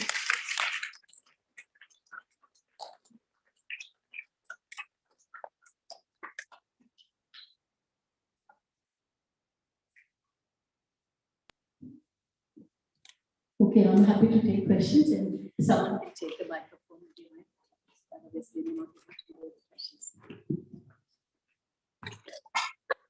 Thank you, ma'am. I understood all the concepts so well today. Couple of, I think you had a YouTube video on this. Yes, I started watching it and I thought just going above my head, I didn't watch it.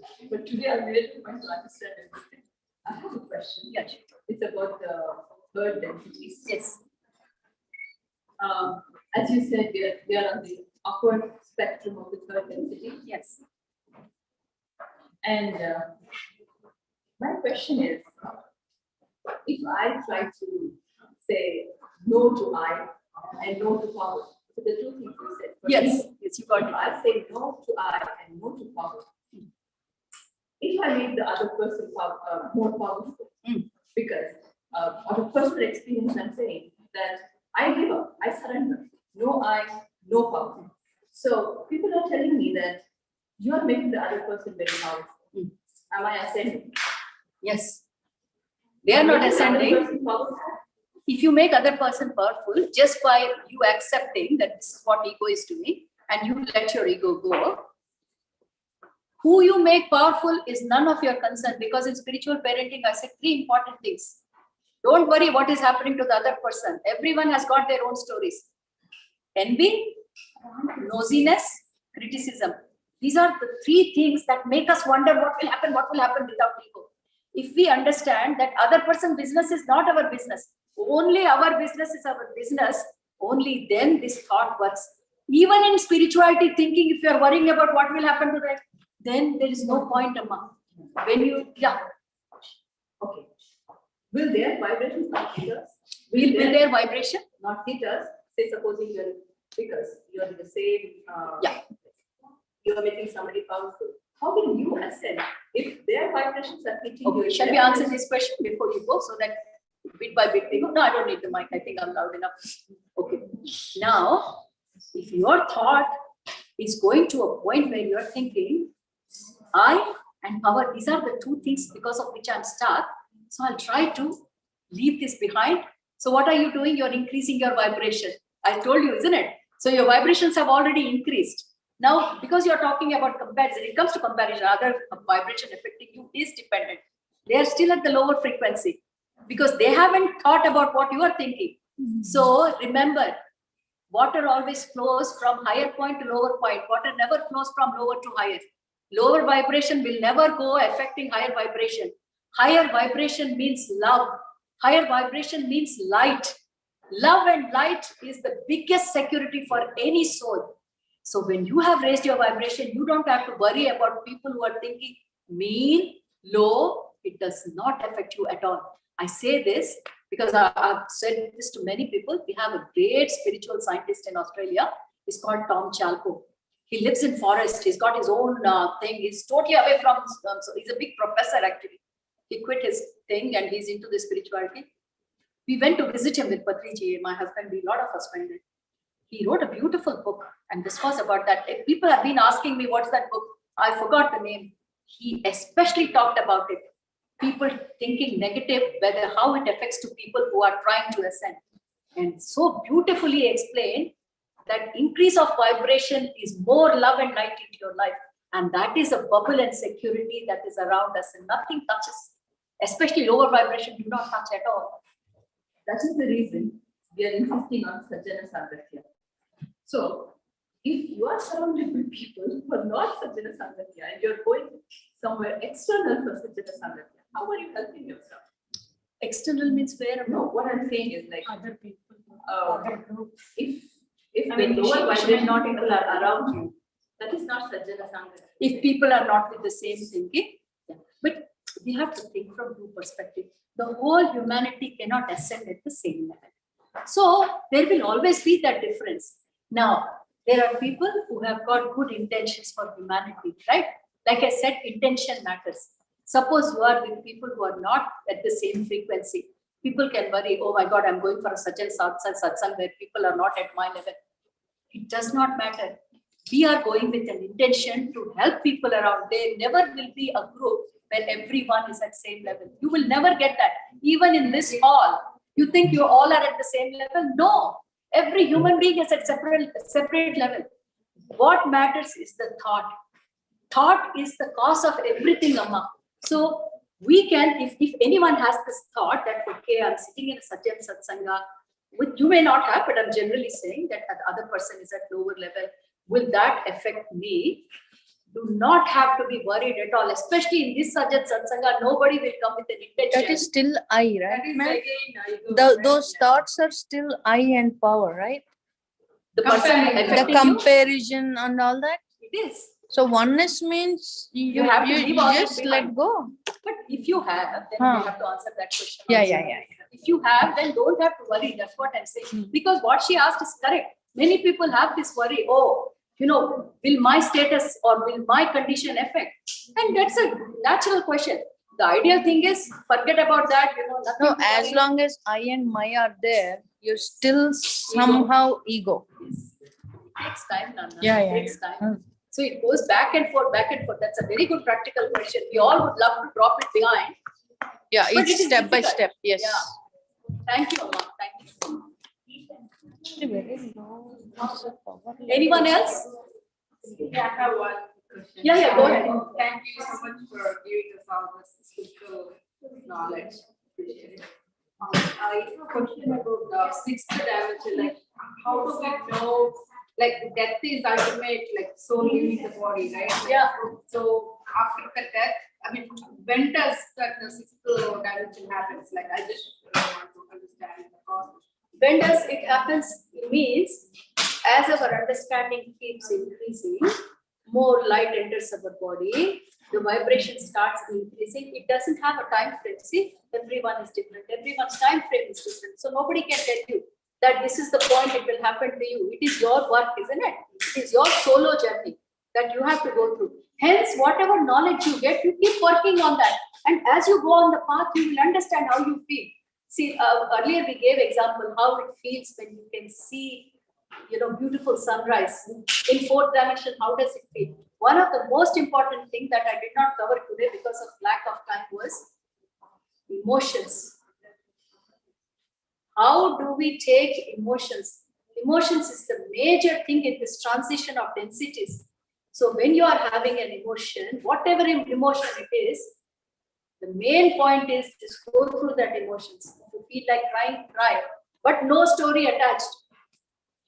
If you are feeling like crying and you still have a story behind, you know where you are, isn't it? Each one of us can see how we are behaving. But That's not the end of the world. If there is story attached to it and you are able to recognize, okay, no problem. Next time I will see. If I get an emotion, I try to keep it objective. It won't happen overnight, Amma, because thousands and thousands of years we have lived with this ego. Slowly it will disintegrate. But if the thought is coming, that means you are on the path. And now you said, how will I know? When that unconditional love flows through you, you can feel it. It cannot go, unnoticed. It's not that easy. No, I'm just curious about like death is the ultimate reach. I mean, Ultimate reach for your body, physical body, no? Death is only for the physical body. It's not for your soul, isn't it? So your incarnation may finish, but you have to come back again. So you have to go through all things. Yes. So this is soul cycle, right? This is not this body cycle. No, this is soul. This is soul. Because how many physical incarnations you have to go through? We won't be Mahatar Baba this janma, for sure. You cannot underestimate. But people say 7 reincarnations, right? 7 janmas or more. Thousands. Thousands. They're not 7 janmas, 700 janmas. More than that. More than that. Somebody asked, can third density physical body be compatible to fifth density physically?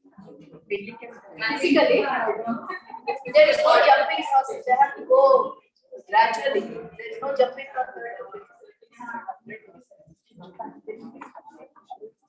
Yeah. We could do that. I think we should do that. Yeah. It's announced. Yeah. I would request Santosh Garu to come. Yourself, sir, Santosh. Please come.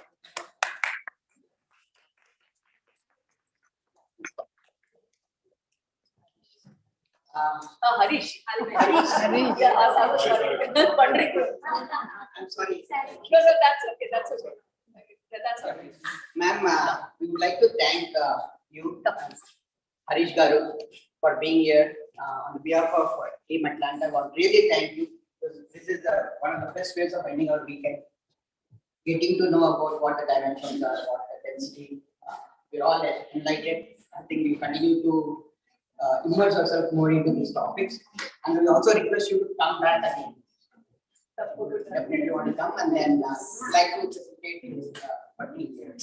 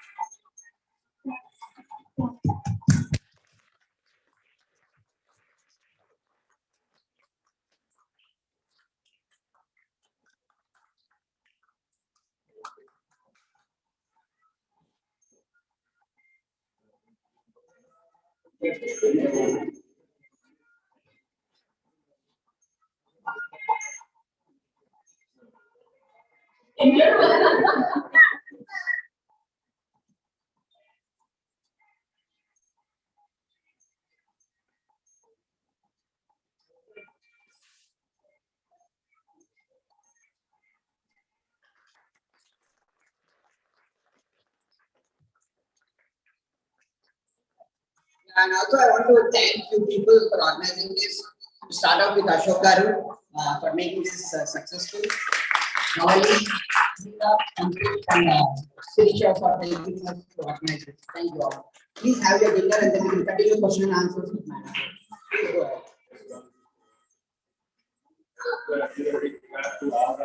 ahead.